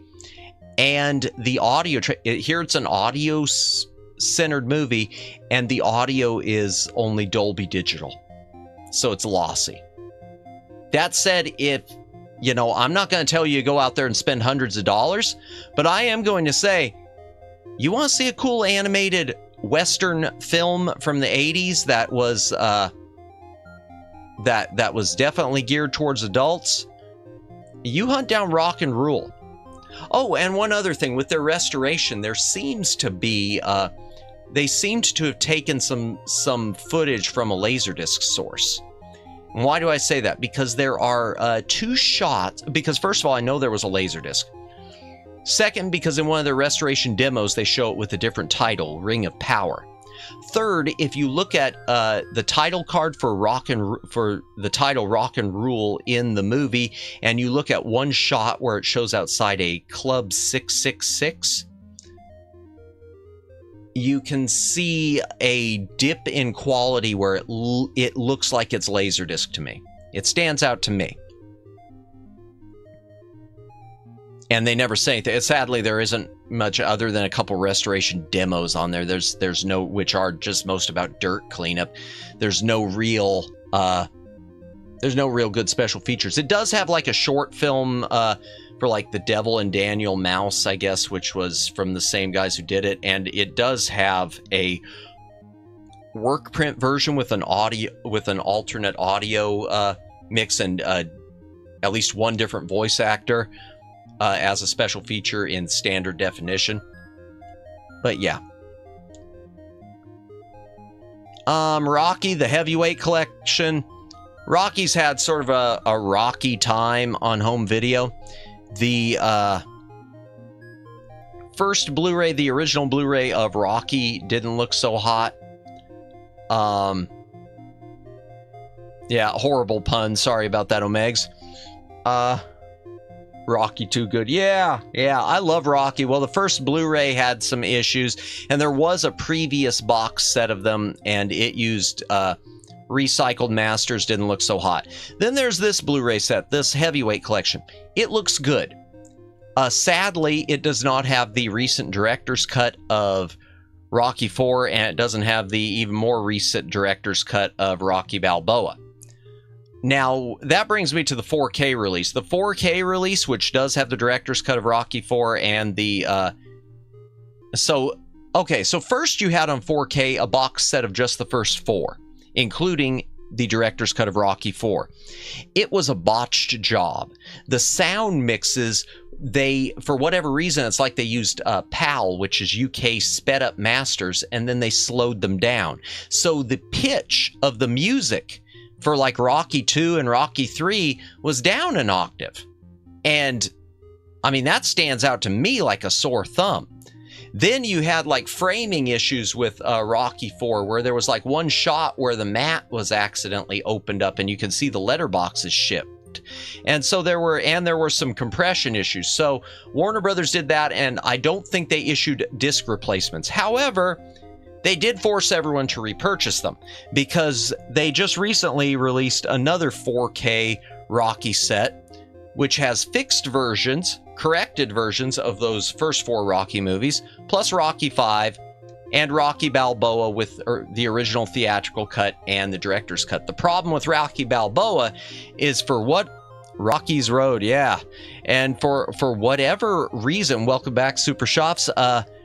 For whatever reason, Rocky Balboa with the director's cut, they decided to clean the crap out of it. They decided it wasn't supposed to look gritty anymore. It's just supposed to all look digital and clean. So you can make a lot of arguments that the new director's cut of Rocky Balboa is not a good thing. That said, I mean, me personally, I'd love to have the director's cuts, but I don't know if I'll ever repurchase that 4K set. I might pick it up someday in 4K. I don't know. I'm interested in seeing the director's cut of Rocky IV. I've always been interested in seeing it, and I haven't brought myself to find a streaming copy or anything yet. But as far as just general high definition, to me, this Blu-ray set, if you could still find of the Heavyweight Collection, I thought this was a good set. If there's any complaint I have, it's the same complaint I always have, and it's the same complaint I'd have for the 4K, and that is, I don't think it has the original mono mixes, and if it does, they're probably lossy audio. In fact, I'm going to open it and see. Yeah, mono, Dolby Digital. Yep. That's always unfortunate to me, because I like having the original sound mixes. Rollerball. It's Rollerball. You combine it's basically roller derby with death. And James Caan. Sci-fi movie, gladiator games, keep the people satisfied with rollerball. The Rolling Girls anime series. This is one I picked up on a whim for cheap. I don't even remember much about it. Sort of it had a bit of a post-apocalyptic feel, but girls going town to town, I think declaring battle or something. I don't remember this. Whatever. I don't remember it enough to say. Rolling Thunder. There is a 4K remaster coming out of this. Probably a better transfer. But I don't know if it matters. This is a vengeance movie and a half. This is 1977. This is I mean, you can put it in the same category as a First Blood, but not. If you look on the artwork, he's got basically a hook for a hand. Basically, you've got a character to give away some of the movie. You got a guy who comes home from he was a POW in Vietnam. He finally makes it back to America.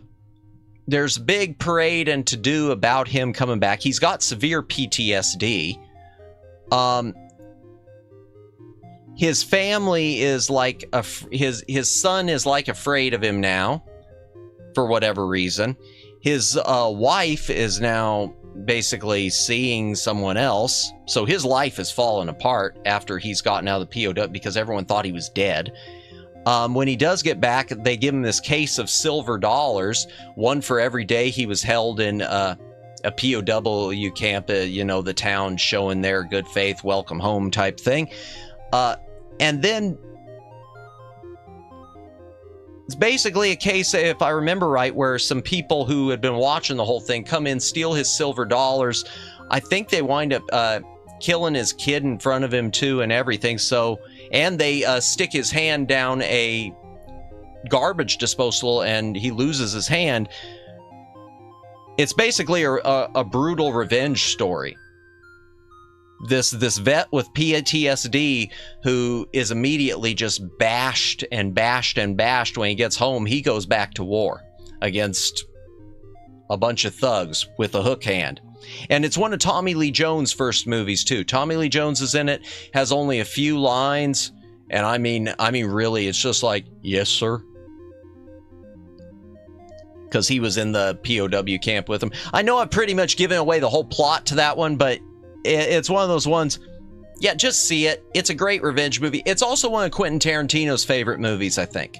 I want to say I saw somewhere that Quentin Tarantino loves that movie.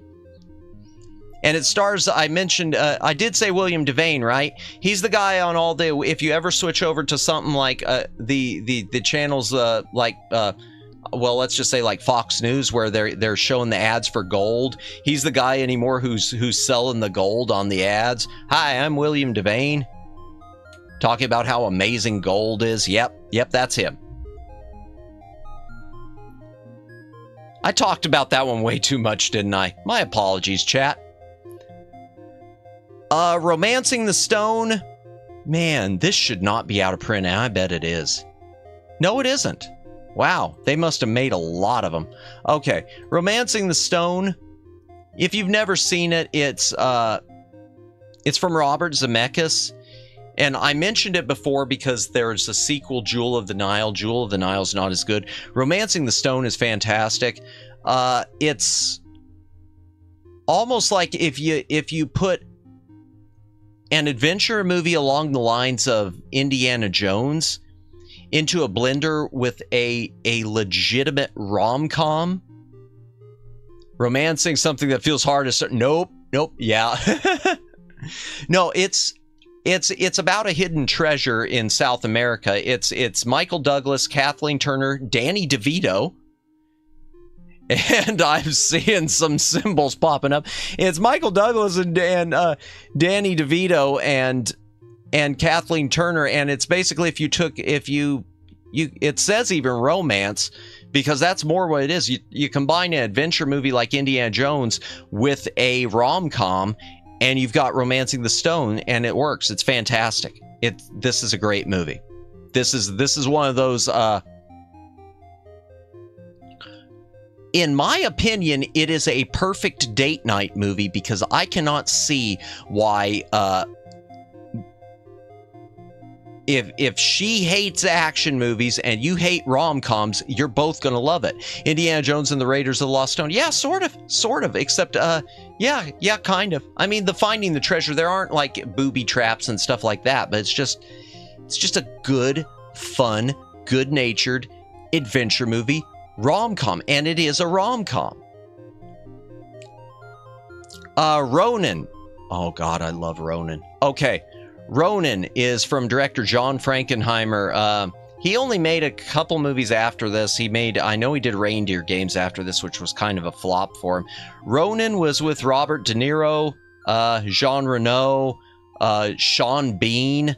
God, this movie is effing fantastic. This is probably one of the best crime thriller. It says crime thriller. Yeah, one of the best crime thriller. Ronin the Barbarian. No, not in this case. This is one of the best crime. It says crime thriller. It's more like a crime, and it's more like an espionage thriller. And it's it has probably the best car chases I have ever seen in a movie, without any CG junkery. Great soundtrack too. Now there are a couple editions. MGM put out a Blu-ray that sucked. Arrow put out this Blu-ray from a new master, and some good special features. It's fantastic. There was, I think it's out of print now, a 4K only release from Kino, but I mean the Arrow version's fine. Ronan the Barbarian with Arnold's favorite cocainium, yeah, red. Gosh, what was the name of that? It wasn't Red. Red Heat. Yes. Gosh. Oh, Schwarzenegger. Yeah, this, I gotta tell you, love him or hate him because he's gotten kind of wonky over the years. This is peak Robert De Niro. Okay, now we get to the sussiest anime I have. A while back, on one of these streams, I said something about having one of those animes that I was a bit ashamed of and sussy. And I'm going to say it's sussy. Yeah.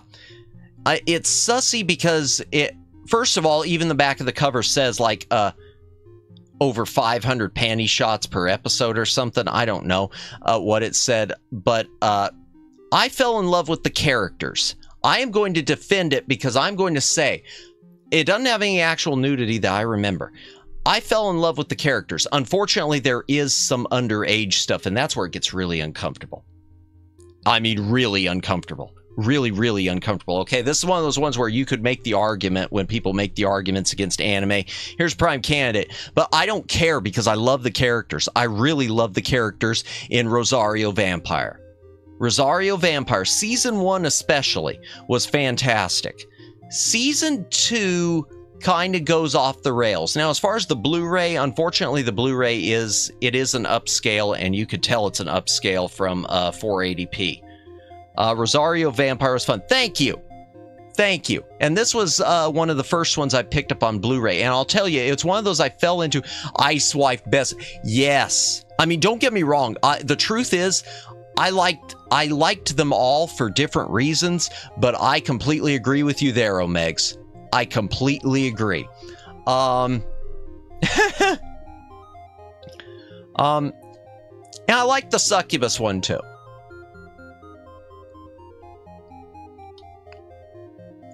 But yeah, it's unfortunate it doesn't have another season because I felt like it kind of ended. I hate when animes leave you hanging. The whole reason, though, that I fell into this one, and because I do have an excuse, because this is when I was first starting to get into anime. I had just finished revisiting Tenchi Muyo, which we haven't gotten to Tenchi Muyo. I had only seen the movies before of Tenchi, and I'd gone back and watched the series of Tenchi. And I wanted so much to find something else like Tenchi, and this popped up in like the suggestions. And yeah, it's one of those, yeah, I just really liked the characters. Criterion release of the Royal Tenenbaums. Wes Anderson is an acquired taste for some. I think Tenenbaums is... I've only bought 3 Wes Anderson movies, and I would say Tenenbaums is probably my favorite still. There's really nothing for me to say about this movie except if you've never seen it, if you've never seen a Wes Anderson movie, do this one. I think it's the most accessible. The one that a lot of people say is one called Rushmore. I hated Rushmore. I wanted to love Rushmore, but I couldn't.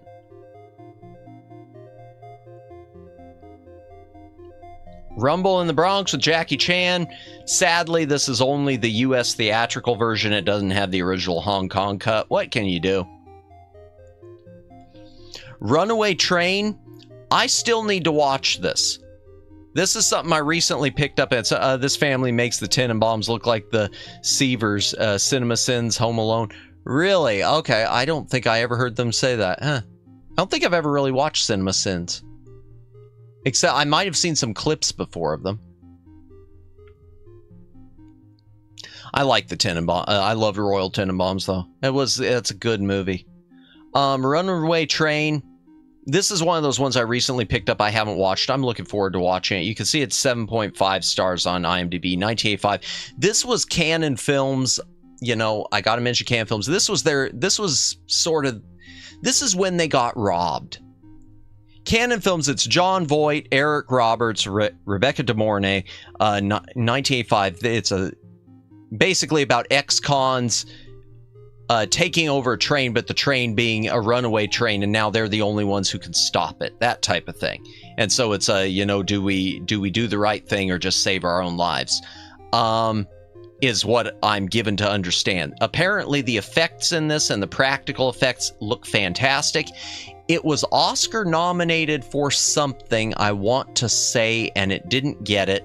Or people have always said it should have been Oscar nominated. People, from what I have heard, 1985, Canon Films should have won something for this movie. And there has always been this idea that Canon Films, and this is when they were sort of really trying to rise to the top. This is right before they collapsed, when they were trying to get big, but they just couldn't. And one of the things which hurt them getting big was there was really the Hollywood Insiders Club did not want Canon Films there. Golan and Globus were not welcome.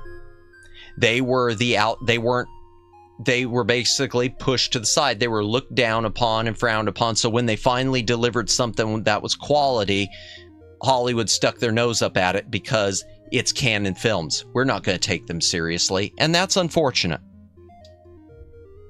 Because I've said before, Canon did some great stuff. Life Force. Yeah. Rush Hour Trilogy. There's nothing to say about this. It's the Rush Hour Trilogy. I do want if there's anything to say, it might be that it's missing some of the special features from the DVDs. I don't know for sure. Rush Hour, the GOAT. Yeah, that was a chemistry that you just cannot. That's a chemistry that can't be duplicated. The Chris Tucker, Jackie Chan chemistry was just so perfect, and that's one that, I'm going to say, as much as I loved the Lethal Weapons, and I do love the Lethal Weapons, I think Rush Hour, the chemistry, Chris Tucker and Jackie Chan, I think was better. Once in a Lifetime team. Yeah, I think that was a better chemistry than Mel Gibson and Danny Glover. Perfect together. Better not rush through Rush Hour. Yeah. I love it. And even though, I'll be the first to say it, the third one was not as good. It was still good. It was still fun. I wish, as much as they say, ooh, you don't want to do more. Hollywood always has these things where they don't want to go beyond a trilogy. There's a stigma in Hollywood where they want it to be a trilogy, and after a trilogy, there used to be a stigma that you shouldn't do anymore. Star Trek was one of the things which broke that stigma with a hammer. I would have been happy to have had another Rush Hour. Yeah, it's too late for it now. They wanted to do a 4, but I guess it never happened. Yeah, Well, I don't know why. I know the director Brett Ratner got in trouble with that whole the Me Too movement. Star Wars should have never broken. I've got a lot of thoughts on Star Wars. When we get to Star Wars, I've got thoughts on it, and my thoughts go back to my problems with Star Wars even begin before my problems. I'll just say right now, my problems with Star Wars, because we're not going to get there today, really go back to before the prequels. It goes back to the special editions. When George Lucas first started, when George Lucas made his changes to him, it's weird. I was okay with that because I didn't mind the idea of making them blend in better with the prequels once he did the prequels. What I did mind was this idea that the original version should no longer exist. His attitude George Lucas had about how, someday only my final versions will be the ones that people have, all the videotapes will be gone. His idea, and when he said, "Oh, I don't consider the originals to be anything more than work prints," that just, screw you, man. Those original versions meant a lot to a lot of people, and they're significant. And even if they're not your preferred version, they matter. Historically, they matter. They should still be there, available in good, restored quality, even if just for the sake of comparison. Just yeah, it matters. Blake Edwards' S.O.B. Y'all know anything about this movie? This movie, okay, is, we're going to put this up there with The Party, but The Party is more like straight humor. This is much more of a satire, and it's brutal in a lot of ways. This movie is a big cast at the time. A Julie Andrews, you'll notice, and William Holden. Julie Andrews, Mary Poppins. Julie Andrews was married to the director, Blake Edwards, and they later divorced. But this movie was a total indictment of Hollywood. It was an indictment of Hollywood taking movies away from directors. It was an indictment of how the smaller stars are unimportant, but the big names are the one people mattered. It was an indictment of the way that that sometimes big stars are memorialized just for the sake of other people capitalizing on their death. It was an indictment of Hollywood relying on sex to sell things. And I can't really put this thing in, I can't really explain the plot too much, except other than director is making a movie that's about to bomb. It's basically already bombed, and he works to recut it and turn it into a sex fest, just because he realizes this is the only way to make things sell, is to turn it into pure depravity. So the whole thing is, you've got Julie Andrews playing a parody of herself, starting off like with a musical number of Polly Wolly Doodle, and later on turning it into having Mary Poppins do a topless scene, purely to get people to go to the movie. So yeah, Julie Andrews did a topless scene for this movie, just for her husband, just for Mary Poppins went topless. But it's such a searing, it's a really, really, really underrated movie. And I'm glad I stumbled upon it, because it's one that I don't think many people have heard of. S.O.B. Blake Edwards is the guy who, again, he directed The Party. So maybe he really did have sort of really wanted to call out Hollywood, now that I'm thinking about it, because he directed The Party also. And of course he did the Pink Panthers. But yeah. Yeah, like it says right there, transforming the wholesome musical into a sexual adventure and persuading his actress wife to appear topless. Yeah. S.O.B., if you want to see something and interest...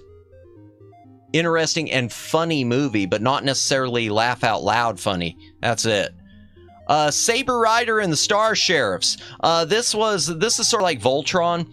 This was a Japanese, I don't know what the original series was. I think it's been released now on Blu-ray in the Japanese version, but this is the American. There was some Japanese series anime that was westernized into Saber Rider and the Star Sheriffs. This is the complete series. This is standard. This is one of those SD BDs I talked about before. It is standard definition Blu-ray. So it's a standard definition, but 480p. It looks great. And they're all on one disc. All 52 episodes on one single disc. And yet they look fantastic. There is, to me, the standard definition on BD is on Blu-ray disc is a format that just hasn't been capitalized on, and the major studios won't touch it. Pretty much Discotek's the only ones that do it and do it right. As for Saber Rider and the Star Sheriffs, I never saw that before, and I picked it up just thinking, well, this is going to be some good 80s animated fare along the lines of a Voltron and things like that. Wasn't my cup of tea. I don't think I got past the second episode. Maybe someday I'll revisit it. Sakura Quest. This is long too. I want to say that this is a long series. Sakura Quest is a good, wholesome slice of life anime. If you want a wholesome slice of life anime about trying to rebuild a town's tourism and getting to know all the people there and finding your place in the world, this is a cute one for you. Disney Movie Club exclusive, Saludos Amigos and the Three Caballeros. This is one of those times I have to say thank you, Disney. Thank you for doing us right. Because Disney didn't screw us over with this one. Now, it's screwed up because you can't get it outside the movie club, and the movie club closed. So now, if you want to buy a copy, yeah, new copies are $70. So Disney tried to do like some stuff with Mexico. They were really trying to push like a cultural exchange. The first one they did was Saludos Amigos, and it's a short movie. I want to say it's only like 40 minutes. So it's almost like it should have been double billed with something, and probably was. The problem with Saludos Amigos is the original, all the DVD releases. The DVD releases you had, except for one I think that was bundled with a documentary, they were censored.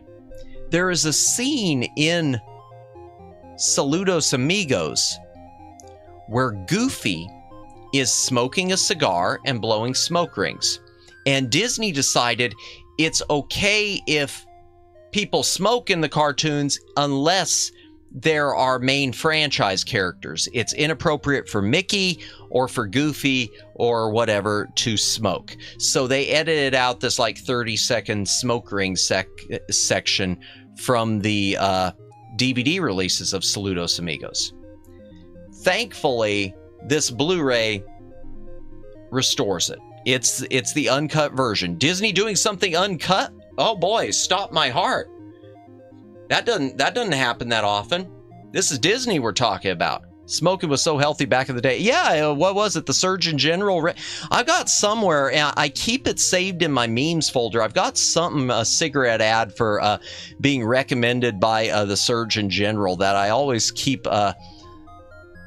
I always try to keep in my hip pocket in case I need it for someone's post online where they say something about smoking. Excuse me, I need to cough. Disney in the 40s was wild stuff. Yeah, and speaking of which, the second feature on this, Three Caballeros, which is a pseudo sequel follow-up. Three Caballeros, which it's a bizarre movie, and it ends really bizarre. It's a movie that it's almost like a bunch of short subjects, but they're all tied together around Donald Duck's birthday, where he's opening these presents he's been sent from Mexico. It's got a really interesting segment also talking about Christmas, where it's a Christmas film. In fact, it's got this whole segment devoted to, because this is before Santa Claus was a thing in Mexico, where they talk about the Mexican traditions at the time for Christmas, where I guess it was almost like trick or treat here, where little kids would go door to door and like try to get candy and gifts dressed as Mary and Joseph or whatnot. I don't understand the whole thing, but the point is, it was in here and it was interesting because it was something I'd never heard of. But this is a movie that, Three Caballeros, it's one of those Disney movies I recommend because it goes really weird and psychedelic, and then when it ends, it doesn't really end, it just ends. There's no wind down, it just kind of stops, and it stops in such a way, it's sort of like Donald Duck just downed a bunch of acid, and now he's trying to work through that. Because that's what it seems to be, is he's just seeing all these weird visions of crap. Yeah. So I don't know if maybe it was the tequila. I mean, it is a Mexican exchange program. The peyote. Hydration break.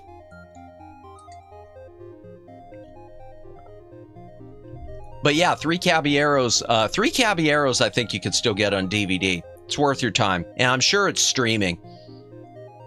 Saludos Amigos, though, it's one of those, I'm glad it's bundled with it. And I'm glad it's uncut. It didn't sell me as much. Samson and the Seven Miracles of the World. This is one of the Maciste films. Maciste is Macho Man in Italy. They had a bunch of films called Maciste, and they were always Macho Man, like versus something or in some sort of historical setting.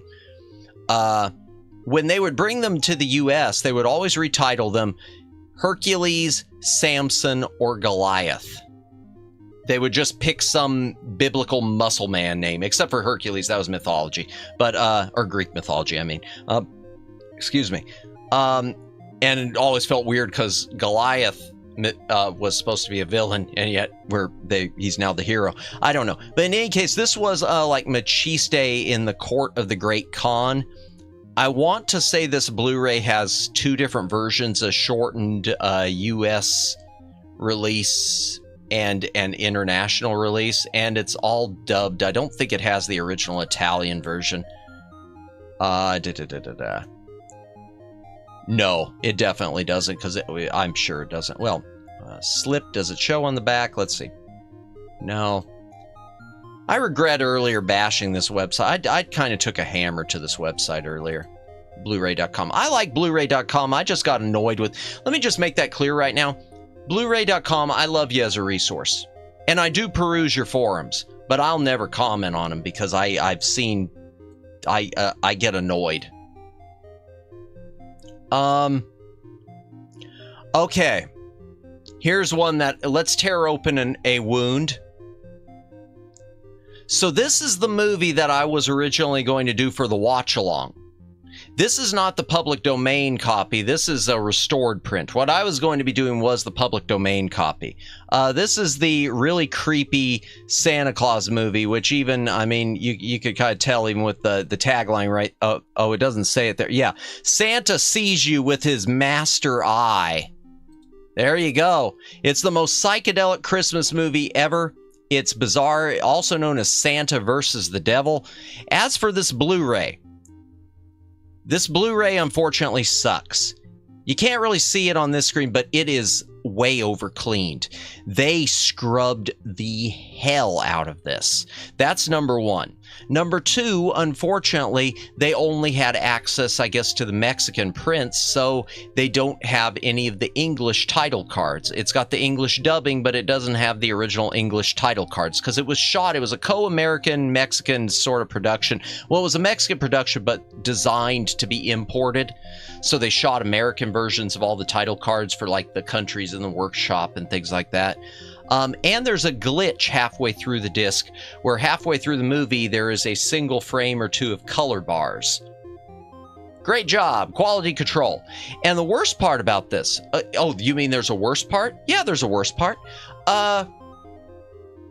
So this went out of print. It just came back in print this year. The version that came out in print, or excuse me, at last Christmas. So Christmas of 24, it comes back in print. The version that comes in print, even though this original Blu-ray was released, I want to say like around 2010. The version that comes in print is labeled 2023 edition, and it's being released in 2024. So someone accidentally forgot it for a year. But then, according to everything I've read, something good from the forums here, because the forums on this website can be very helpful at times. That's why I said I do peruse them. Apparently, it has a copyright still for 2010 or 2011. So it turns out it's the same disc. They put out the same disc and they retitled it 2023 edition in 2024, but it's still the same disc according to people who have picked it up. I haven't picked it up myself, so I can't confirm it, but yeah. Santa Claus the movie. If you're unfamiliar with this, Alexander Salkind Productions, after they did Superman the movie in 1985, they tried to tackle Santa Claus in the same way as Superman and do it as a sprawling epic. It's sort of a two-part thing. The first half of the movie is like the birth of Santa Claus, however how they came up with it for this. And then the second half is like an adventure against an evil toy conglomerate led by John Lithgow. It didn't do well in theaters. Truth is, it's a really good Christmas movie.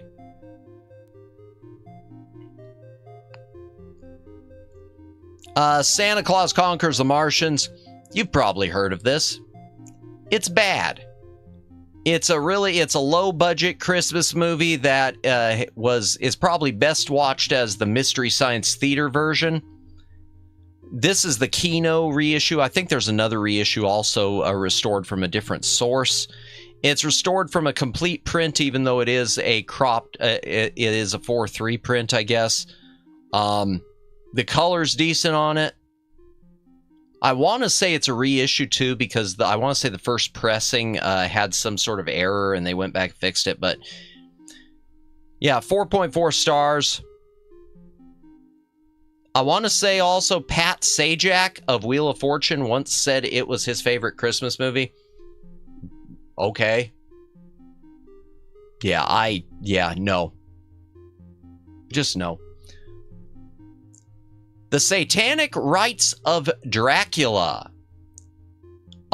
Excluding Legend of the Seven Golden Vampires, this is Hammer Films' final Dracula movie.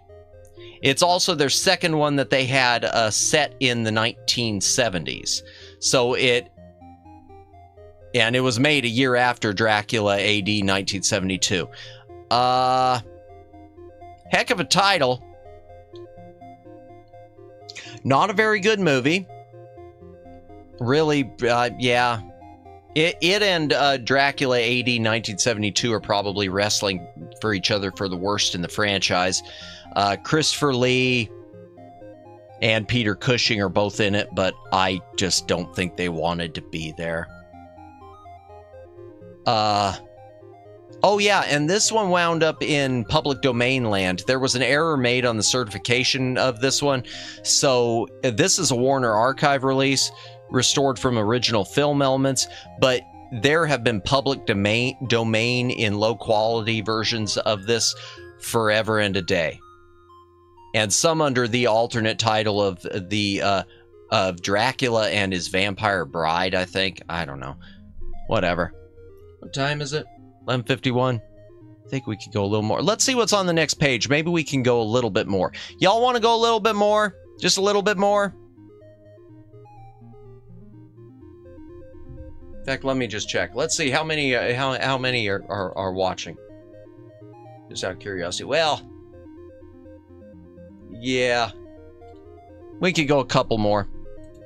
Not a couple more pages, a couple more rows. Yeah, we could get through the Scooby-Doos. Oh, we could get through the Scooby-Doos. A bit more. Yeah, just a bit. We could get through the Scooby-Doos. In fact, I might be able to get through this page because I don't think there's too much to say. Say I Love You, the complete collection. This is a high school romance, sort of slice of life thing. It's got a bit of depression. This one hits hard in certain ways. It's a good anime though. It's good if you want a romance thing that's not a comedy. It's definitely a drama. That's, yeah. The Scarecrow, this is Disney Movie Club exclusive. Unfortunately, it's only one version. This is the Scarecrow of Romney Marsh, aka Dr. Sin, alias the Scarecrow. So, you got two versions of this. This was shot as a mini-series for the Wonderful World of Disney, for their Wonderful World of Color, when they were pushing color TV in the 1960s. On TV, it was shown in 3 parts, each part about, I think, an hour long. It was cut down and put into theaters under the alternate title of Dr. Sin, alias the Scarecrow. I think that's what it was. There was a DVD release, which was one of their 10-case Disney Treasures collection, super limited edition, which had both unless I'm mistaken, it had both the theatrical cut and it had the television version, the longer television miniseries. The Blu-ray from Disney Movie Club, unless I am mistaken, and it says 2 cuts, which it does not, it is only the TV miniseries version. So this is the longest version. This is the most complete version. This is the way it was originally meant to be. It would have been nice for Disney to put the alternate version on there, but Disney Movie Club exclusive. Beggars can't be choosers. Scars of Dracula. This was Hammer, excluding Satanic Rites of Dracula, or no, excluding Legend of the Seven Golden Vampires, which you may or may not count because it was a co-Shaw production. This was Hammer's last Dracula that was set in a Gothic period. It doesn't have Peter Cushing. It's probably one of their more gruesome ones. This is when they were trying to push the gruesome stuff, thinking that was what they needed to do to get the audiences back. You could tell it's lower budget. Christopher Lee plays it deadly serious as always, and apparently he didn't even get along well with the cast because they were trying to make jokes about stuff, and he started lecturing them about the history of Dracula and how it's not a joking matter. That said, I think Christopher Lee's awesome, so that's okay. Lecture him. Go ahead. Give them what they deserve. You're Christopher Lee, man. What a vampire nerd. Yeah, well, he was. He was really, really into... Now, a lot of people have said he was into studying the occult. He wasn't, because there's a video of him addressing that where he basically was warning people, don't start studying the occult, because once you go down that road, it's going to start taking over. It's going to start messing with you. But no, he was a big Bram Stoker and Vlad the Impaler and History of Dracula nerd. In fact, there's a documentary where he did the voiceover for it called In Search of Dracula. And hell, he probably half wrote the thing. But yeah, this is the last one like that. It's one of the weakest. It is the... No, it's not the weakest. The 70s ones are the weakest, but yeah, they just kept... It was definitely diminishing returns because Dracula was the franchise Hammer milked. You want to talk about something that goes beyond trilogies? Horror of Dracula, followed by Brides of Dracula, followed by Dracula, Prince of Darkness, followed by Dracula Has Risen from the Grave, followed by Taste the Blood of Dracula, followed by Scars of Dracula, followed by Dracula AD 1972, followed by The Satanic Rites of Dracula, and followed by Legend of the Seven Golden Vampires, which you may or may not want to count, but if you do count, that's 9 frickin' Dracula movies that Hammer made. They milked that thing to, like, Disney Marvel levels.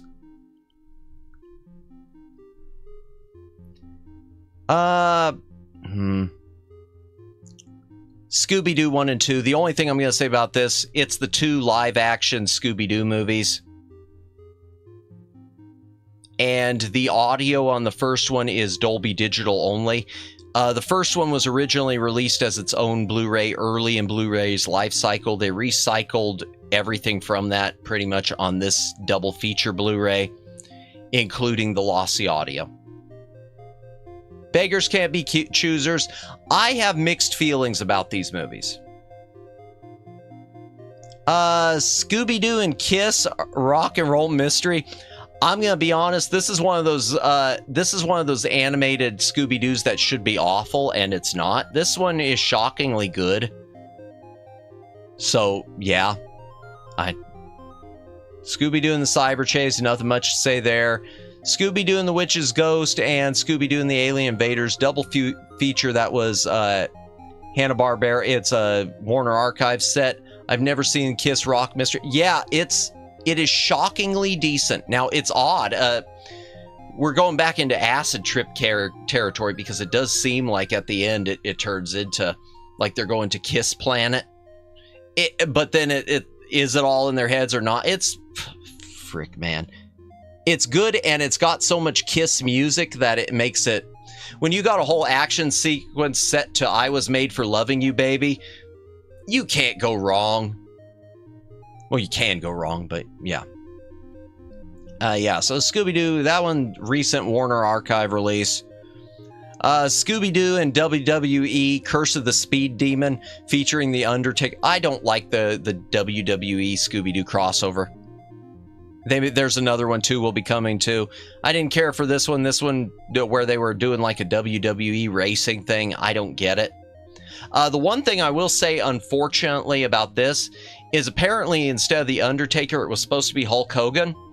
But this was about the period that one of those times where one of the little scandals against Hulk Hogan popped up. I think it was the time where he got accused of saying the N-word, or there was some old radio tape where he'd said it and everyone wanted to cancel Hulk Hogan. So they replaced him with The Undertaker. I think. Whatever. Scooby-Doo Alien Invaders was my favorite. Same with Cyber Chase. Cyber Chase was good. I haven't seen Cyber Chase in years. I need to rewatch that one. This one I just watched because this is a pretty new release for the Blu-ray. And it's a good looking Blu-ray too. Anytime it's Warner Archive, usually it's good. Usually. Camp Scare. I liked Camp Scare. Frank and Creepy. I shouldn't have liked it, and yet I thought this was a good one. Phantosaur was okay. Music of the Vampire. I could have done without the Scooby-Doo musical. Scooby-Doo on Zombie Island and Return to Zombie Island. I've always liked the first one of those, the original on Zombie Island. I thought the 2019 one, the Return to Zombie Island, I thought it was lame. Stage Fright. Okay, Scooby-Doo and Stage Fright. This one had my favorite opening theme song of any Scooby-Doo movie. I mean, outside your classic Scooby-Doo themes. I forget what it was even called, but I think it was called On the Case. And I wish there was a copy of just the song outside, just a raw copy of it you could download, because, yeah, that was a decent song.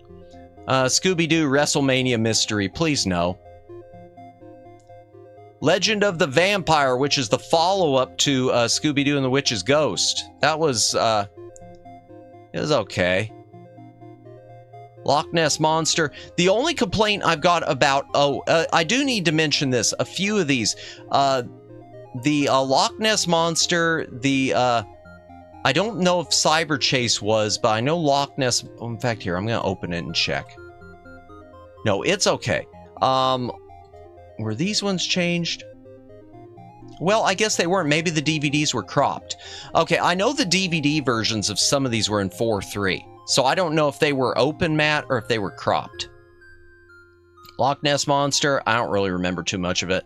Monster of Mexico, and I know that was the Chupacabra. I kind of enjoyed that one, I think. Samurai Sword. Sure. Blue Falcon. I like this one because of its stuff about cosplay and convention culture, because we all know it's true to a point, even if it is making fun, and even if, you know. Okay, Scooby-Doo, Where Are You? The complete series, or as I think of it, the complete series plus, but minus. So, the good, the bad, and the ugly. The bad is it's over-compressed and over-cleaned. Warner Brothers cleaned all the grain out of it so that they could fit more on the disc. And it shows. So it's missing that nice film grain from the 1960s and 70s. I say plus, and I consider this a bad thing, because of the third season of Scooby-Doo, Where Are You? The third season of Scooby-Doo, Where Are You, if you're unfamiliar, was actually a set of episodes of the new Scooby-Doo show. It was like a third season of it, but during syndication years, it wound up getting rebranded as Scooby-Doo, Where Are You? And lumped into syndication with Scooby-Doo, Where Are You? And with the Scooby-Doo, Where Are You? Title cards. The Blu-ray of it, like the DVD, even though they were labeled Season 3, they do not have the Scooby-Doo, Where Are You? Title card for it. It's still the new Scooby-Doo show title card. So it'd be nice if they're going to do that, I'd much rather see it in the new Scooby-Doo show, which brings me to the point of we still don't have the complete new Scooby-Doo show on DVD, much less Blu-ray. The first season is available on DVD as the Scooby-Doo Dynamite Hour.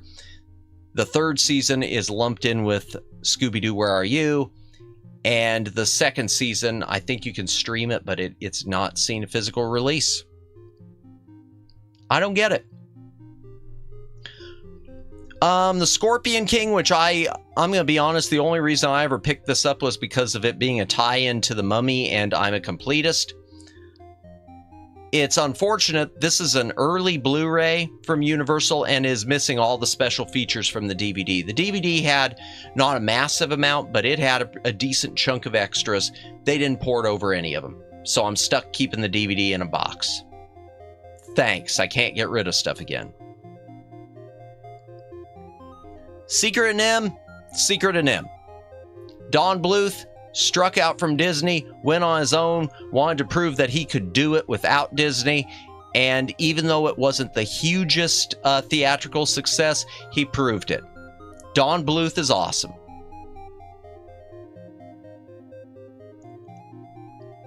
Oh boy. Secret of the Incas. This is one, if you look at Charlton Heston in this, he is Indiana Jones. If you look at, yeah, okay, continue without supporting us. If you look at Charlton Heston in the movie, he's Indiana Jones. Secret of the Incas was largely outside of the DuckTales, or the old Scrooge McDuck comic books. Secret of the Incas was one of the big inspirations for Raiders of the Lost Ark, Indiana Jones, etc. Especially the look of the character. That was Secret of the Incas. But as for the movie Secret of the Incas, personally, I think it's boring. Love you, Charlton Heston. I thought it was boring. 7 Days in May. This is a Warner Archive one. This is John Frankenheimer. I lumped this one in with The Manchurian Candidate. If you've never seen the original Manchurian Candidate, see the original Manchurian Candidate. If you've never seen 7 Days in May, see it if you've seen the Manchurian Candidate. So it's basically about the military deciding that they know better than the president and the voters. So the military, these bigwigs, they think that the people will be on their side. And so they orchestrate a kidnapping of the vice president and a coup, or an attempted coup, of the sitting president of the United States, because the president doesn't want to go along with the warmongering, because he's pushing for peace. So they try to, the military tries to overthrow him, kidnapping the president, throwing votes, etc., and so forth. Boy, you talk about something that in today's day feels like it's two steps away from entering reality. It's a good movie.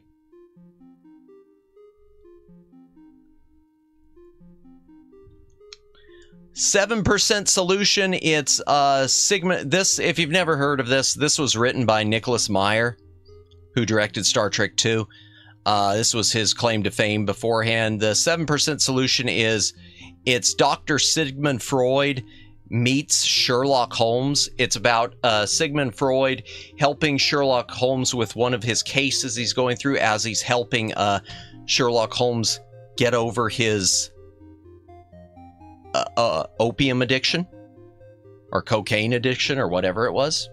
So yeah, it's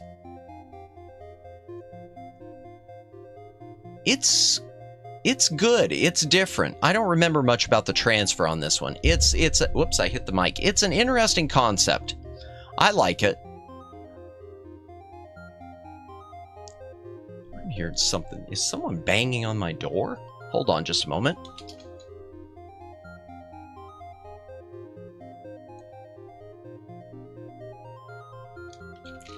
I don't know what it was. Okay. Yeah, 7% of solutions interesting. Okay, The Shadow. Alec Baldwin, based on the radio character and I guess a radio drama character and pulp novel character, superhero of The Shadow. 1994, everyone was trying to capitalize on the success of Tim Burton's Batman. One thing to say about this is the collector's edition from Shout Factory. So there was an edition from Universal that came out, and the Blu-ray looked awful, and I know this because I own it. It was massively sharpened to the edge of death. It was sharpened and sharpened, and it just looked like a noisy, ringy mess. The problem is, at the time I picked it up because beggars can't be choosers, and you couldn't get a widescreen DVD of it. The DVDs were all cropped full screen, and so I picked up that Universal one. 3 months later, Shout Factory announces that they've got a collector's edition, and they're going to be releasing it with a brand new transfer.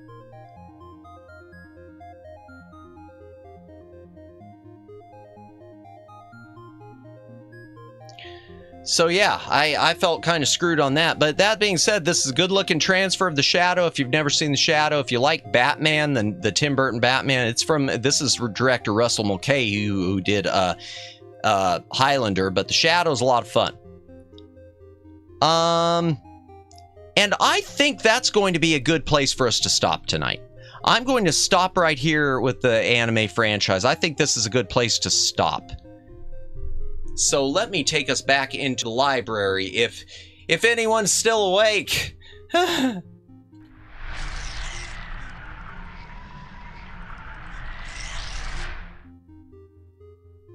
Okay, yeah, so another night of yapping.